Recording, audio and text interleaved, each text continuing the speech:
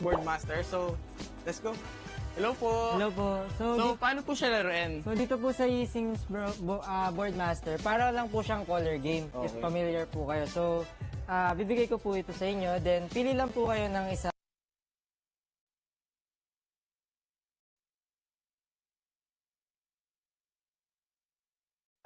Then, if yung pinili nyo pong color is akma po sa color Color na na lalabas po lalabas. dito, meron po kayong sticker. Sticker. Sticker na. Then, if hindi man, meron tayong 3 tries. Oh, 3 tries. 3 tries. So, pero isa lang yung ganito ko. Isa lang. Okay. So, yun. Try natin, kuya. Ka. Uy, tatayarin nata sila, kuya. Tatayaran kayo. Dito kay, Agudo. Ang cute, eh. Yeah. Uy! Uy, Panalo ko! I won, guys! I chose Agudo, then 3 greens. So, yun guys, pwede kayong pumunta dito sa HOK Carnival. Marami kayong makukuha. So, nakaka-enjoy. So guys, we're done with the Carnival. We're just waiting for our game. So, let's go. We're gonna start.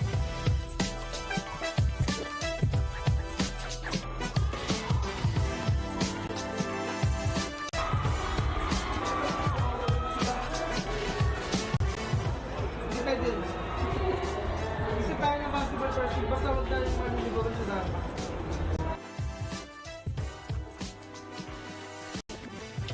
Sadly, we lost the game against APG. They're really good, but for my teammates, I think we're gonna do better for the next time. Like, it was a big lesson for us.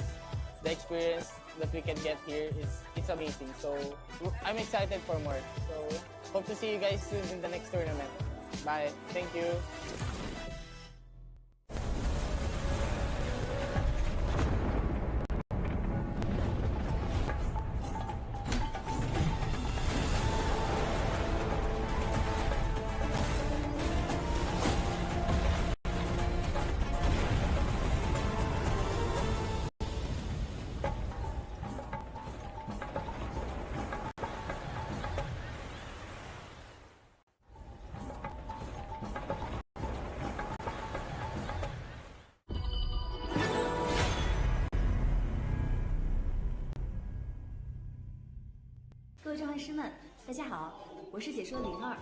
Hey everyone, this is Jipu. Hello， 大家好，我是成都一超的 Cat。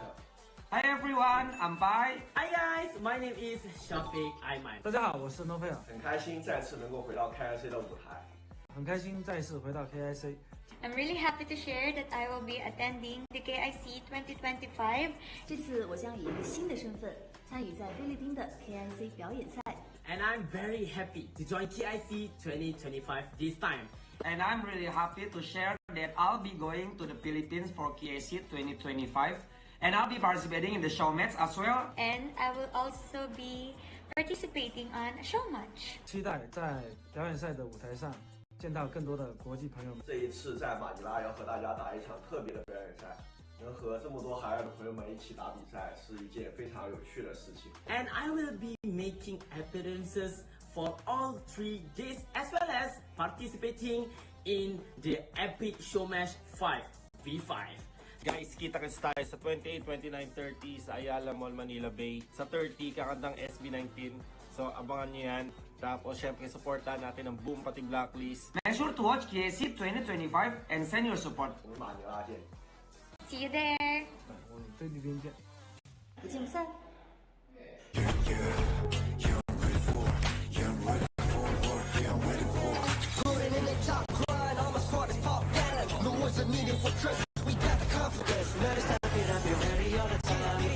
Take a breath. You're my biggest goal, then it's gonna pay the price. Got my bodies in the back, you better think it twice. Coming on, never. Casting off the shadows, yeah, I'm on my way. Stand against the fate, we won't be the same. Steep burns, deep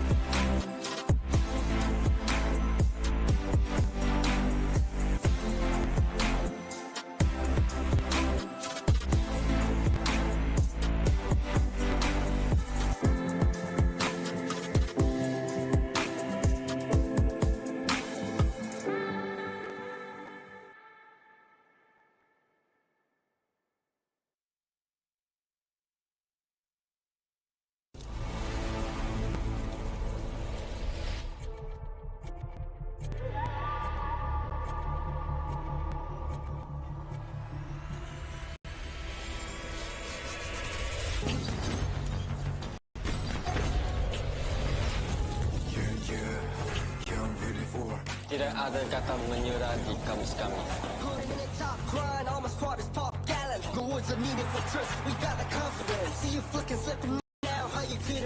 Magkakasama palagi. Kami ang PKL.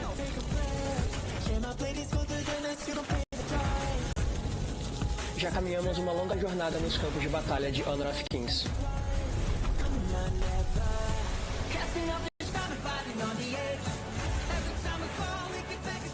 Semalam telah berlalu. Hari ini kami buru kejuaraan.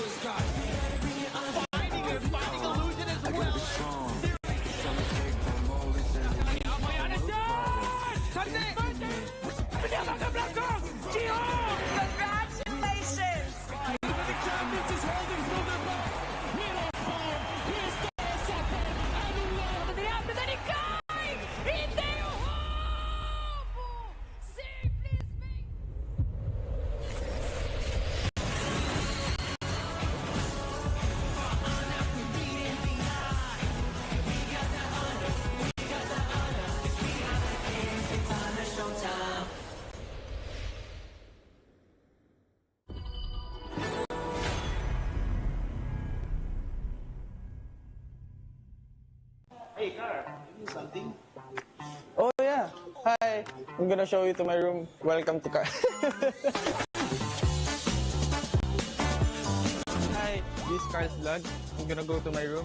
I'm gonna show you something. So let's go. Let's go to our room. This is Miggy, my roommate. So clean. Sorry guys, our room is messy, you know. Because we're both, boys. We're done preparing because we have a match against APG in the lower bracket for KIC2025. We're very excited because, we didn't expect that we're gonna make it until top 6, playing our game, showing what Filipino can do. So yeah, I'm not expecting for anything for this tournament. I'm just, I just want to showcase my talent to the other regions and my team especially. Like we want to, to prove that PKL is closing the gap to MKL. So let's ask Miggy also. It's sleeping, bro. Bro. Uy. What's your hope for our tournament? I hope that we can prove what PKL is capable in the tournament. So yeah, I'm very happy that I'm with my teammates, especially now in this tournament. So yeah, we're going to the venue now because we have a match. So let's go.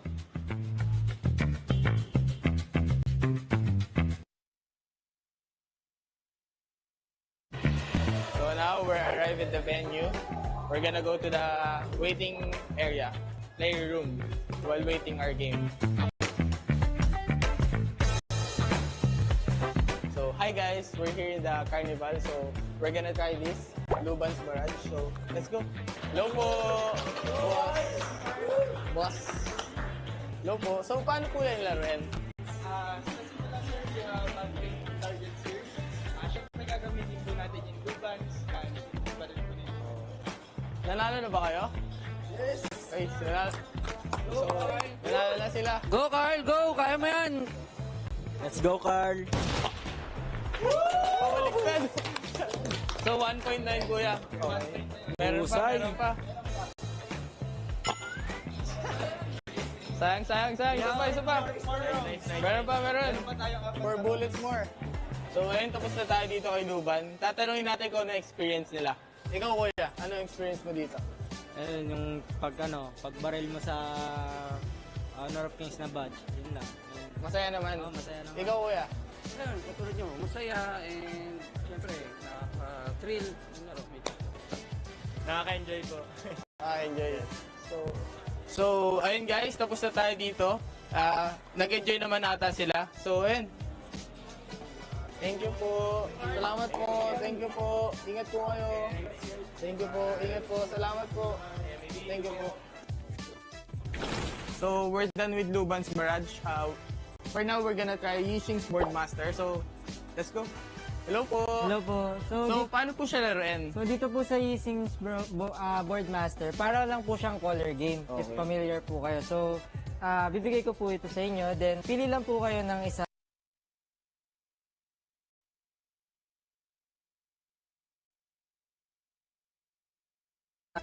Then, if yung pinili nyo pong color is aakma po sa color na lalabas po dito, meron po kayong sticker. Sticker na. Then, if hindi man, meron tayong 3 tries. Oh, 3 tries. 3 tries. So, pero isa lang yung ganito ko. Isa lang. Okay. So, yun. Try natin, kuya. Ika. Uy, tatayarin nata sila, kuya. Tatayarin kayo. Dito kay, Agudo. Ang cute eh. Yeah. Uy, panalo ko. I won, guys. I chose Agudo, then 3 greens. So, yun guys, pwede kayong pumunta dito sa HOK Carnival. Marami kayong makukuha. So, nakaka-enjoy. So guys, we're done with the carnival. We're just waiting for our game. So, let's go. We're gonna start.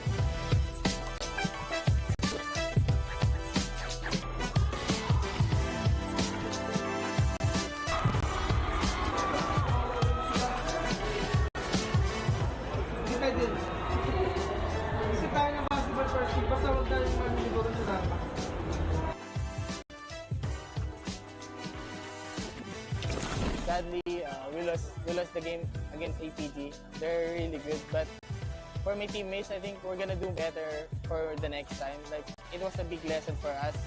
The experience that we can get here it's amazing. So I'm excited for more. So hope to see you guys soon in the next tournament. Bye. Thank you.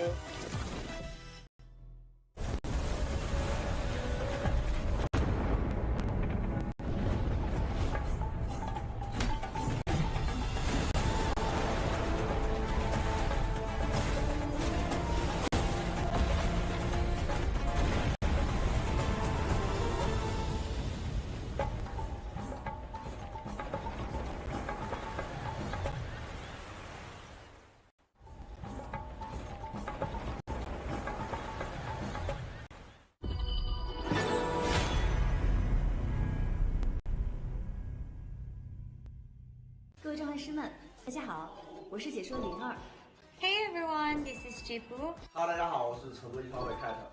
Hi everyone, I'm Bai. Hi guys, my name is Shafiq Aiman. 大家好，我是 No Player。 很开心再次能够回到 KIC 的舞台。 很开心再次回到 KIC。 I'm really happy to share that I will be attending the KIC2025. 这次我将以一个新的身份参与在菲律宾的 KIC 表演赛。 And I'm very happy to join KIC 2025 this time. And I'm really happy to share that I'll be going to the Philippines for KIC 2025. And I'll be participating in the show match as well. And I will also be participating on a show match. 期待在表演赛的舞台上见到更多的国际朋友们。这一次在马尼拉要和大家打一场特别的表演赛，能和这么多海外的朋友们一起打比赛，是一件非常有趣的事情。 And I will be making appearances for all 3 days as well as participating in the epic show match 5v5. Guys, kita-kits tayo sa 28, 29, 30 sa Ayala Mall, Manila Bay. Sa 30, kakandang SB19. So, abangan nyo yan. Tapos, syempre, supportan natin ang Boom, pati Blacklist. Make sure to watch KIC 2025 and send your support. 我们马尼拉见。 See you there. 我们菲律宾见。比竞赛。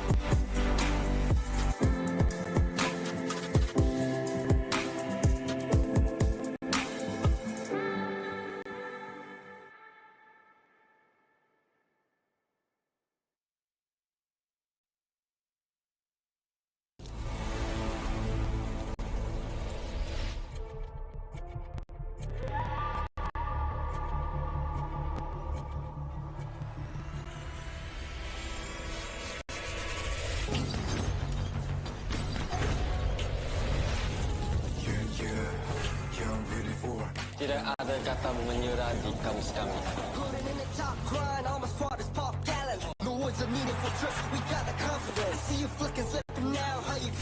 Magkakasama palagi. Kami ang PKL.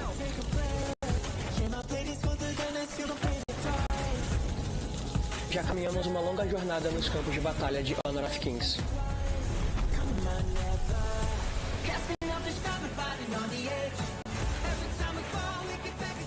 Semalam telah berlalu, hari ini kami buru kejuaraan.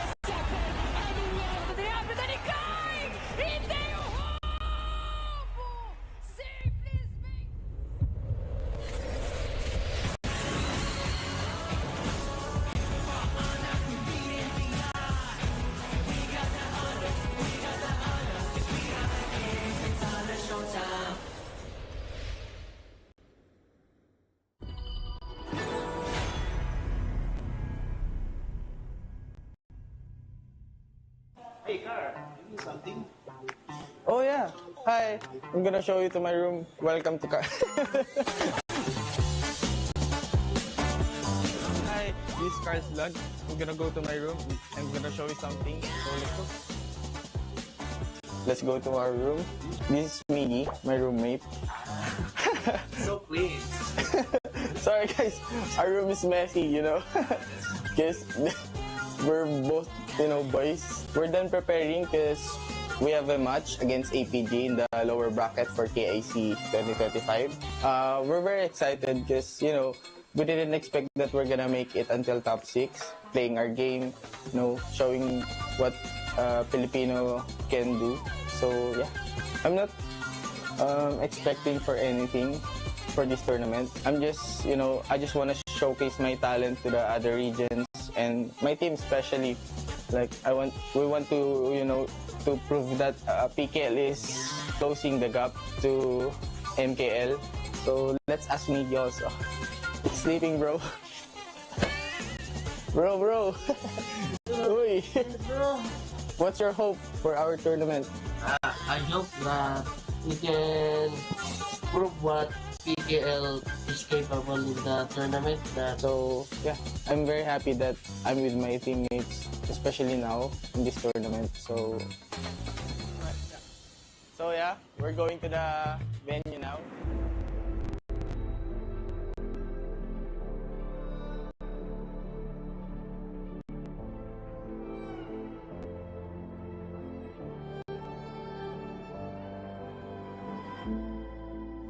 Strangers to the fallout, it's what got us here. Ever changing, some chameleon, blood, sweat, and tears. We'll never make it if we fall to everything that brings us down. With a comeback is now. Blood, sweat, and tears. Fight for what we want. Every day, put in work.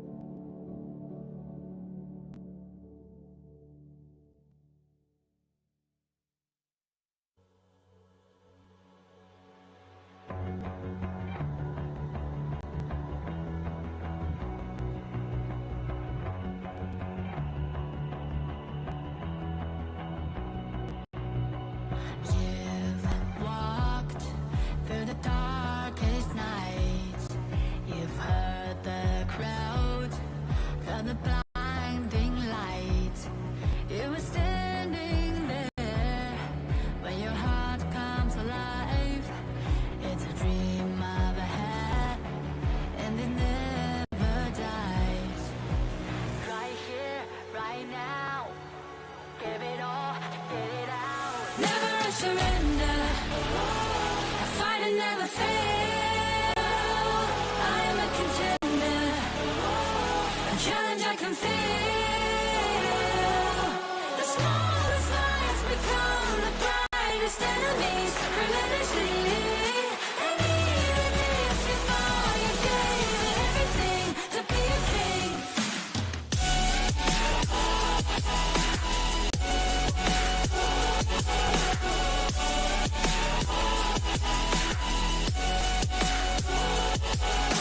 smallest lies become the brightest enemies, relentlessly. It's time to decide who is the final team that will march towards the grand finals to meet HomeBois Blacklist Esports. But the news right now, MKL's team's absolute domination in this tournament, taking on top 1, top 2, and top 3. But journey's not over yet. We need to find out amongst Nova Esports and Alpha Gaming who will become victorious and who will take the plane home. My name is Sagi HOK, your desk host and analyst for today. And with me is the caster line of the Voices of the Gorge. We are having Blam back to the broadcast and also Kindofu. Welcome back. All right, it is going to be an interesting time because now it is a MKL versus MKL. This is the MKL, finals, rematch, everything. I mean, at this point, it's the Kingmaker's reckoning, the last stride to the throne, right? And we want only the best team. So once again, we're going for another best of 7. Exactly. Potentially another full best of 7 here. I mean, we've been literally starved of them in this knockout stage. We haven't had a single one given to us just yet since that 4-day break, and it is going to be the MKL mashup between APG and Nova Esports. Both teams almost playing 5 games, could go for another 7 games here. But you have to really observe the tempo that's going on behind these players' minds. With Alpha Gaming getting a decisive and dominant 4-1 victory over Blacklist National, the same cannot be said for the side of Nova Esports. They suffered a 1-4 defeat against HBSC, and that also opened up the flaws of the Nova squad from the side of HBSC. So that is an exam paper with the answers given over to the side of Alpha Gaming. I would even go as far to say they got a big whooping over there. And we'll take a look at the stats here. Still pretty close between the two teams, but you know, Alpha Gaming did fall quite a few times, so they have a little more average deaths per match. Yes, here, obviously, it's very, very neck and neck here. Obviously, there is not a lot of difference here, like you were saying, Kim, but obviously, average deaths do go over to the side of APG. Maybe something not to be too proud of, considering neither of these teams play the Athena. That is true here, but so far in this tournament itself, the Athena has shown signs of defeat, where before the 4 days break, we were seeing like, okay, Athena is pretty damn strong. What are teams going to actually do with it? But today, Nova Esports, they did decode one of the strongest Athena users here, known to be HBSC. Yes, and that's going to be quite an interesting point to pick up, right? So, Athena, there is a potential to take it away. Yes, taking another Athena away has been one of the common bans so far within the knockout stage since we've resumed, but head-to-head is going to be none other than CY and Yulong in the head-to-head mashup here. Obviously, Yulong with the objective securing being about 4% more on average, but the damage coming through here is definitely on CY's favor. But overall, less damage, but more kills. And I do think that these two players share about the same hero pool.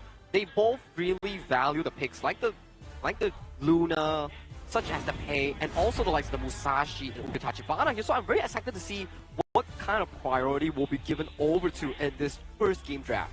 I think this is more about how effective are you, right? The picks would naturally come because you can't ban everything. Obviously, as the game goes longer, there will be more heroes you won't be allowed to play. Number one, because of global ban pick. And secondly, of course, because of the picks and bans as well individually. So it really is, when you get the heroes that you want, can you make it count towards the scoreline? But the best thing is obviously it is a new series, so these teams can play those heroes that they played in the previous series. Obviously, they are not still at the behest of the global ban pick, but first team coming to the stage very soon is going to be Nova Esports. Already taken an L, but looking to get a dub. Let's go and look at the boys in purple.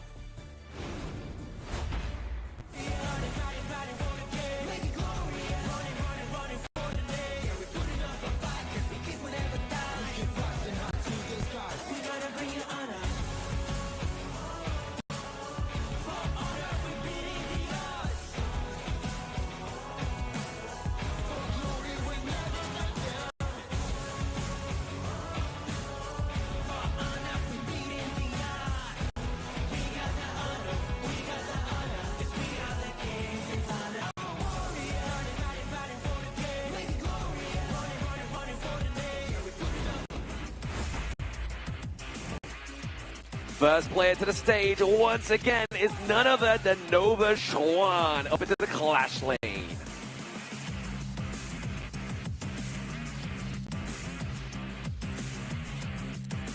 He may have 2 letters to his name, but he's looking for those 5 kills onto the gorge. It's CY.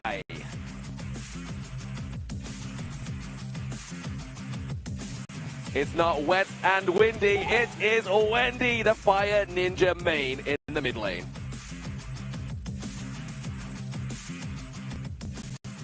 And coming into the farm lane, it's the firepower himself, Muchi!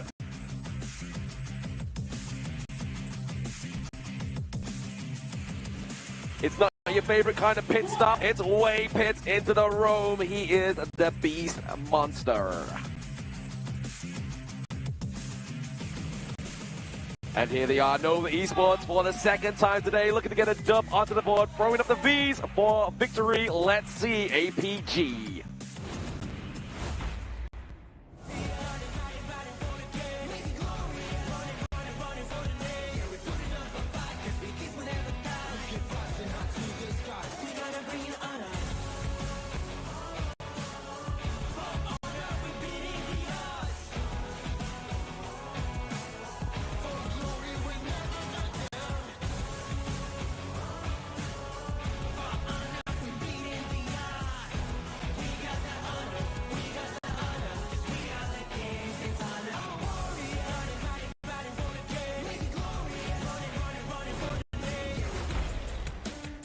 One more series, let's take a look at APG in the clash lane, Xiang.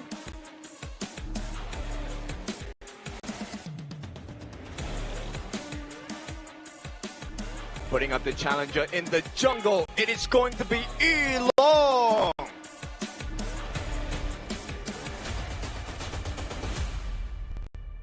Let's go right down the middle. Welcome APG Susan.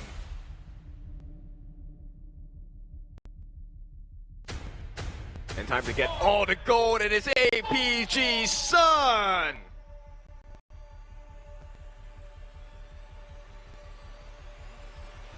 And the one that will cut you really deep, it is APG Saber.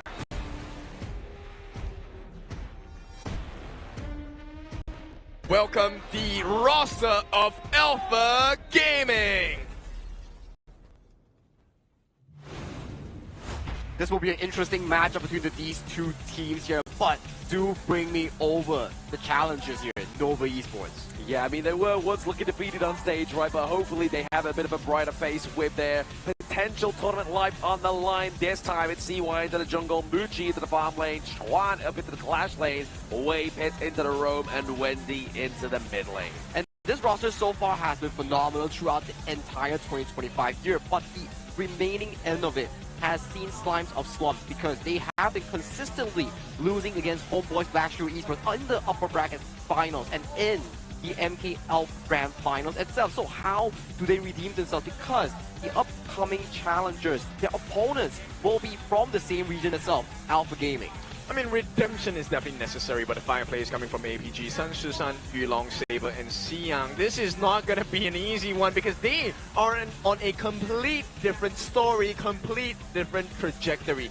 they have gotten here with a 4-1 win, the complete opposite of Nova. So do they take that momentum, bring it into this final series of the day, a best of 7, and give them another 4-0 defeat? I mean, that's the thing, right, as well. They've already played for Tournament Life already once before, so they know they can perform under pressure. APG coming to the stage for the second time.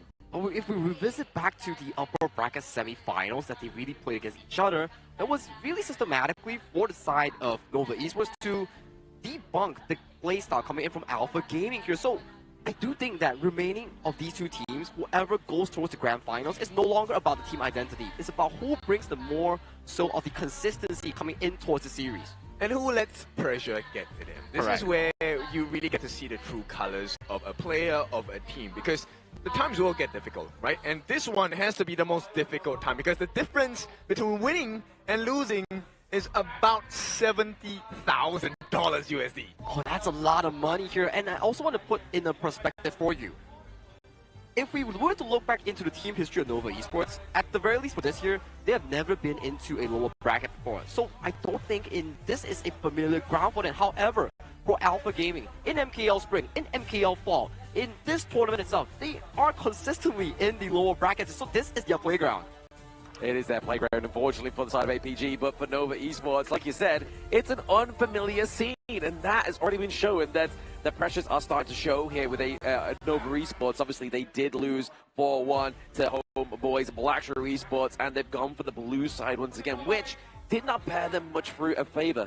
But it's still a Nova selected style, right? Whereby if you see blue side, they will oftentimes prioritize the picks such as these fews, Guan Yu, the Arlie, or even the likes of the Mai Shunui. All these are priority picks here coming in from Nova. When they get their hands on these picks, it's how they formulate the suitable draft for their specific players. But I think the biggest difference here is the fact that, look, I think we've watched Nova today, that synergy is not coming through so far, right? They have landed the stunts on Bridal Outburst by Way Pit many a times. That game was fantastic. But where is the follow-up?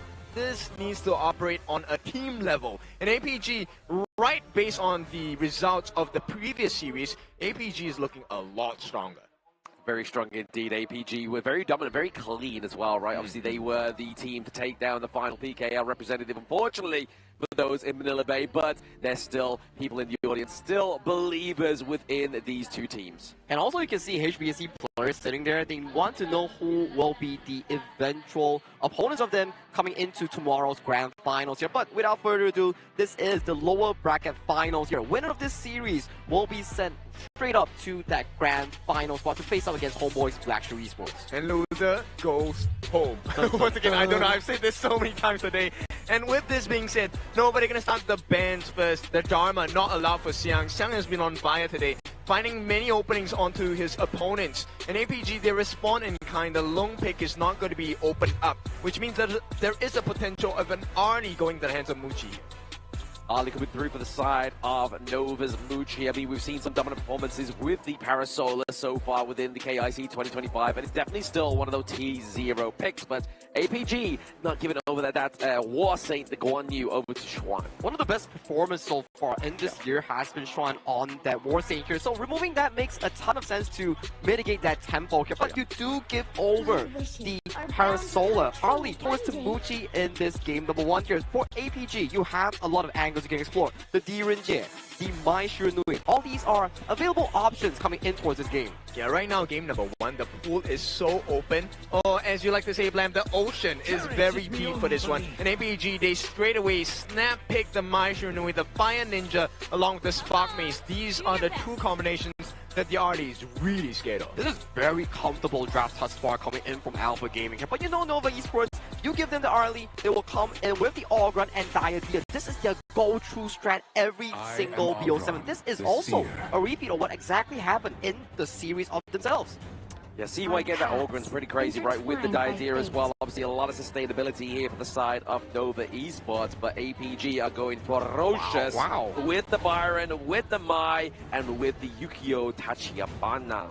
He's definitely feeling it. He was the one that made that insane outplay in that clash lane just now against Blacklist International. So bringing that momentum in towards this series definitely a good sign of confidence for Alpha Gaming in this game 1. I like this. High risk, high reward, right? Ukyo Tachibana, the Swift Strike, we've already seen. Damage output, insane. Lifesteal, insane. But once you CC him, he is a goner. And right now, that is the one thing that Nova doesn't really have in terms of shining. You want the idea to lock onto him, but who is then going to handle the Mai Shiranui? Exactly. We're not talking about CCs in emails. We're talking about that crowd control here onto the side of APG. And like Sagi was saying, that outplay onto Blacklist where Just Chi went back into re-engage and that triple kill came through was scary, but then you've also got to be looking out for the Fire Ninja as well as the Storm Mace as well. But APG are looking to take a little bit more control of the board here and take the board master off from Nova Esports. You can definitely see these two teams playing towards their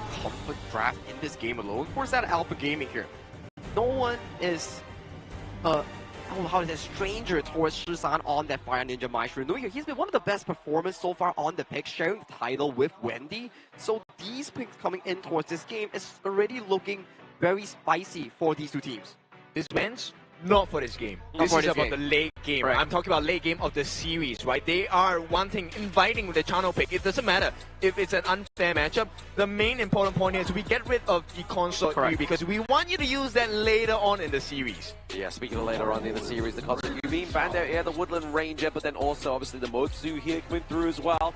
Still, obviously, really good setup against the Orgrin here. Soul Guy, the Peacebringer, is definitely using those cannon blasts to make sure they come from the bar, but it is going to be one of those counter picks into the mid lane. If you want to keep the Mai Shiranui checked in, it's the Milady that you are wanting to cast here. Well, Mecha Boss being locked in here. This is also one of those signature matchups that Blam has featured so far. So, with all the Mecha minions that you spawn, the Mai Shiranui has actually one of the worst wave clears in the main role itself. So, you're essentially locking him in lane and making sure that Shisan, you want to roam, then say bye-bye to your tower. Now, this is a very important part, right? The macro game is so important for both teams. We've really seen how much you can do, especially when you don't have towers to defend against, right? And this is going to be a situation where if they find and make the right moves, Nova, this game number 1, could end really quickly. It could indeed, but obviously the pack leader coming through here as well. We're going to have the minions going up against the Spirit Wolves, so there is going to be some additional adds onto the Gorge in this game number 1 between Nova and APG, but looking at this draft here, obviously see why we know he's a maestro on his Orgrin and the Mayin. We're looking at obviously getting that takedown onto the potential Chano here. I think Alpha Gaming's draft, it's like what Kin mentioned here. Yeah. Very high risk, but the reward comes in plenty. If they can get the game going, utilizing the Fire Ninja, utilizing the Peacekeeper, facilitating the tempo coming in from the side of Yulong, the game will go really smoothly for them. But on towards the other end of the spectrum, if they fail the early game, it's going to be a landslide of the league going over to the side of Nova Esports. I mean, this then places priority in the mid lane, right? You want to make sure that this Milady or Mecha Boss does not get the kind of growth they're looking for. Because if they go greedy on Nova and they just go for the initial Scepter of Reverberation pick, then you get a free burst. That is 1 ulti, 1 death. But at the same time, though, obviously, if you use that ulti onto one of these heroes onto the side of Nova Esports, that CC is a crucial lockdown potential here, potentially on the Yukio Tachibana.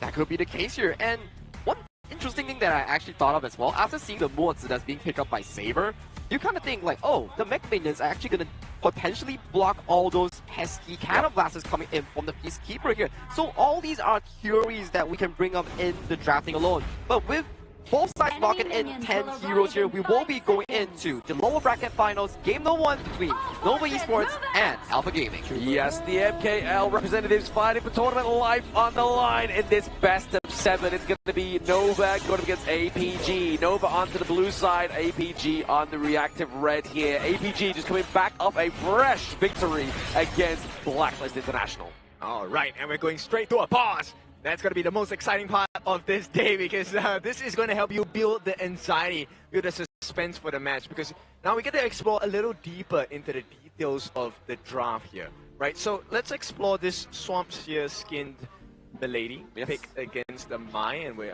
obviously with the Mortar as well. There's one thing that straight away in the mid lane they did for this Milady, which is they waited for the minions to show up before they drop those robots. I think that's a very important.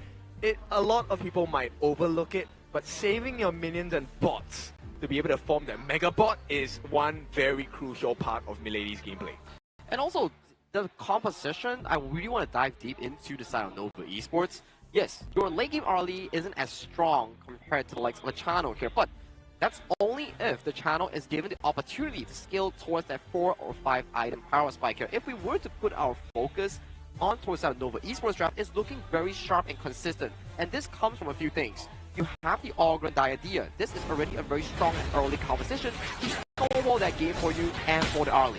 There we go, a very small tech pause there, just to build up the ambiance in the stadium between these two teams. But obviously CY trying to contest those balls, but then Sabo's just like, hang on, have a raid check, baby, those balls are ours. That actually is a very important part of the game, right? So actually making sure that CY does not get the growth that he's looking for is very important. At the same time, he protects the camp. Yulong gets the growth that he's needed in this game so badly. Still and secure comes in for the side of Xuan here, which means APG, yes, they made the correct calls, but they don't get the rewards. They're not reaping the rewards of these reactions and their rotations right now, but they were able to get that space right. Obviously, very much not contested here by the side of Nova Esports, so definitely making the rotation back down to the bot side or even to the mid here, as you see now, the Fire Ninja, Wendy rotating background.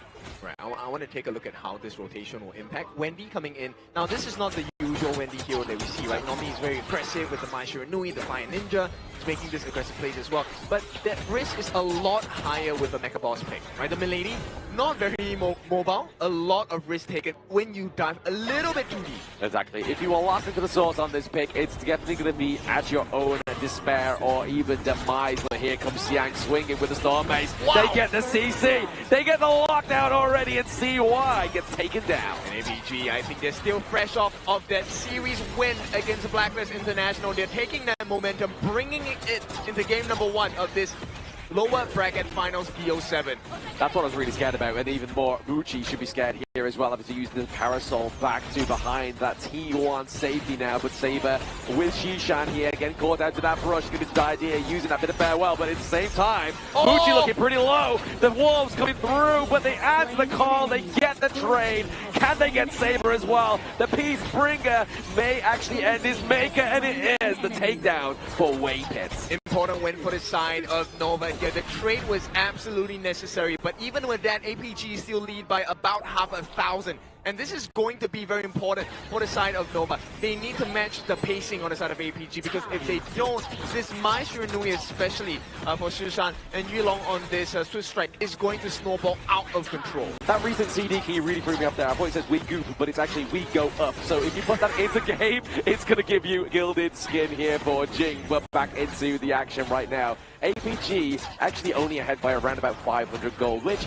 at this point in the game is not the difference maker. And you know what, the formula is gold sharing, right? This is the reason why so many members actually group up in the lane. This is to be able to share the gold that is given to them, as well as the EXP. So APG, they're pulling ahead, they're trying their best to Nova, because they know what the strength of the composition is. Look, the blocking of Cannon Blast so effective, slows down the push potential. They get that group up. Go check EXP, they keep up. Exactly, it's going to be hard to get those kind of blast hits when you have the extra minions kind of blocking off the airwaves of the enemy team, which would have been needed in that mid lane when CY got took down, but it was just so much CC at his feet that it just meant that he was going to be pretty much dead to rights here. But we're looking at Muchi into the bot side, and after he does build that spark for Dagger, he's looking for that attack speed, he's looking for that lightning. Yeah, right. The concern here for me is APG has a lot of control, right? You have the knockup from Shushan, because of the stun from Yulong as well. A lot of potential for the kills, but let's take a look at this one. 4 minutes in, this is the wrestle. It looks like Nova actually might not be too keen on this one. Yeah, absolutely not. You see CY trying to rotate to the mid lane there, but a takedown onto Wendy's almost at a crucial point there, but it's going to be the hard link for Wendy that keeps him alive. And at this point, Xiang's just doing thing. Oh, yeah. He's making sure he's soaking all the damage so that APG can come in for the counter strike. And for now, it's looking like it's the winning formula for now. They've extended the goal lead. Still less than 1,000, but closing in. Yeah, Xiang's literally swinging that mace like he's in a dark room and there's a ghost he's trying to like exercise with it or some kind of thing. But it's definitely doing the job right. It's keeping the way the members of Nova Esports, they do not want to face the Storm Mace himself. I'm very curious about this item. It looks like Wendy's actually going for the Master of Agony? No, but it's the half build for the Venomous Staff as well. Exactly. I mean, it would make sense as well, right? Obviously, the healing from Xuan, Xiang, sorry, and Yulong would definitely be at a detriment here now, but obviously Destiny counter. See, Saber flashing into that one as well. He has to use the flash to keep himself alive. Yeah, and that's the risk, right? Or rather, that's the strength of Wendy's pick on this Milady, also known as Mega Boss. We'll see if the rotations will make sense for the side of Nova here. They're starting to trail by close to 1,000 already. And you can see, even though they have the robot minions coming down, Wendy unable to find that because there is a lot of burst potential from the side of APG's line.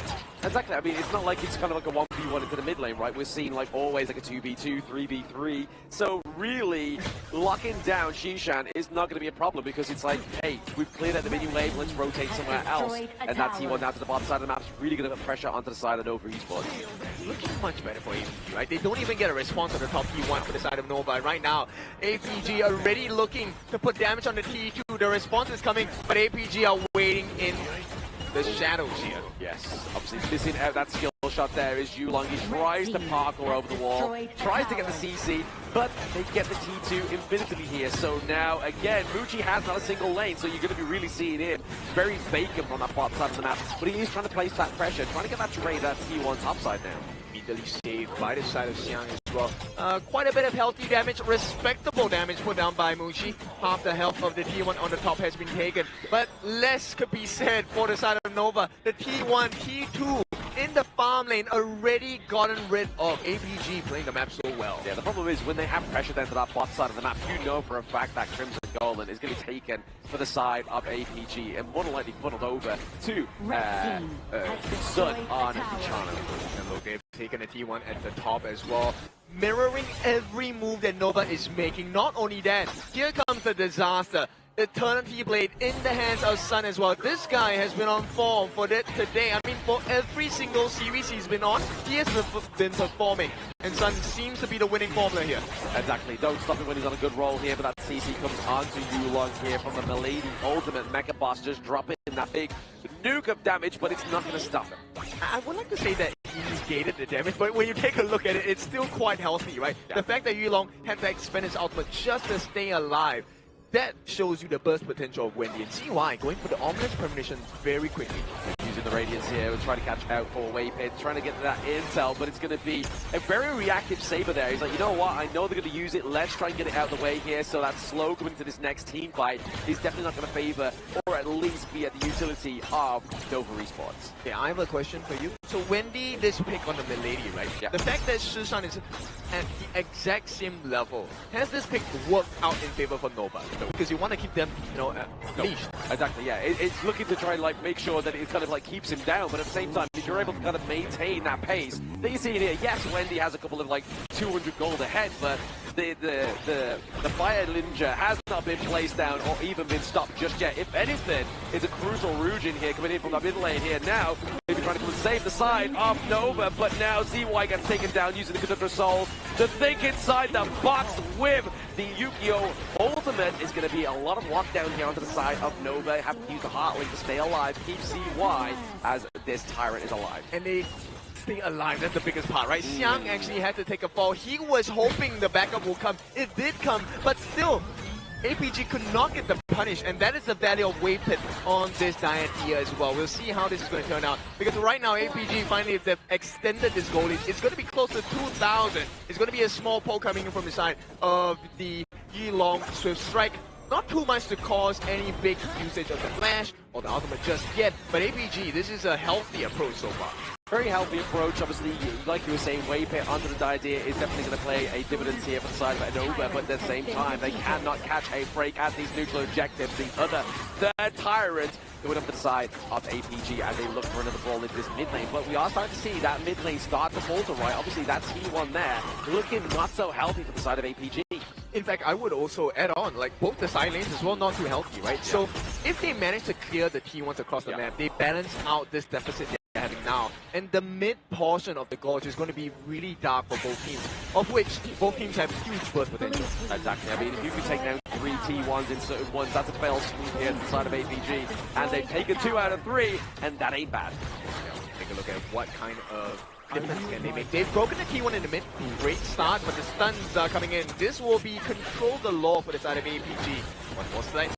It will be, but I mean, are they going to get CY off the gorge here? And the answer to that one, probably no. They're just looking to make sure they keep this Azure Golem alive, because this is now the direct consequence of losing that T1 into the mid lane, is that your Azure Golem, as well as your Crimson, are all at the helm of your enemy team. So now we have to put a bit of pressure on to APG to make sure they're getting the clean clears into their jungle. But now CY looking to approach the Tyrant, the Shadow Tyrant that is, but Yu-Gi-Oh! Claims it. Yulong makes a long play to claim that second form Tyrant here, but now Xiang does fall down for CY and Squad. They're looking for a little bit more. They're looking for the range, but it's going to be the Heartlink that saves them, and now the Parasola launching into the backline, but he gets taken down. Now it's left to Wendy to keep this mid alive. I mean, this is perfect gameplay from the side of APG. The way they took that fight, sure, it was looking a bit dicey at moments, but they got the Tyrant buff, they got the win in the fight. 4 kills for the price of 2. This is absolute value for the side of APG. One more. Let's take a look at the instant replay here. The big setup, the most important part, was the fact that Saber set up the thing inside the box to stop the smite from happening on the side of CY as well. And that's why Yulong got that Tyrant buff. And with the addition of the fighting prowess, they cleaned house with this one. Absolutely cleaned house with all that. But I mean, at the same time, like he was quoting that kid, if they didn't get that Tyrant, APG, I don't think would have came out of that one as good as they did. So 4-2 trade overall. We're able to get the lockdown onto Wendy, and it still keeps a rolling that gold lead into the favor of APG. You know what, at this point, if you're unfamiliar with what Premier HOK looks like, this is exactly what it looks like. One small mistake, a second of a difference, might cost you the game here. Absolutely, as you can see that T2 into the top side of the map looking pretty damaged now, so you're going to see that that's going to be one of the main focal points for the side of APG in this next 5 minutes. They're looking to open that T1 into the mid lane and do get it now, but Nova are doing well, right? They're keeping alive and taking those Crimson Golems, but now Yulong finding himself in a sticky situation in the L crush. Speaking of L's, there could be more here onto the side of APG, but maybe the turnaround could be it, but it's not. It's going to be Wendes She-Shot into the backline, overextended there. Now Mooch gets taken down as well, so 2-1 trade overall. Make that a third. CY looking to clean up shop. Now, with Sun in a rock and a hard place, he gets taken down. Overzealous effort. Saber might be the next victim as well. Commits the flash, but still getting chased down. CY, he might just escort him to the graveyard. Is it worth the chase though? Really? Going in again? I mean, you may as well, because you got Wendy pushing that mid lane, right? So just keep him pushed away. He can't use the cannon blast to stop this powerhouse that is Wendy. Yeah, and take a look at the damage. This T2 is gone. And with that quick response from the side of Nova, exactly what you want to see from the number 2 MKLC, because right now it's number 2 versus number 3.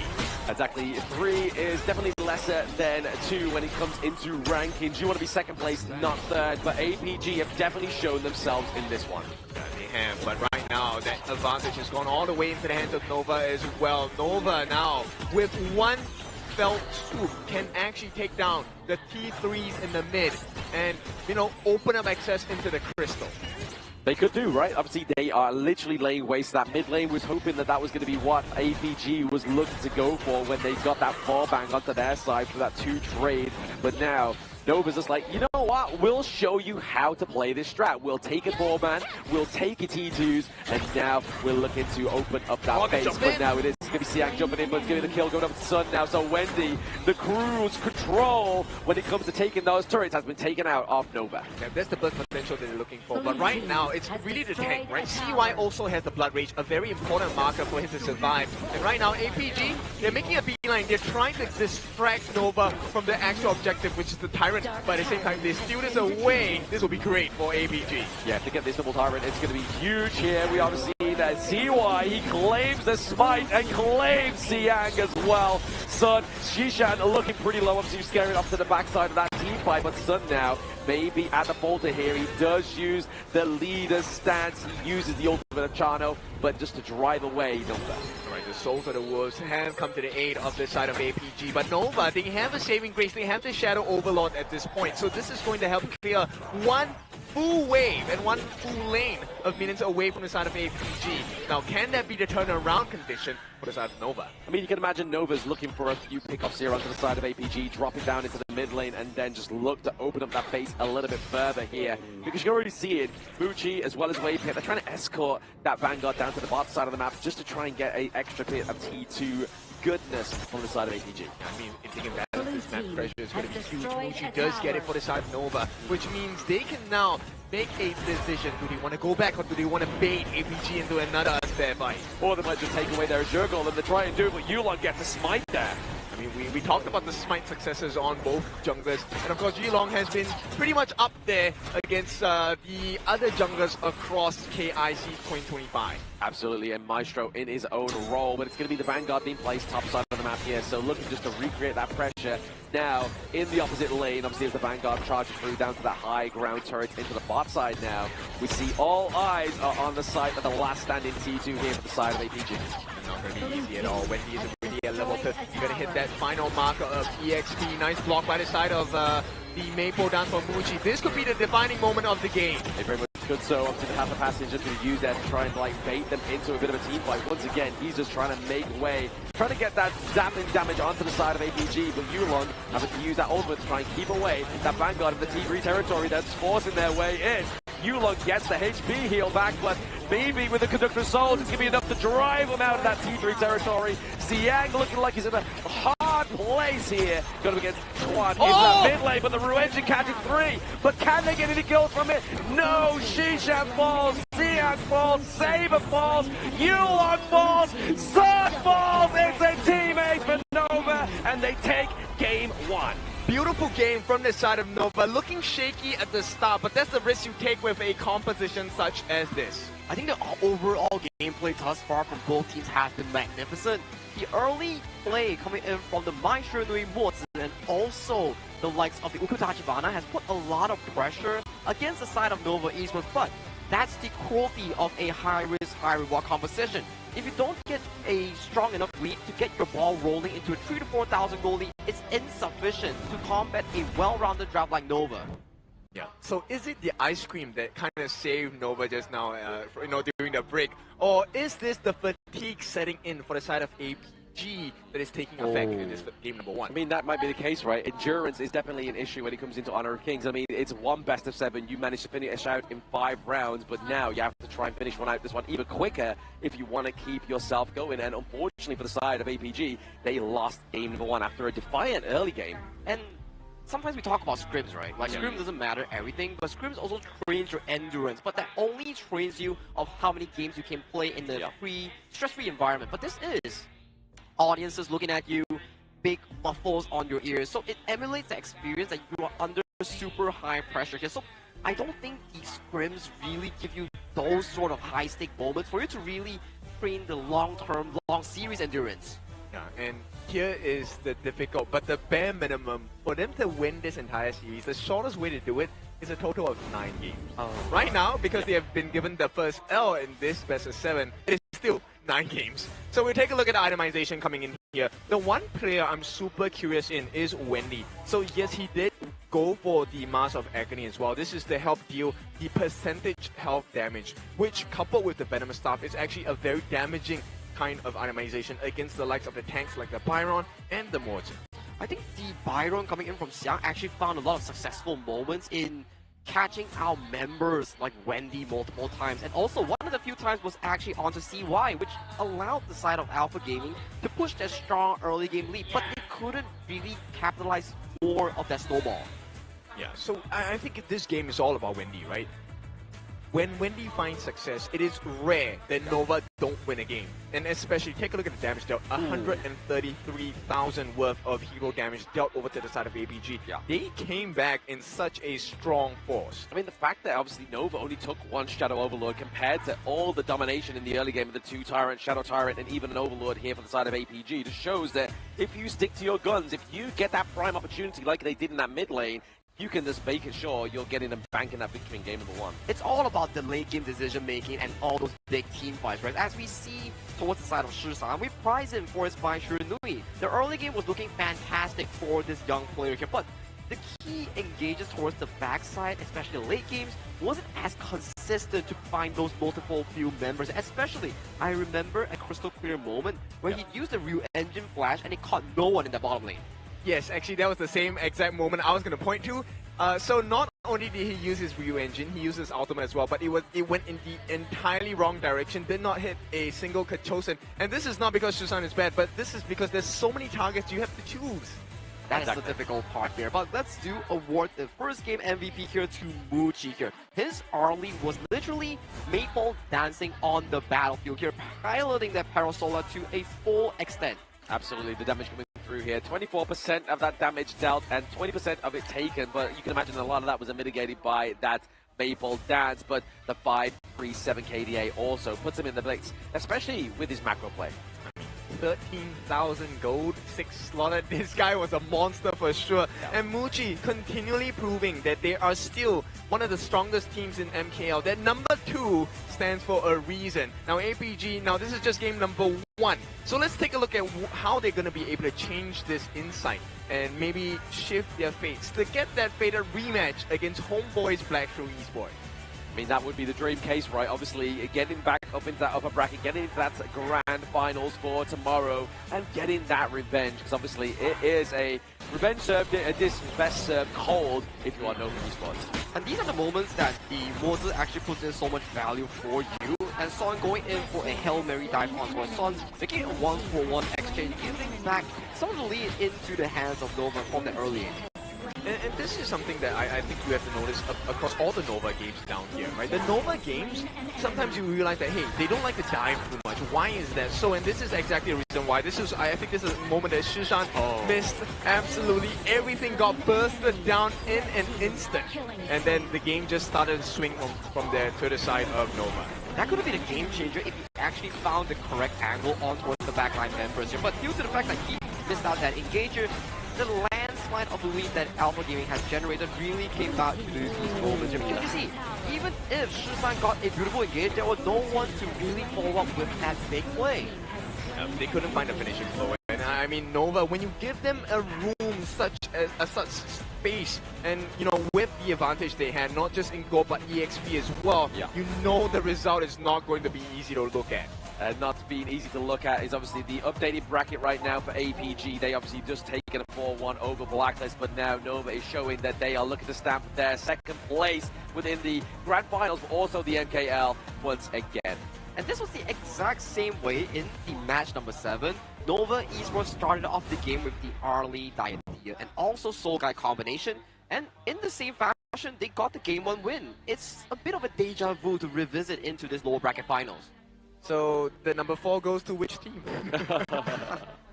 Well, only time will tell, right? Like Black usually says. But with this performance in mind, and as we know, Nova is a very, how would I say it? The word to say engine starting team. Like if you place your foot on the correct footing in towards the VO7, they come in fast and strong. Yeah, they've got good clutch control, whereas APG, sometimes they do have a good smooth start within the car ride, but then they're like, you know what, let's floor it and let's see if we get the win, and then that's where you start to stall the car and stop on a hill and you start rolling backwards. I mean, the silver lining for this is I feel like Yulong is not playing his number one picks in the jungle, right? The Ukyo Tachibana, they were kind of experimenting, okay, is this worth the counter matchup against the Organ? You want to get the stun, get the big burst, and hopefully before he even gets his Conductor of Souls off, you have the knockout from Susan on that Maestro Nui, right? The Fire Ninja. But now, with this being said, this leaves the entire pool of mega early game hero-centric for the jungle available to Yulong. I mean, in that game, potentially they could revisit into the heroes such as the Musashi. Because why? Organ has healing, and the likes of the Diadeos has healing, and with the Musashi ultimate, you could also man-mark the early in these attempts here, and you will be a pseudo-engage along with the Shisan to go towards that backline here, but maybe it's an experimental draft in Game 1 itself. Right, let's see. APG, they pick up the blue side, so there's something they definitely want to wrestle for. Now, is it going to be the early? Is it going to be allowed, right? Or do we just focus on the jungle, give the dangerous pay that we know Tigress into the hands of Yilong and let him tear the team to shreds? Yep, let him cook with the Tigress. Could be the potential pickup here for APG onto the blue side. But I mean, We've seen some Dolias come through today. It's actually not been the most devastating in terms of combos, and it's actually been expanded pretty early within the drafts as well, right? Well, within the series, shall I say. And then we actually get to see when the Dolia comes through, we see the contestation of the Yang Jian, so that combo does not come through in its entirety, and we're still yet to see the Dolia Nutsa combo come through. I think we saw Dolia Nutsa in the previous series on the hands of Blacklist International. Didn't work the best of the magics, which it's the same case like you mentioned here, Blam. Like the Dolia hasn't really found much success in today. Maybe they need a deeper pool, you know. But with that being said, it's going to be the Maestro Nui as the prior ban for the side of APG. Now, this is going to open up the potential of the pay pick, but does Nova give it over, right? Do you have the confidence to deal with the Yulong pay here if you're Nova? I think there's a lot of options to really visit into. Like, we were introduced the fact that pay, yes, is very strong, but there are available counters in the form of a Musashi, in the form of an Organ is expanded, yes, Musashi, and also the likes of a Swift Strike in the form of Ukutachibana. Ooh, okay, so betting out obviously one of Wendy's big picks, one of Schwann's big picks here as well, obviously the buyer in for themselves, but now they're looking to obviously put a bit of an aim here back onto maybe even Shishan with the Kong-Ming. Okay, so they pick up the pay. The Tigers now looking strong for the side of APG. Yeah. Will be locked in. Do we get the counter pick Ukyo Tachibana, or do we get the Jing as well? I think Nova. Oh my god, there we have it. It's gonna be the Athena, Rome, Hubbard, and lock-in for the side of Nova Esports here. So interesting enough, this will be a fascinating one coming in towards the series itself. Oh, very fascinating. I mean, even in the introduction, I was like, hey, neither of these teams play the Athena, and then Nova's exactly. like, all right, bet, we'll pick out the Athena for you here. Blam, we'll show you how we do it in Nova Esports. But again, it's Muchi getting the Lung here, which we've seen, obviously, a lot of promise from him with previous series. But also, if you're Alpha Gaming, the way you view the game itself, of how Nova Esports beat HBSC, one of the best Athena Rome users in the tournament, you start to have a general idea. Get that double smite in for your jungle and roam, and pick a utility mage in the form of Shi or Lady Zen, and make sure that all the gold is funneled back into the pockets of Yulong. I like the answer to this, because if you get that Silky imprint from the Shi second Wow. skill onto the Long, it can potentially force out the Infinite faster. That's a very big ultimate to waste on a second common skill.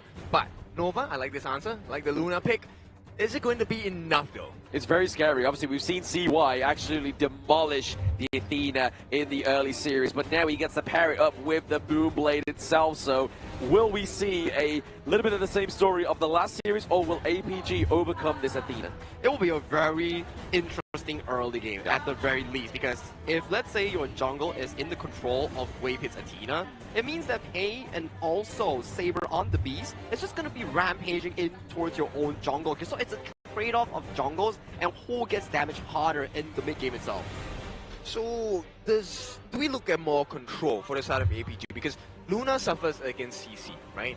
And if you do get the knock-up, stun, whatsoever, with the burst potential of the Pain, as well as the catch potential of Shi, I think that might be more than sufficient to get rid of the CY Luna. Oh, we got some card collectors in the audience here. I mean, where are they getting these cards from? I don't have a single one of these cards, but I would love a pickup here. But speaking of pickups, we're getting the White Anchor once again. This has been the most in one day where the Arthur comes through here for the side of Nova Esports. So that's going to more likely go over to Schwann. Yep, another performance coming in from Schwann's White Anchor here. Another debut pick coming in for the series itself here a second time. And the Floor marks it a very early priority on towards the draft for the side of Alpha Gaming. I love this answer from Nova. Now you have two different members that will always be in the front lines to, you know, kind of base Shishan. I want to take the imprint. Give it to me. I'm going to just anti-CC my way out. Speaking of anti-CC though, obviously we're looking for more crowd control onto the side of APG. So when that boat hits, maybe that Burning Sun Arrow is going to be following quite close in suit. But I mean, on top of that, they have the Unbridled Outburst here from the Beast Junk Bait as well. So there is a lot of control onto the side of APG. So if we are looking at damage-wise, maybe they're looking for the prize pony, in better words, the Dragon Loom. Daji will be hovering here. So this might be a Knowledge Dem Daji, and the only usefulness that it provides will be on that spell 2 here. Anyone that leaps in, the Sun Sun coming with the bolt, when he jumps off the boat, he will get stunned. The Page jumping in with the pounce will get stunned by the Daji here. So a very interesting Heart Seeker pickup here coming in from Nova. So you can see the focus is two players here. Muji and CY as the primary damage dealers here. Tron and Waypit being the disruption for the team. Both teams, they're carrying a butterfly net right now, right? They're going to be swinging in the garden. Someone will catch air, someone will catch a bunch of butterflies here. It really comes down to which CC is more accurate, which CC is going to be followed up by their team members. So this really shows you in this game number 2, who is the better team. Exactly. I hope this CC finds you well. Is going to be the battle here between Nova and APG in game number 2. Obviously, Nova Esports currently up with 1-0 and bringing out some of those spicier picks like the Darchi, like the White Anchor Arta, as well as the Athena. As we pace ourselves into the lower bracket finals and grand finals of today, this is day 6 of the knockout stage, and we are starting to see more and more of the funnel strategy, with the mid lanes being the knowledge gem users and the role picking up the smite here. Maybe this has been the evolution coming in for this tournament itself. I mean, they're teaching you how to maximize the gold value, right? The gold growth of your teammates. And of course, also tells you who you should be putting gold into, right? Give me all the gold, I can spend better, I can buy better items, I can look better than you, I can be stronger than you. But how do you prove you're better than your opponent than to really whip out your mechanics, your rotations in the Gorge itself? As we head on over to game 2 between Alpha Gaming and also Nova Esports, this will be the potential upcoming scoreline. 1-1 or 0-2. Casters, let me know. Exactly. APG are looking to neutralize the scoreline here in game number 2 against Nova, who's currently on the front lead here. But if you are going to go for this series, you better dash for it, which is going to be your CD key to redeem and everything box here. But a big level 1 commitment here onto the blue side of the enemy jungle. Now CY is going to get taken down. That's one way you commit a lot of your teammates to take down CY. Still not quite entered the jungle, but it is going to be Yulong, actually Waypit, securing that Azure Golem. Yo, that's the definition of team play right there. With the Leaping Savior as well, Saber makes sure that everyone stays alive. Yulong gets that the Azure Golem. Okay, you give it away from the side by Nova, but now, hang on. Shishan, oh, Waypit comes out of nowhere with the dive of the Athena. So this is what we expected here from this pick, right? You are looking to rotate heavily around into your enemy jungle, looking to get those single pickups, get the Crimson Golem as well. If he gets out of this one, he is a bank robber. Oh, yep. It's, I mean, it's nighttime, so it's a nighttime robbery at this point. And for now, Nova, they're trying to make the plays, have been successful. Waypit is doing so well, saving the game right now. Done very well there. I think Sun actually was able to get the Phoenix there for the side of APG as a little bit of a Brucey bonus potentially there. But to be honest, Waypit playing this Athena very, very well. Now the MKL teams are showing you, okay, you know, Athena's strength did not really show up too many times in MKL. We're going to perfect it for you. We're going to show you on broadcast. And right away, Waypit, the value of this pick is not the fact that he is able to steal away camps only. There is the potential of a catch as well, but here we go. Getting the push back there, obviously using the ultimate to try and get her and cancel out that CC as well. It does very well here for the side of Nova. But like you were saying there, kid, we see Waypit. He's like, you know what? You can pick the Athena and actually not die 27 times. Exactly. And they force APG to use every single available ultimate. Did not find any value with that. And once again, Waypit is here in the jungle waiting for that steal again. Looking for the steal again, using that ultimate, and it was not able to quite get that steal this time. Actually goes up to Shishan, so now it still means if you kill Waypit, it's still not going to go over to Yulong. Yeah, look, this game is the hardest for both junglers. Once again, they go try. They are going to try here, obviously trying to stampede him into the wall there. It's going to be Schwan, it's going to be the tanky one into this one. CY trying to get the dive onto the backline here, still has the mark onto Shishan, but it's going to be the Silk Imprint just pushing him away. Yeah, and that would have been a perfect situation to get the catch because Saber's still not level 4. There is no Unbridled Albus, but straight away, here we go.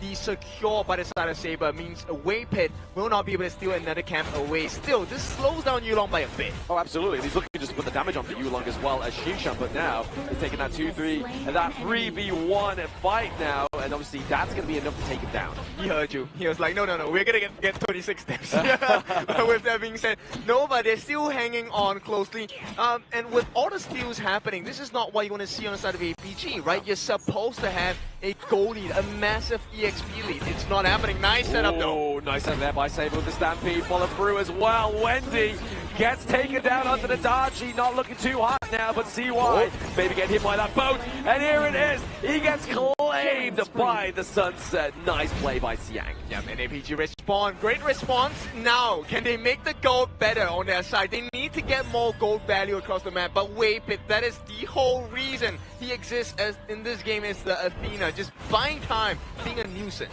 Buying time, being a nuisance, but and also maybe try and potentially feed up one of the sides of APG so that becomes a little bit more of a prize pony when you get that shutdown. But he's still looking to go and commit here to get the takedown onto the Azure Golem. He was able to do it, but will he leave the jungle? Answer is no, but now gets hit by the turret. Alright, they do feed it over to the side of Yulong. He will secure back that Azure Golem now. He has both buffs. CY on the other hand only has the Azure Golem to work with, but if it's a Luna, that's exactly the buff you want. Exactly. Out of the options, you would just go for the Azure Golem here, but maybe trying to get the dunk here onto Shishan. He has got to be careful into that mid lane, but now he's going to do the takedown of that Tyrant, and the jungle was nowhere near it. It was all thanks to Saber and Sun.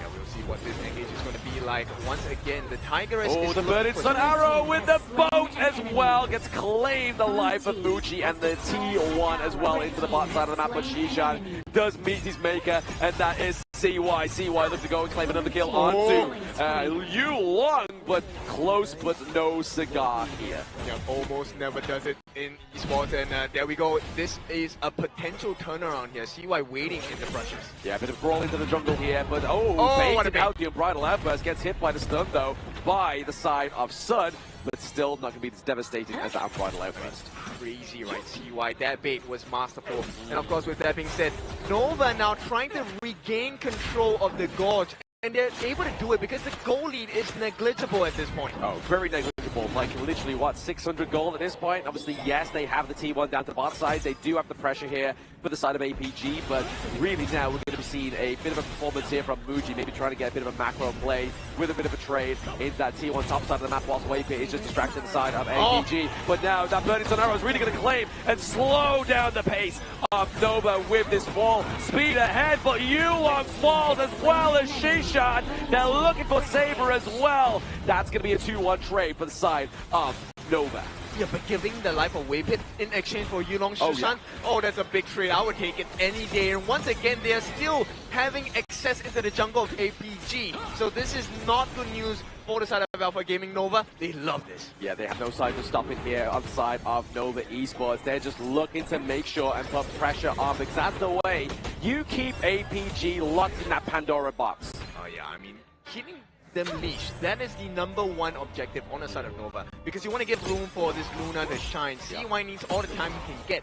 And the one curious thing for me is, look, Wendy, he has only fallen once, but the value of him just being in the lanes also makes sure that Muji has space to farm. He will be the saving grace. Yeah, saving grace here for the side of Nova Esports will be Wendy, but obviously Waypit just once again just making sure he's able to try and get and slow down Yulong. Yes, he's kind of like distracting a lot of the members of APG right now as they're trying to amass this pressure into the mid lane, even maybe into the bot side here. Waypit actually playing this Athena very well, but gets taken down by Saber. Yeah, it's all about information at this point, right? We talked about it. Arrow! Ooh. Oh, there we go. The anti-CC movement by the Wave Breaker here on the side of Xuan.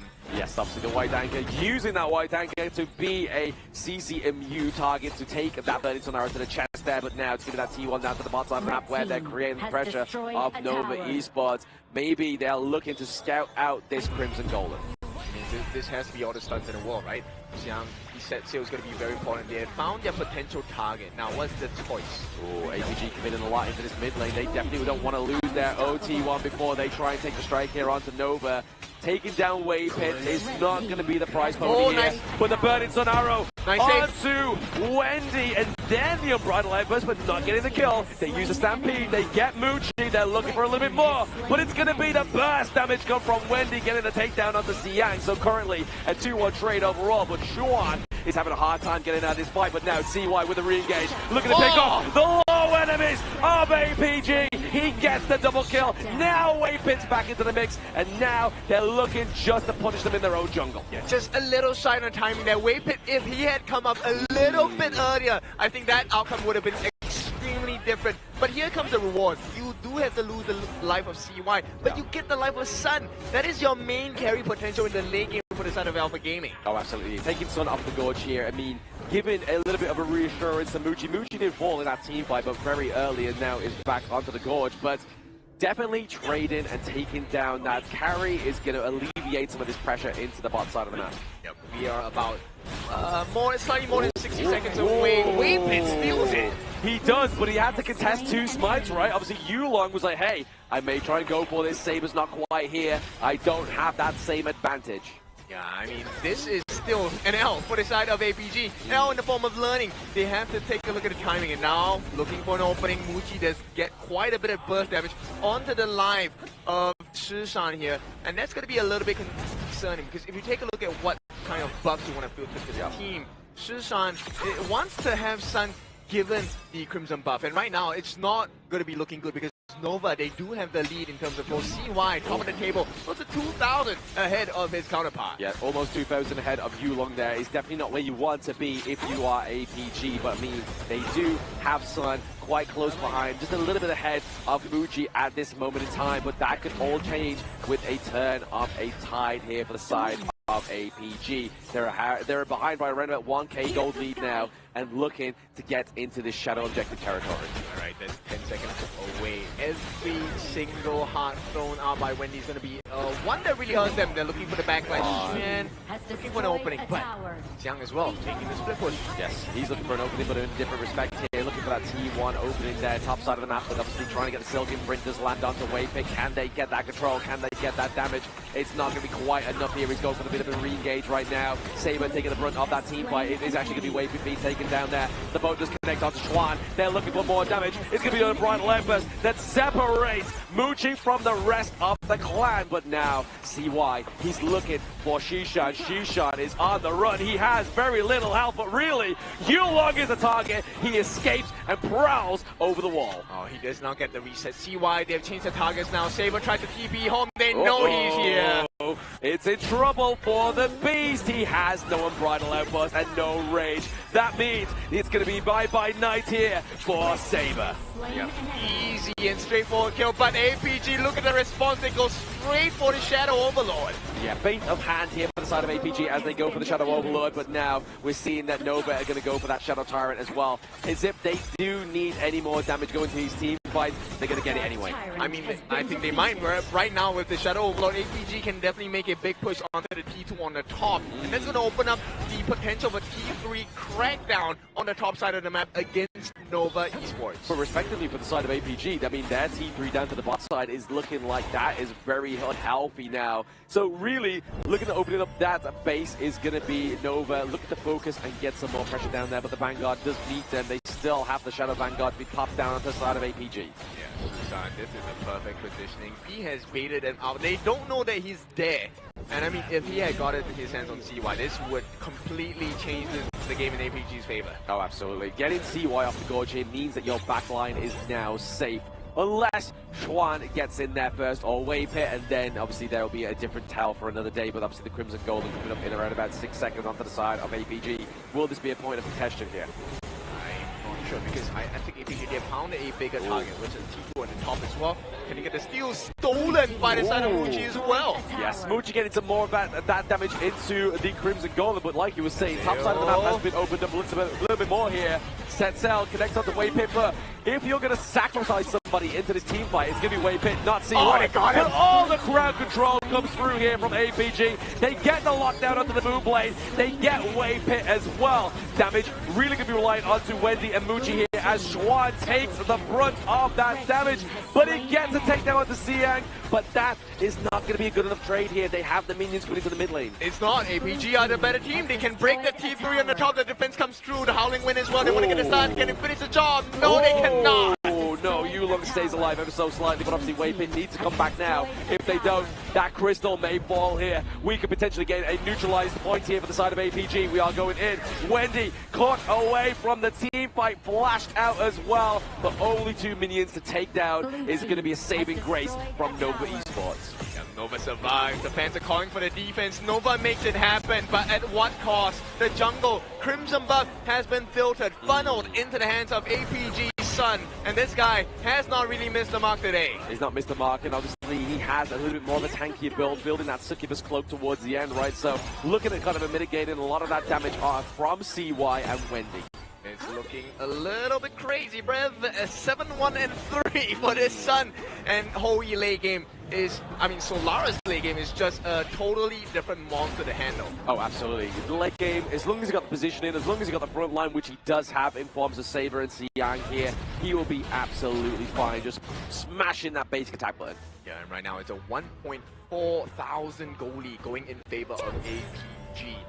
One more big win in a team fight, they should be able to do it. But that's only because they caught CY with the multi-stun collaboration here. He's not going to fall for that twice, surely. Like, that set sail coming through, then the unbridled outburst, then literally everything else but the kitchen sink being thrown at him there. He may not fall for that once more. So the fact that APG were able to finish that game with that win, or that play, means that they may be at the sacrifice here. No, I think Yulong was pretty fast. He went out to buy another sink and threw it down onto CY again. Now with that being said, we will see. This is the defining moment between Nova and APG. I mean, it'd be nice to get a Tempest Dragon game as well here between these two teams, but I mean, 15 minutes, we are 5 minutes away from that point, but here is the Shadow Overlord contestation here. The damage onto the side of Saber, the Unbridled Outburst catches out the 3, and Chuan takes a lot of that damage, but can CY, Wendy, and Muji replicate that damage? Can't do it. The white anchor is not going to be strong enough, not tough enough, but they do manage to funnel that Crimson buff into the hands of Muji. Right now it's a race to the neutral objectives. Who gets it? APG already started. Half health, they should be able to secure this. Yeah, easy secure here for the side of APG. Now they have the Howling Wind there going full speed ahead, and no set sail coming through now as well, looking for the sunk down onto CY. He finesses, but the boat obviously connects into the back line there, stops the barrage from Muji and Wendy. Yep, CY, he had to take a fall there. This was a very uncomfortable situation, and it feels like APG have found their groove. Change and switch up in terms of objectives here. They're going to go for the T3 at the bottom. The defense is tougher for the side of Nova. Yes, obviously there is a minion wave crashing into the top side of the map, but that's going to be met naturally by those enhanced minions for the side of APG as well. So really, APG want to be focusing all their eggs into this basket. Yeah, this is late game Hoi, guys. Late game Solaris, he melts towers. And right now, just the crystal stands in a way to tie the series up. Looking to tie this series up to a 1-1 victory here, but that Burning Sun Arrow is not going to quite connect here. But is it just going to be a little bit of a divide? So they know where the teams are going to go. They're either going to go left or right, but they got nobody. No, it doesn't matter. APG, they have a lot of time on their hands. With 25 seconds before the Primal Bond is taken off their bodies, they can go for the buffs first. Now Yulong's going to work on this for sure. Crimson is going to go in the hands of Super, but they got a catch. They tried to get the catch there onto Shishan, but it wasn't quite enough damage now. So once again, we have Waypit into the back line here, just soaking a lot of damage using the ultimate from the Athena. Yep, okay, Xiang did burn out the flash as well to set sail. So right now it's a prime position for Nova to turn this around if they can find the appropriate stun. CY does have the reset ultimate. Right now, Waypit, he is looking for the potential steal, but everyone is here. Will he live up to the hero title? Will he become the Sacred Warrior as he tries to soak a lot of that damage? He tries to get the steal, but it goes over to APG. And this is going to be imminent pressure coming in. The arrow! Yes, it lands, but it's going to actually not land onto anybody because Shawan's able to get that CC immunity from that first skill. Yeah, I mean, he took it to the head, and right now they need more than that. They definitely need more than a headshot right now for the side of APG, and Nova are taking a lot of brunt. It's going to be Saber using that Bronze Outburst to separating the members of the side of Nova Esports. Looking to neutralize this game point is going to be the takedown of Waypit, and there it is. CY falls as well. Double kill going up to APG. Game 2 Crystal goes over to MKL 3rd seed. This is where the better team thrives. You want to have the control, you want to have the layering happening, and the controls stun by stun. APG climb their way back into the series 1-1. And I'm starting to see the flaw of the Athena roam thus far. If you cannot get a sizable lead in the early game, your mid game is just the Athena running through multiple members and trying to get minimal value kill, just to get their HP bar. And then when you look to retreat, you cannot retreat. You're always in a 4v5 situation here, and that composition coming in from the side of Nova Esports puts so much pressure on the side of CY's Luna to overperform in multiple situations there, where in early game, yes, we saw a lot of CY moments. It was a CY show, but once you miss that one ultimate refresh, it's over. Yep. So does this mean we have found a solution to the Athena strat already, right? We just make sure that the goal gap isn't too big, right? And we work our way onto finding value of the enemy jungler instead. CY had a very difficult game. I think it's more of an experience ride rather than it's more of a shock factor, right? Like when the first Athena came through, obviously within the KIC 2025, that's where teams was like, oh, wait, how do we stop this? But then the more you become aware of this, the more you become susceptible to it, it becomes easier to actually overcome, as we've seen from today. Teams are more prepared in actually handling the Athena strategy. Like you say, the shock factor has been mitigated and teams have went back to their drawing board to know and to really research like, okay, the Athena role, what's the #1 core strategy? Okay, we need to start giving back the kills and buffs towards our jungle, and then our jungle will start to take on more farm coming in from our mid mage that is going for the roam item here. So these things come into a slow step where jungle resource stolen, the gold will be coming back from the mid lane wave that will be sacrificed by your mage. Yeah, and the value of making sure that your jungle has a big lead is the fact that Yulong down here dealing a total of 146,500 worth of damage over to the side of Nova. I mean, they dealt with the stuns, the Burning Sun arrows. Xuan took quite a few of them for the team, but it's not enough. It's not enough as well. I mean, especially when Yulong has almost close to about 150k damage as well, right? That's almost close to 300k damage just between two of those heroes, which when you look at APG's roster, you have the front line, you have the crowd control. All you need to do is funnel it into Sun and Yulong. This game was a very back and forth game, I would say. The early parts of the game was looking very Nova favorite with CY just dancing in and out in those fights, single-handedly manhandling the side of Yulong on that pay itself. But one mistake is what differs you from a perfect player and a pro player, whereby a perfect player under a top tier situation is a very tough task to actually pull off, especially enemies will actually react to when you dash and make sure that you don't get the ultimate reset from the Moonblade. Yeah, very good control coming in from the side of APG, right? Layering the stuns, we've seen the boat set sail once that lands, you have the Unbridled Outburst, and then you also have Silky Imprint coming in from mid on the side of Wendy as well, Susan, sorry, on the side of APG. Now this all buys room for APG's stun, and he went full ham on the damage. GPM just slightly higher, 70 more gold per minute than Muji, but look at the damage, almost double. Yeah, almost double there for the side of Sun onto the APG, but it's going to be Yulong showing us the shush when he comes through with his pay. Tigerus came through with a clear performance here, going up against a very hard distracted Athena. Obviously, he does get 11 kills, most of them being wave hits here, but definitely spread fine here. But the damage also 31%. It was a very well-played game coming in from the full Alpha Gaming roster here. And yes, we do see Yulong as the prime MVP here, but I want to give props as well to three key members here. The Sun Ce coming in from the side of Xiang, and also the Roam here coming in from the side of Saber here. I believe their setups has been really beautiful in this game.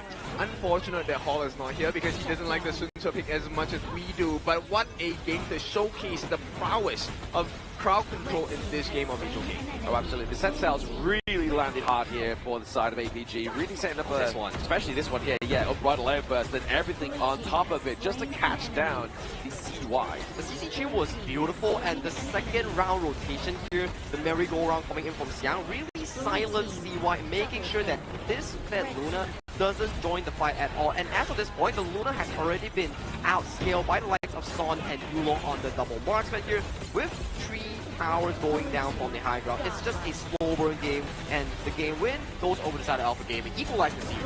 You start to see the difference, right? When Xuan takes a fall here on the Arta, he's meant to be the main tank. He's also able to get himself CC immune when he uses his first skill. But once he's out of the fight, you can't tank the damage, you can't tank the stuns, and then APG, they're just on a tear across the Nova lineup. What a beautiful way to finish game number 2. Yeah, definitely tear in the score line right now. It's going to be 1-1 here between Nova and APG. Looking to try and beat that second grand finalist right now is these two MKL representatives, but definitely a surprise punch here from Nova, from APG in game number 2. I think this is where stakes provide you the motivation, especially when you're Alpha Gaming. You do not want to back out in such a fight, knowing that you're MKL 3rd versus MKL 2nd here. This is your shot towards glory. This is your shot to beat down Nova Esports, who has consistently outperformed you in your local region. I like that storyline because, you know, every time people ask, hey, okay, rankings, how do we get the better ranking? You do it by taking down the person on top of you. And right now, APG are well on their way after this game number 2. They're probably cementing their status as MKL number 2 at least in status-wise, right? It's not going to be in the books just yet because this is a different competition entirely, but this is the biggest one out of them all in KIC 2025. Yeah, this is the one that matters the most here as well, especially in terms of the prize pool, in terms of obviously trying to get that first FMVP skin within the global server, right? Like, this will be our very first one, and it will be a pride and a history marker whoever gets claimed that lovely bit of prestigious medal here. But now we're getting that updated ban picks here, as you can see. Some expensive drafts, others not quite as expensive in these picks. I would say that Alpha Gaming's draft, aside from the pay and also the Zhangfei, the game 2 itself is not that expensive compared to the side of Nova Esports here. With the Luna and both the pay being removed from the pool, I would expect that these two picks might not see the daylight coming into Game 3 to all the way Game 6. Correct. Right, so let's take a look at this particular series here. They have 1 minute to kind of work through number one, what kind of draft, but we'll take a look at the side selection first. So Nova going on the blue side. I think it's it's a switch up. Now it is going to be APG on the red. That is correct. And this game itself, we are at Game 3. So if we were to think about the potential first picks coming in for the side of Nova Esports, they have expanded the early. They do not need to prioritize the Mai Shunui because APG has already selected it, which gives it the focus of either the likes of the Dharma or some of the top tier roamers in towards the pool. Top tier roamers. Do I hear Lapu Lapu? I mean, the Reapart Datu is definitely a signature pick that is, very well versed in this KIC 2025. I think he has one of the highest win rates in terms of newly introduced heroes so far. Oh, absolutely. I mean, we've seen some massive MVP performances on the Lapu Lapu, the Reapart Datu as well. So far within KIC, I mean, Saber is definitely no stranger to that pick, and neither is Waypit because it plays into their playstyle. They are known as the Zhangfei Maestros, right? But we get into game number 3 here between these two teams. Best of 7. We're almost at the halfway mark between Nova and APG. And there you go, the first ban Luna coming in. I'm not surprised if Alpha Gaming answers with a Mai Shunui or a pay coming into this game itself. The question is, does Nova want to ban out the Athena roam or give it over to the side of Alpha Gaming? I'm not sure, man. Is this the game to pull out the Athena roam on the side of Nova here? I mean, Nova has already expended it last game, so for Alpha Gaming, it's really up to where they want to do so or not. Because, like Graham mentioned as well, the Athena roam has suffered few losses in only today, and teams have started to debunk it coming into the series here. And there we go. The expected ban so far, Lunar, Arlie, for Nova Esports, the strong picks that they have expended in Game 1 and Game 2, and Alpha Gaming, similar to them, the Tigress, and also the likes of the Mai Shunui removed. Yes. Okay. So I think this one is pointing towards a potential Yangjin or a Nerza pick, right? At the same time, this opens up, remember APG's answer to the Nerza? It was the Miyue, right? So the Ravenous. I want to see if that's going to be a potential here. You know what? They're very comfortable. They will give it. They may give it here as well. Obviously, they've got the Hue one, but they're going to lock in the Yang Jian as this second pick here. So they don't want to give over that Dolia Yang Jian combo. But like you were saying there, Ken, it still opens up the fact of the Nerza combo coming through here. Or they can't even use the Lung anymore, right? Because they've already used the Lung onto the side of Nova. So you're not going to get that Dolia Lung combo either. Now, this brings into the question here, because you know for the fact that Alpha Gaming still have the Ravenous Miyue coming in towards the pool, you can see the fact that Nova, they give up entirely on towards picking the Nerza in this phase itself. If they do venture into the second phase, that's where they can slowly but surely decide if they want to go for the Wild Spark. And let me machine gun through this particular portion, because now if Nova pick up the Dun for the double D combination here, APG was one of Agudo, which is a perfect answer against the Dun. And then in the mid lane, you just get absolutely destroyed. I mean, do you see the potential of the Masashi coming through here with the Dolia, right? Obviously, we saw it quite a lot within the KME. There it is, the Masashi being banned out here. Yes, so, we do. No, we do not. They saw it coming. Well, we do, but it goes into the ban. Yeah. The players definitely agree on that specific statement here. They do not want to see a Musashi jumping onto you, and especially when you have the Yangjin and Yu Huan, these two are heavy healing picks that you do not want to be facing against Musashi here. So that leads to the question here. The pool is dwindling down for heroes that could realistically pair up with the Dolia here. Potentially we may look into the likes of a Nuamin or Gaia Moment. That's true. Burst damage is definitely going to be essential here. The question is, does Nova pick up the Nerza? Because I don't feel like that is the best solution here. There is the heals coming in, a lot of sustain coming in from the side of APG. I don't think it's ideal to pick on the Nerds here because you see the way the Alpha Gaming is drafting, the Yangjin still remains as a flex pick, which means that it can either go to the jungle or they can save it up for the Meteor jungle that they are preparing in case of a Nerds. Exactly. Don't get to pick that anymore. Nova, they're going to try for the double freshly forged couple blades with the Dune as well. And APG ban out the Agudo, no! Yep, so they were maybe trying to be like, okay, maybe they go for the Agudo, maybe they go for that little bit more of a faster early game, a little bit more of that sustain onto the side of Nova Esports, but it was like, Nova was like, checkmate.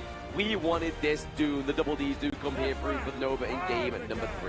It looks very comfortable thus far coming in for the side of Nova Esports. You have the early game being funneled by the side of the Magistrate and also the Dune here, but they still, in fact, go for the Meteor Raft this year.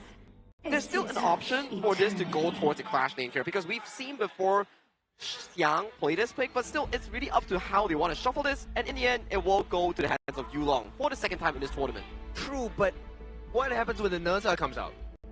What is your answer? Maybe they have a different answer, whether we don't know about yet. Okay. Potentially, yeah. Okay. You know they have all these interesting pickups that could really counteract these drafts, but there's also a consideration. Without the Dolia and the Nerza combination here, I do feel like it's not as strong, and you don't need a direct counter like the Meteor. That's true, but you know, I will give an addition to that particular draft when it happens, but for now, I think, okay, Meteor into the Dun, I think that's still a viable answer. Yangjin can definitely jump on the backlines as well. 1v1 monster, as we know the Ravenous to be. Oh, absolutely. I mean, you can kind of use the Umbral Moon to get out of there, right? Obviously, just completely eradicate any kind of knockup from the Wind Slash or even the dive from the Unruly Blade. Well, Nova Esports versus Alpha Gaming here in the lower bracket finals. Whoever wins this before the break here will have a much comfortable lead, 2-1 in terms of scoreline in the final event here. But these are your final drafts here, gentlemen. Who do you give the edge to? I give the edge to whoever gets the better stun, right? Okay, so let me make this clear first. If you're on the side of Nova, you should not miss those couple blades. Oh, absolutely not. If you miss those couple blades, that's a lot of damage output for the side of Wendy that gets completely mitigated. But if you look over to the side of APG, they have the Nua, they have the Lung. That's a lot of damage that they can place on top of you. But getting into game number 3, this is going to be the decider as we go into the break after this one. Who comes out on top with a 2-1 victory is down to both these teams. This is going to be a very scary, intense situation. APG looking to prove that Delta is wrong. Nova wants to come back into the series, and Xuan already facing a difficult time in this first minute of the game. Yeah, just looking to gain that pressure and leeway into top side of the map here. Maybe even try and go for that space right once it comes through, but they're looking to steal away the Spike-tail Beast for now.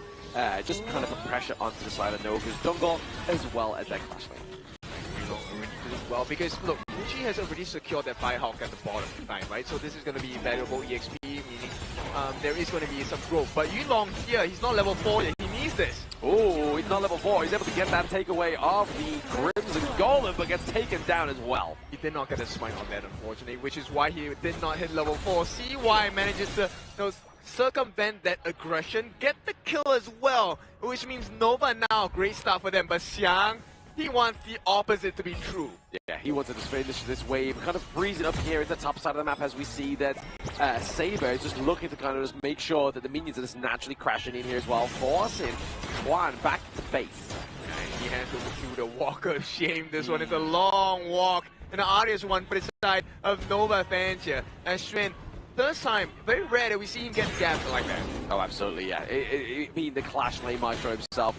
We definitely put in respect to the name of Xiang as well. Like, he's definitely going for that crown for himself right now. But as we get into the second minute of this match, Nova still are able to keep that goal lead for themselves.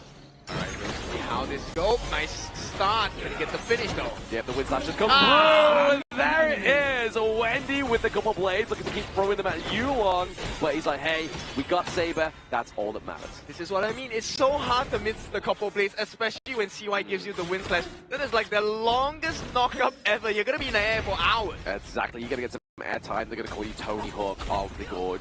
But it's unfortunate for the side of APG, but Nova definitely want to try and be a little bit more defiant in this game number 3 because they want to be leading this series before the break starts. They have to be, right? If you compare the mid lane matchup, Wendy against Shushan comes online a little bit later. Wendy does have sufficient wave clear at this point in the game, also has the ability to burst singular targets down, or maybe multiple targets when they're grouped up together on the side of APG. Yeah, that Annihilation is definitely going to put a lot of pressure onto the side of Nova Esports as we get to the latter part of this game, but right now, we are counting down to those the neutral objectives now, and obviously we've seen a bit of a tip-for-tap in top side of the map here. Xuan trying to contest that space right for the second time here, but Xiang's like, nope, this one's mine. Yeah, not ideal for the side of Nova. They're winning across the map at some points, but then we need to look at the individual goal differences here. And look, majority of the lead has been given to the mid lane, which is good news for Nova. Good news for Nova, because Wendy is going to be loving life, especially with his passive, right? If he keeps getting those kills, keeps getting those assists, he's going to keep gaining that AP damage. Yeah, max 20 stacks, and Wendy is too much to handle for the side of APG, especially when he heads on into the late game here. You can really see the wave clear is already being very noticeable between the difference for Wendy and Shushan. Yeah, exactly. Right now, between these two mid lane maestros, they're looking to try to just make sure they have that pressure created before this neutral objective comes online, which right now, we started to see Nova start it right there, but they're like, you know what? Let's see if we can pay it a bit of a fight. Let's see if we can get some kills come through. When he gets it, right? There's no way. Oh, he does. He gets the snipe there. Nicely done by the side of Nova Esports. Obviously, Yulong was nowhere around. He needs to get himself back into the mix, right? Because obviously Yulong right now, he's 3,700, but whereas ZY, he's about 400 gold ahead in that jungle.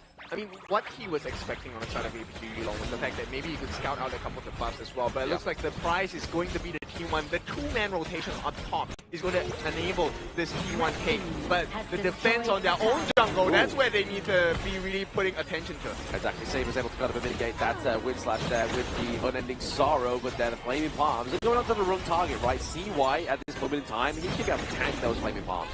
Yeah, for sure. He's already at level 8, going on to level 9 soon. Yulong, he makes a rush for a T1. That's I think a decent exchange. You get a T1 that will not come back versus a Azure Golem that eventually will come back into your hand. Yeah, and also you put the pressure on Xuan as well, right? Like, that's somebody you don't want to let have a good time in a game or in a lane. It's Xuan on his dominant, because then he knows he can leave his lane, get those crucial pickups with the Truth Mantra flash combo, and then that's pretty much everything she wrote. I think one of the things they need to close the gap on is also this mid lane. Wendy does have a 600 gold lead. Not the biggest difference, but you can start to see, right? Shushan doesn't have the ability to wave clear too much. At the same time, Wendy not only gets the wave clear, he also has the kill potential as well. So APG not looking too great in shape right now, but with timers going on, they can definitely change the situation. Exactly. I mean, Nova may have the kills, but what are they really directly translated for these two kills by? Whereas APG, yes, they have not a single kill onto the Gorge, but they're opening up their enemy's base, which at the same time is a lot more fruitful if you're looking to play the short game. Yeah, look, they've taken 2 turrets already, and this is something that is very important. It's a side lane, which means they get to get the flank on the side of Nova. And when you have Xiang, you have Yulong on this Mirror, the Twilight Ravenous as well. There is literally almost any angle you can come in from. Literally, you could fly in from anywhere, right? Obviously, using that Umbral Moon is definitely going to keep you under the gaze of the enemy team's damage, and you're also going to be able to just kind of like dive into the backline there, also feint them with the Ravens. But same time, speaking of feint, they feint out the ambassadors onto the side of APG. They just completely ignore the fact that Nova is constantly taking their Azure Golem, which to me is super interesting, right? And right now, I want to see how does this gameplay come into, because there is no steal coming in from Nova jungle. No steal at all, because both of those camps have gone down, but they're looking to kind of rotate around this Crimson Golem. But I think that's the one thing maybe Nova forgot, is the fact that the Ravenous is very good at split push potential. Yeah, very quick, right? P2 already secured by the side of APG. And Alpha Gaming, this is quite the convincing turnaround at this point, because they have shifted the goal lead back into their favor. And look, CY, he's trying to open up the map for the side of Nova, but he's not finding anything. He's not finding any joy, right? Like, even if he dives onto the back line, like, you've got the emergence, you've got the creation blocks on the Shishan, you've got the Ride the Wind, you've got the infinite vastness, so even if you're successfully in there, how would you get back out? You're having to use that Celestial Melody to get the second one and actually not get anything for it. Yeah, I mean, for Nova fans right now, this does not bring me joy. Throw it away. Oh, absolutely. It's definitely their game to lose this time around, right? Obviously, losing their T2 so early within this one. We're at about, what, 8 minutes going into? very soon here for APG, as they are still only behind by around about 200 gold, which again is just negligible. We take a look. And now being pressured as well. They're trying to get their hands on Sun, but I don't think he's going to be in danger. He's not going to be in danger. He has the infinite fastness, right? This is what they can keep doing. Maybe just keep baiting out for these team fights where around these neutral objectives, but at the same time, you just see the pressure being created top side of the map. The split push potential here onto the side of APG, creating pressure elsewhere as Saber just takes all these chunky blows. The flaming palms are actually starting to hurt. Exactly. At the same time, they're also protecting their Zero Golem Yulong. He is feeling strong with the Umbral Moon moves and repositions under the T1. Beautiful play there, using the Ravens, using himself to reconfigure, but now he may get a hit onto Schwan. Schwan's like, you delete my lane, I'm going to delete you. Yep. Questionable decision there to try and make his way under the noses of Nova, and thankfully with the side of APG, they don't exactly lose the Azure Golem. This one goes into the hands of Susan, maximum value extracted. Yes, exactly. Giving it over to you mid lane and not losing it is definitely a better giveaway here from the side of APG. Nova, on the other hand, they're looking to pressure this mid lane, looking to get some more of the turrets for themselves. Yeah, but the clock is ticking. Now, Nova have secured that 1.2 thousand gold into their hands, but Susan, over time, late game, this guy's going to hit like a truck. Oh, absolutely. He's going to be crazy. Obviously, if he gets the combo and obviously uses all those creation blocks to get that big old block that kind of just lands, but also CCs onto the enemy, that's going to be a huge damage output. Yeah, right now it's just, 500 gold that sets them apart. Susan is well on his way to come back. At the same time, Saber is really providing so much value. Sun has been kept alive for this entire game. Oh, speaking of which, though, they're obviously trying to get the dunk onto Yulong here. Gets obviously untargetable thanks to the Umbral Moon.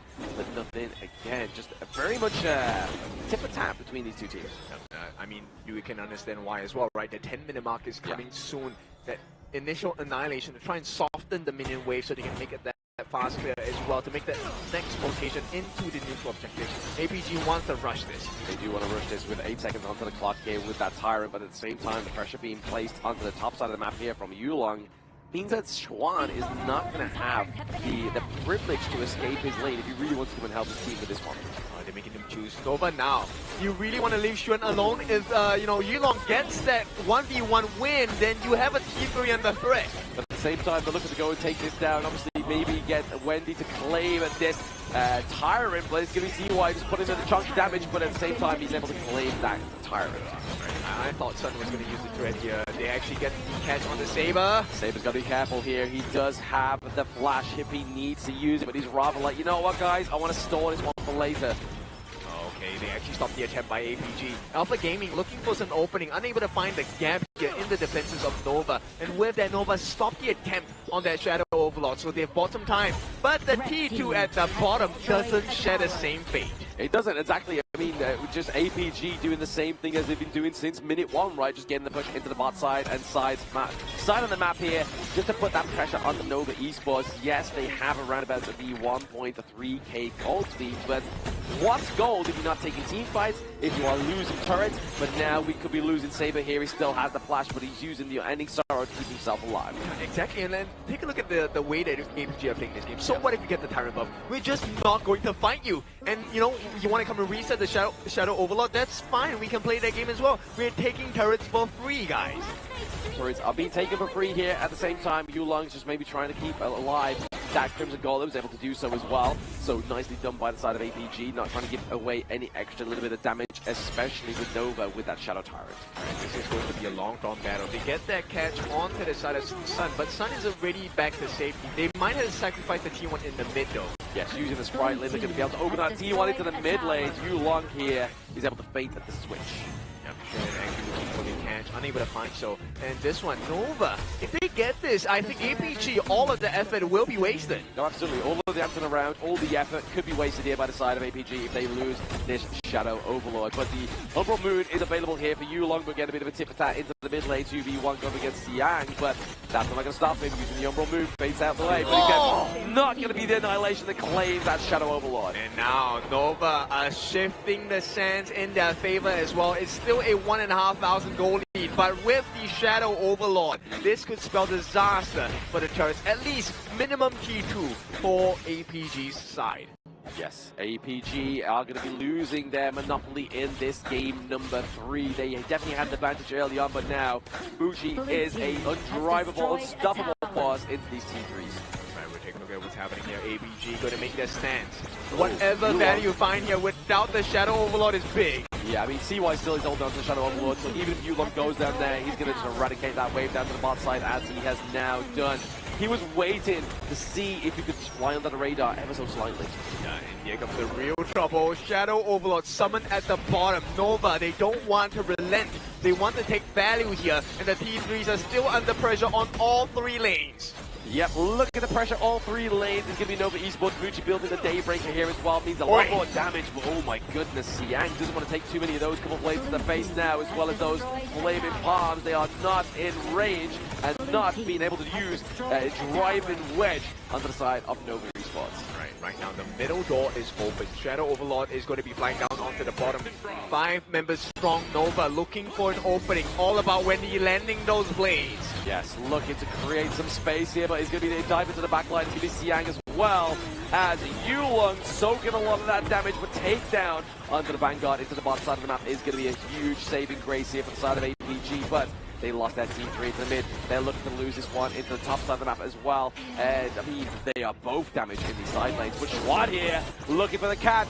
The emergence coming through to save Yulong. Yep, the save comes in, but oh, hang on, CY? CY is saying bye-bye. The tank of the side of Nova gets strucken down here. Could this be the turnaround into the mid lane? Oh, nice catch! Where you see it, but Schwad picks up the catch here onto Yulong. Looking for the emergence, trying to put more pressure onto the back line here. Waypit looking pretty low on this Dolia.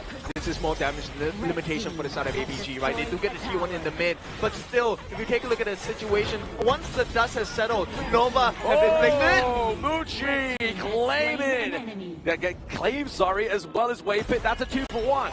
Yeah, APG, good job in making the recovery. They need to make sure they get this Tyrant though. Yes, Yulong is down, but they do have the potential to do it if they can keep Wendy at bay. Yeah, Wendy into the mid lane is definitely going to be a sure safety for the side of APG as they get that Shadow Tyrant for themselves here. The second neutral objective onto the Gorge here for the side, and the boys here looking to prove themselves to be bigger than the 3rd seed.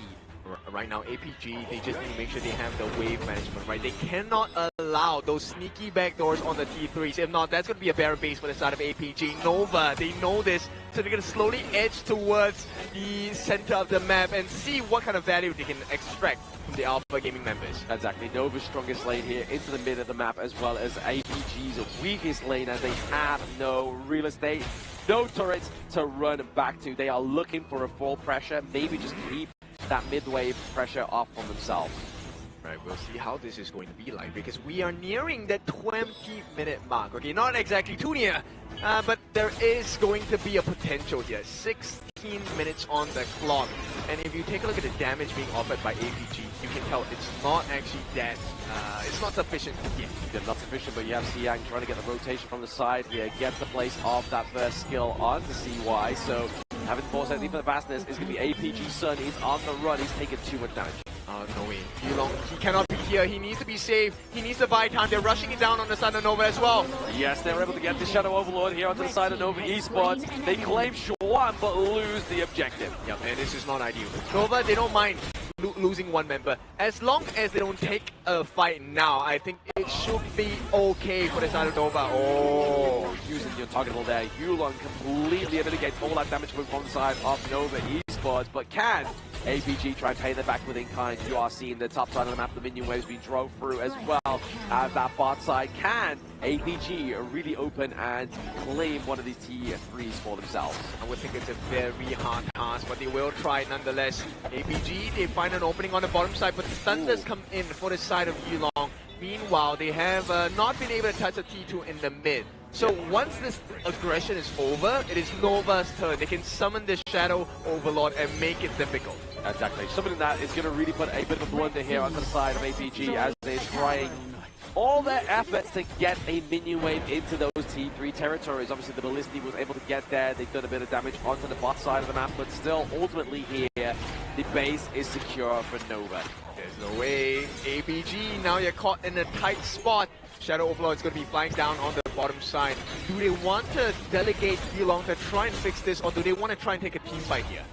I mean, a team fight probably would be pretty scary here for the side of APG, right? Especially if you've always got Yulong away from it as well. I mean, yes, the damage is there from Jishan and Sun, but Saber is the only one protecting them right now. Yeah, let's see what kind of Sim Gracie can deal against. He's already full, almost full stacks, 13,000. But the main problem is the T3s don't stand for long. As long as Nova makes the wave pressure come in, APG eventually will have an empty base. Yeah, I mean, if they just got Muchi into both of these lanes, right, just threw that third token, you know for a fact those bases would, those T3s would definitely fall down here. We'll see how that is going to impact the rest of the game now. We're about less than 2 minutes away from a Tempest game. I think the first one we've had in a while. Oh, absolutely. The Tempest Dragon seems to be not on the cards here for these teams. They don't want to play to the ultimate battle. They don't want to play to the Tempest Dragon. I think for APG they do want it, right? Because with that they will be able to equalize the kind of damage that they have been dealt with structurally. And right now with Wendy just looking for those stabs in the heart. Nasar Yulong facing a little low. Oh, Saber looking low, has to use Uniting Sorrow there to mitigate that death on the side of APG. But Xian falls as well as Wendy. So trade for their mid lane here. So that's a lot of damage for the side of Nova Esports being taken off the watch here. Now Sun is online. He has even a fastness, using it very aggressively. Triple kill for Sun. He gets Sage Sanctuary. He falls down now. Can they get the minion wave here coming through with Yulong into the bot side of the map? They are not looking to play here for that Tempest Dragon. They are looking to play for the win here. Yeah. Muchi maybe falling. Back-to-back series here for Nova, for APG to come back in this series. And there we have it. APG 2-1. Big win for the side of APG. They will lead the series now at this point 2-1 before we head into the halftime break. It was a very back and forth game, trading objectives, trading blows on towards the Dragons here. And especially when we talk about the late game insurance here, you do have a lot in terms of Shisan on the Celestial Nua that's dishing out so much range damage against the Wendy, Gun, and Moker. That was a lot of pressure being generated just by Shisan himself. It was such a tight spot to be in because Wendy was consistently looking for those little pincers and splinters into the health bars, right? One full combination of the freshly forged into the couple blades onto the different squishies, especially Sun on the Lung, it would have been game over because you did not have enough damage. Yeah, as soon as Lung gets taken off the side of APG there, the damage definitely gets kind of cut in half. And you saw towards the end there, the frightfulness of that Lung pick, especially with that triple kill. Oh, he definitely played that super duper well. He smelled the opportunity here and he immediately went for that game-winning push there. And you have to give props to Son. This is not his full season with the side of Alpha Gaming. He only played with them, what, this tournament only? Yeah, I think it's crazy, right? If you take a look at the amount of time he's had in comparison to the performance, this guy, maybe he needed that rest, right? Because he has been very consistent the entire game. 5-0-2, the probable MVP for the side of Alpha Gaming at this point. Yeah, and even Shishan here with a 2-0-5 as well with the Nua. But I mean, they are two long-range picks. The only person that was able to get into the backline was CY, but then once CY gets in, you're really just relying on Wendy to just be the driving force with those couple blades, and unfortunately, Muchi has to be within close range and just wasn't able to get there. It was a very difficult task for the side of Muchi and CY here. Every time that CY wants to go in, you will see Yulong playing really well and baiting out more of these members towards the side lane here. Hence, you're stalling a lot of time to allow the double late game here, Shisan and Son, to skill towards those late game markers. And when they hit that late game, one annihilation immediately depleted Wendy's health bar on the Ganemo. Yep, this is where timing is very important. We were 19 minutes and 21 minutes into this game. This is late game status for Shisan on this Noah. We talked about this. It's all about him fulfilling the win condition, which is just get fully animized, right? Get your full EXP. And you could see at the last portions of the fight, he was the main difference maker. Those creation blocks pushing the different members of Nova. And you start to see this is where fatigue is starting to set in. They're making mistakes. They are. I mean, these are long series to play, and they are grueling ones as well, right? Especially when tournament life is on the line. But let's look at this head-to-head between Wendy and Shishan once again. But this time around, it's going into the favor of Shishan. I think Shisan played a very clean game thus far. The creation blocks, the annihilations has been super on point, and every single kill that he provided for his team, it added a bit of pressure against Nova Esports because they were essentially playing on a timer. Every time they are delayed off the final game-winning push, the top side and bot side high ground wasn't taken down at all, which led to Son, the final triple kill, going in towards his pocket, circumventing the side of this game to a 2-1 for the side of Alpha Gaming. Beautiful game coming in. No deaths at all. Once again, a zero-death run from the side of APG. Alpha Gaming's Son here, 5-0-2. The amount of damage that he was able to do, really squeezing in during the important times to get the flaming palms of death onto many different members on the side of Nova, changed the state of the game in favor of Alpha Gaming. Exactly, especially this end-game push, as we'll see in the highlights very, very soon. But Nova definitely had their card in the race here, right? Obviously, they were able to open up the base of APG much earlier than APG was able to do with Nova, but APG's Son here with the aggression, just using the infinite fastness super duper aggressively. This was a very good catch coming in for the side of Alpha Gaming as well, and this was the final fight. Take a look at Saber here, flashing and stunning Wendy, and the teleport here coming in from Shisan, immediately forcing Wendy and executing. And at this point, your long-range reach is already removed from the pool. No Shuan, no Wendy, and Amuchi and CY, it's really difficult to take on the long, big minion wave coming in towards the mid side.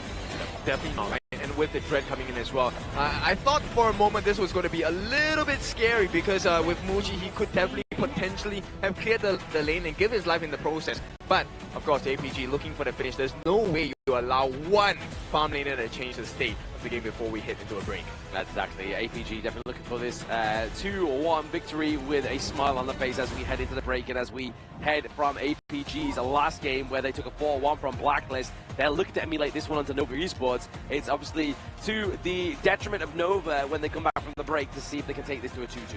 I would say they're in a very comfortable state thus far, knowing for the fact that they had a dominating fashion win against Blacklist International, now coming against Nova Esports right now. The hands are still hot, and it is proven in the objective exchanges and the team fights in the game. Right, we'll see how this is going to be like because we've seen teams recover after the break, right?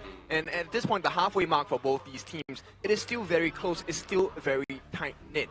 And then we will go and explore, okay, what is remaining in this hero pool? I mean, it's at this point for both teams, hero ocean, right?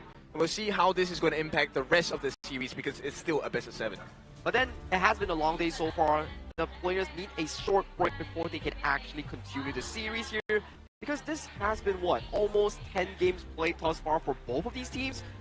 Getting a breather will be very crucial for both Alpha Gaming and also Nova Esports to come back into a better mental state thus far. Hence, grab your drinks, grab your snacks, come back in about 5 minutes and we will see the epic lower bracket finale between whoever between Alpha Gaming or Nova Esports heading to the grand finals.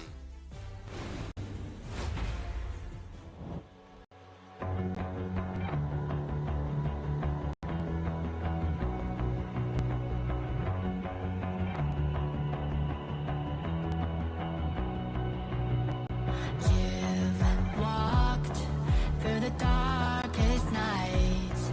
You've heard the crowd, felt the blinding light. You were standing there when your heart comes alive.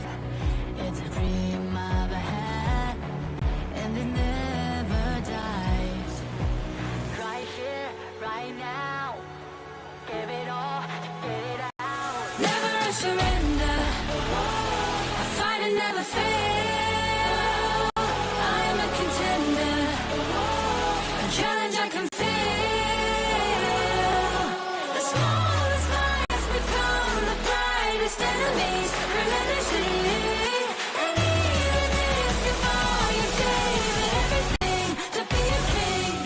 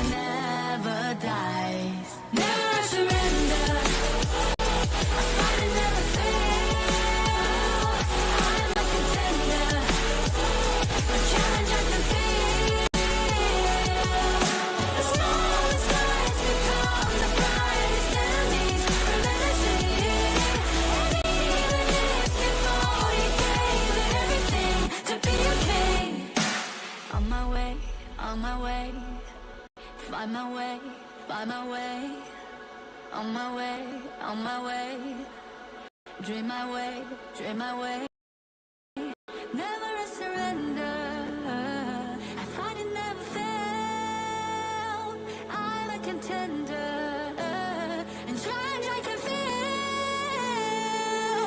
the smallest lies become the brightest enemies, remember to and even if you fall, you gave it everything to be a king.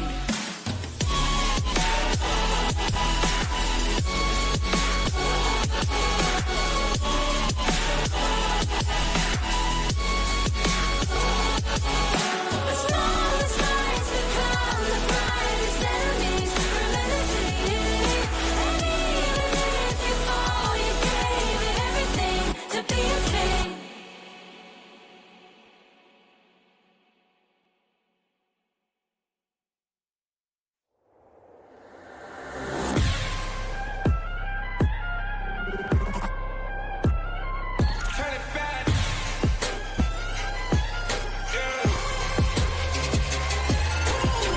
Gear out a weapon, getting ready, counting down. Pay attention to the challenge, tell me where you from. Gotta be tough, gotta be strong, gotta be soldier animal. Every time you try to push me down. Look at me, put the line down when I run, it'll make a sign, I will catch you. Watch out, it's better feel, got no mercy. Look at me, I'll be on the carry the season. You got a time down, got a weapon. You never hesitate for another moment, but my bone is golden. I'm invincible, just let him know. I can show you all the glory I own. Through the jungle, find a way to the palace I'm waiting. Go, live and rock and we go. It ain't no river, turning back. Storm is coming, light up your cold. It's my kingdom, fire going up. We the kings, it's our honor showtime.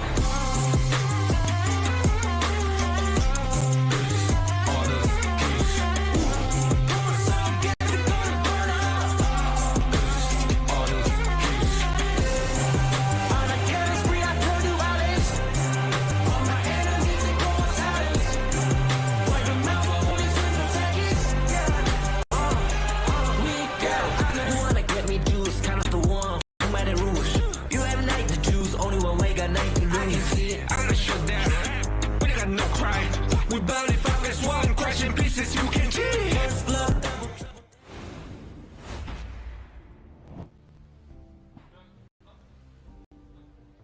Hello and welcome back to the Honor of Kings International Championship 2025 day number 6 of the knockout stage. And so far we are halfway through the Nova Esports versus Alpha Gaming series here, with Alpha Gaming currently 2-1 in the lead.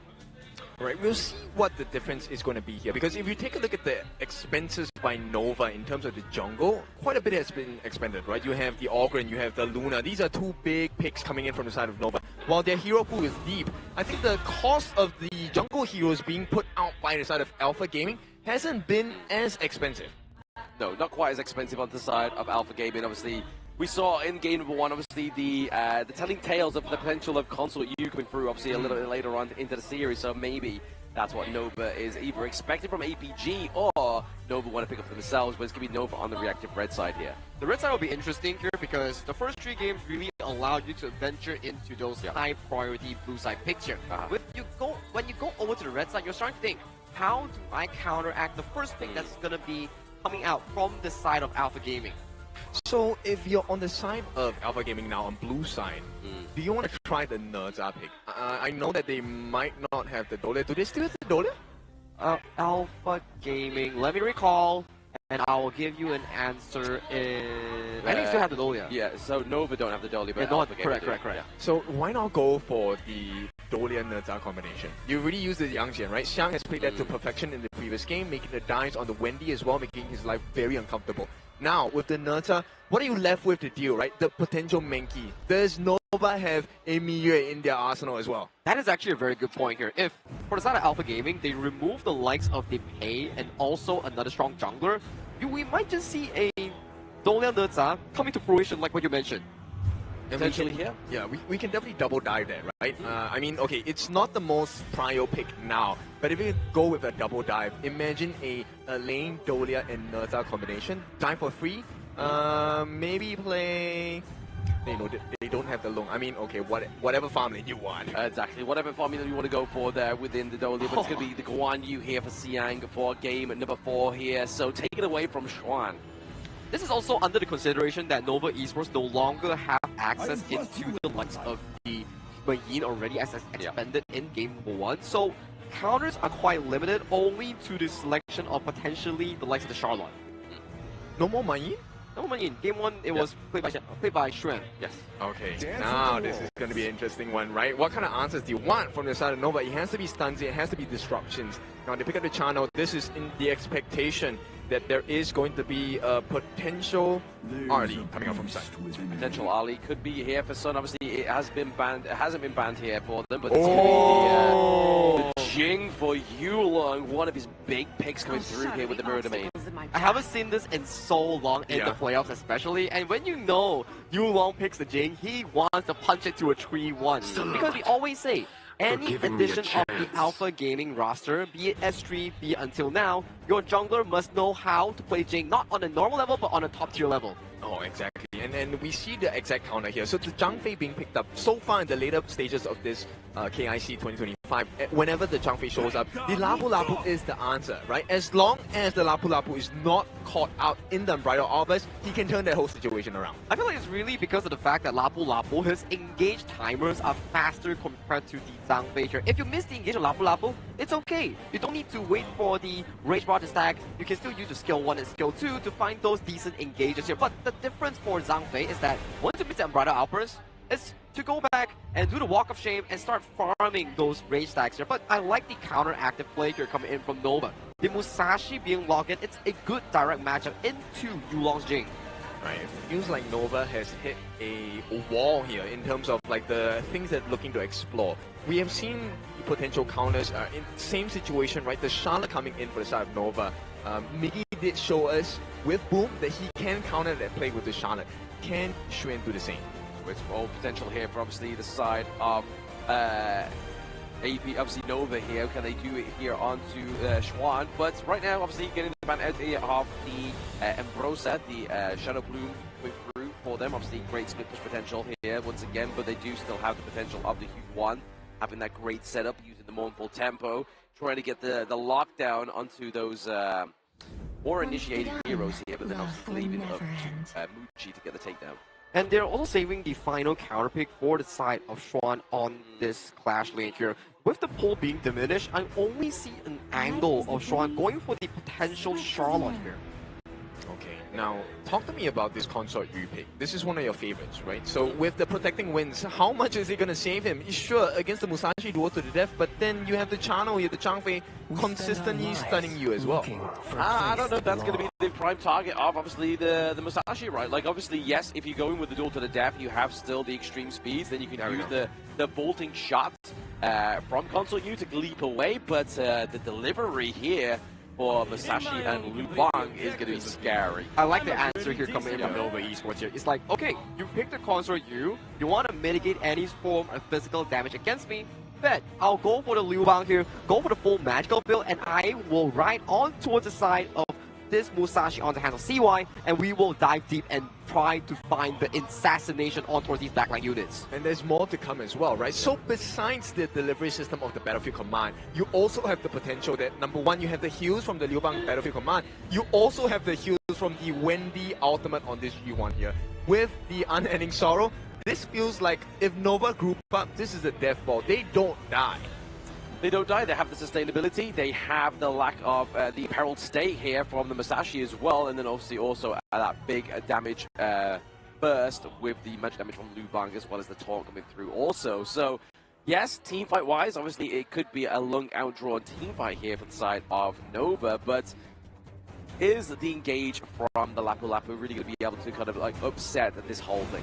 I feel like it really boils down to execution here. For both of these two rosters, Alpha Gaming and Nova Esports, their draft is very consistent and very similar in a case where you have the key players here for Alpha Gaming. The engaged forefront will lie onto the Clash, mid, and roam, setting up the perfect situation for Yulong to enter here.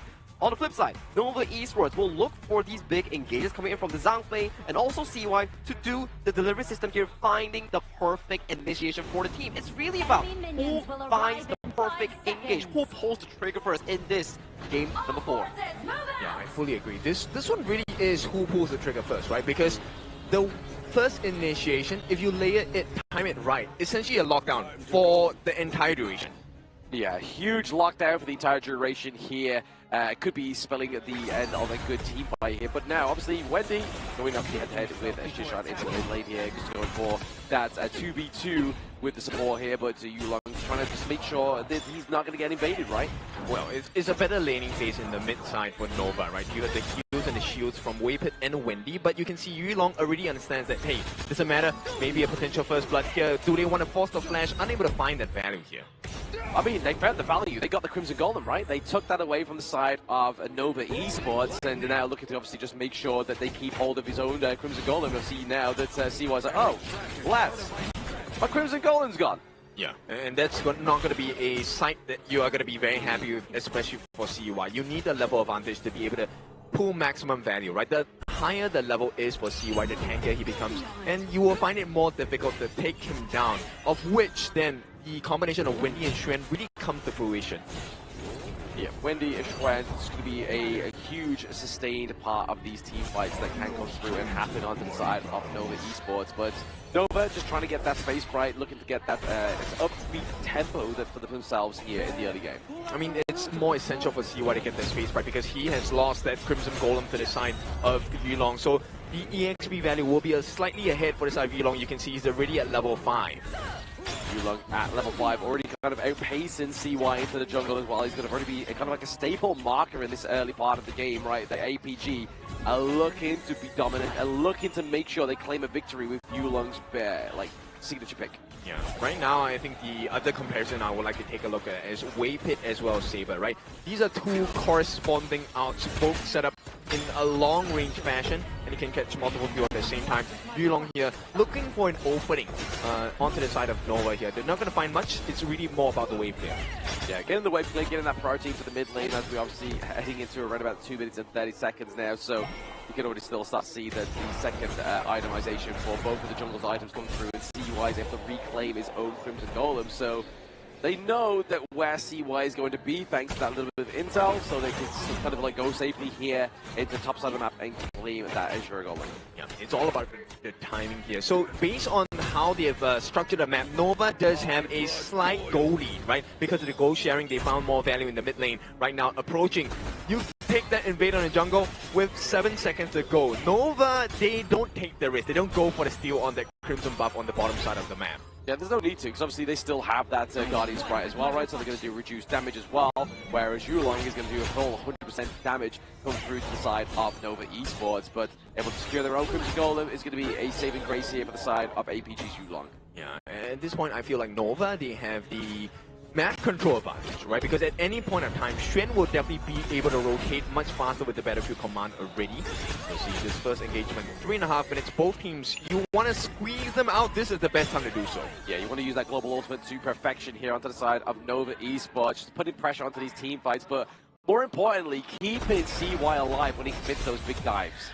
Yeah, and they can also double down on the damage as well, right? Xuan can come in with the blitz, and with that, they will be able to get a stun, the burst from the Dominator Shield as well. That is extra value in terms of life-taking abilities from the side of Nova Esports.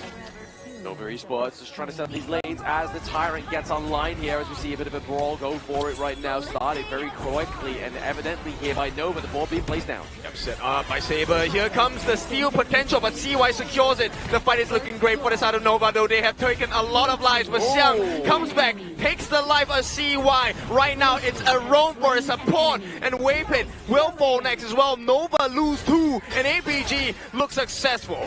They do look very successful, even regarding the fact that they didn't get that Tyrant and the increased damage buff here, and the fact that Nova has the gold lead as well.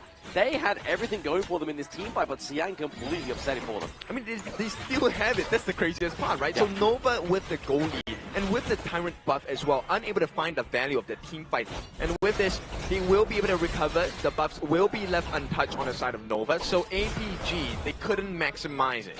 And I mean, because of that direct consequence, we do see that Xiang's able to build that Blazing Cape as well. So that's going to be the anti-heal they need going into these team fights to try and curtail that self-sustain of the side of Nova's draft. Yep, I think, you know what, at this point, Nova, they're looking like they want to double down on the damage as well. Yeah. Damage and the heal values, because the stain for sorceries has been built into the kit of Wendy. And this is going to aid him not just in getting extra damage for every skill usage, it's going to increase his healing amount as well. Exactly. Heal amounts can be increased here thanks to obviously just building that staves onto the side of Nova's Wendy. But obviously kill up for them. They are literally ahead in the gold lead as well, obviously into the mid part of the map. Gold lead is going over to Wendy. Alright, I want to see the value that Shushan is going to be able to pour for his team. Every single board is going to be very important for the board master here. And at this point, Nova, they're holding on to the lead close to 1,000. So this is looking good, even though they gave away 2 pretty big kills over to the side of Alpha Gaming. Yeah, they're just trying to maintain that gold lead, right? They're just looking to keep themselves into this horse into the race for Nova Esports, because they are down 1 game point. Like, they have to make sure they put in every right foot forward into this game number 4. Yeah, I mean, over time, I still feel like Nova's draft is pretty strong, because on the pick of Yulong for the side of the Mirage, right, for Jing, you want to be able to land down your skills on the Muji. But with the shields, the Leaping Savior giving extra shields to Muji, the Battlefield Command coming down if it's necessary from Shren, I don't think you get that one-shot burst you're looking for onto Muji. Oh, absolutely not, especially when you get that healing from Wendy, right? And also, obviously, the Battlefield Command from Quan, but it has to be used. Oh no, Susan, he's falling low as well, has been caught using the passive. He will not survive with the Battlefield Command. Wendy takes the credit for that kill, and right now it's a 4v5. Nova looking for more value across the map. They are. Obviously, Xiang was looking for a rotation down there to go and help his buddy Zhishan on this board master, but got taken out. Obviously, not being able to use that flash thanks to that Emerald Outburst. And this is a big deficit, right? Zhishan was safe because he had his passive. Now, he's out of the passive for at least another 150 seconds. That's a long time. Nova can press for more. Yeah, very long time within Honor of Kings here, so looking to keep himself in a great position, or maybe just use those boards to zone out these NA teams. Is the potential here from Zhishan on the side of APG, but they don't want to lose his T1 in top side of the map. Yep, they force the ulti from Wendy. Nothing too big for the side of Nova. Right now, as long as they don't take another fight, it should be A-okay. Sun, on the other hand, has other plans for the side of Alpha Gaming. They want to force this T1 down and look for the trade, but immediately Shren makes that TP down. He's going to try and mount the defense. Unfortunately, not going to be in time. The rotation does come through. Nova, you can take the T1, but do you survive the escape? Yeah, he doesn't want to take any hits from Sun, especially when he's got the Eternity Blade as well as the Shadow Ripper, right? Like, that's going to do a lot of damage, but then at the same time, you're able to kind of use that ult bolt to poke at a long range as well.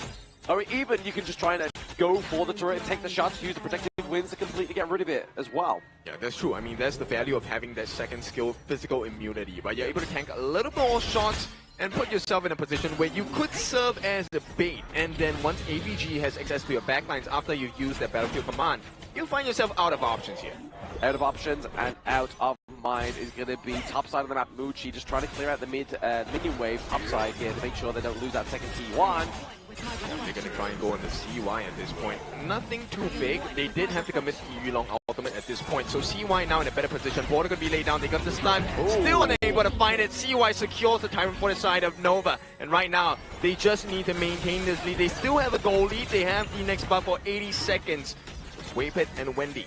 These are your defensive structures on the side of Nova. Until you take them down, Muji and CY are going to be unstoppable. Absolutely, they're going to be safe here. CY, Muji are just going to be basically hiding behind Wendy and Waypit at this moment in time. Even Schwan as well, right? Like, obviously, that's a lot of the defense you have on the side of Nova Esports. Yep, ABG, they look for the response immediately. Zhishan helps to secure this, even without the presence of Yulong, and this is going to be valuable for the side of Alpha Gaming. They have managed to keep this gold gap to less than 1,000 at this point, and Nova, until they get that kill onto the important members like Sun or even Yulong, I don't think this is going to change.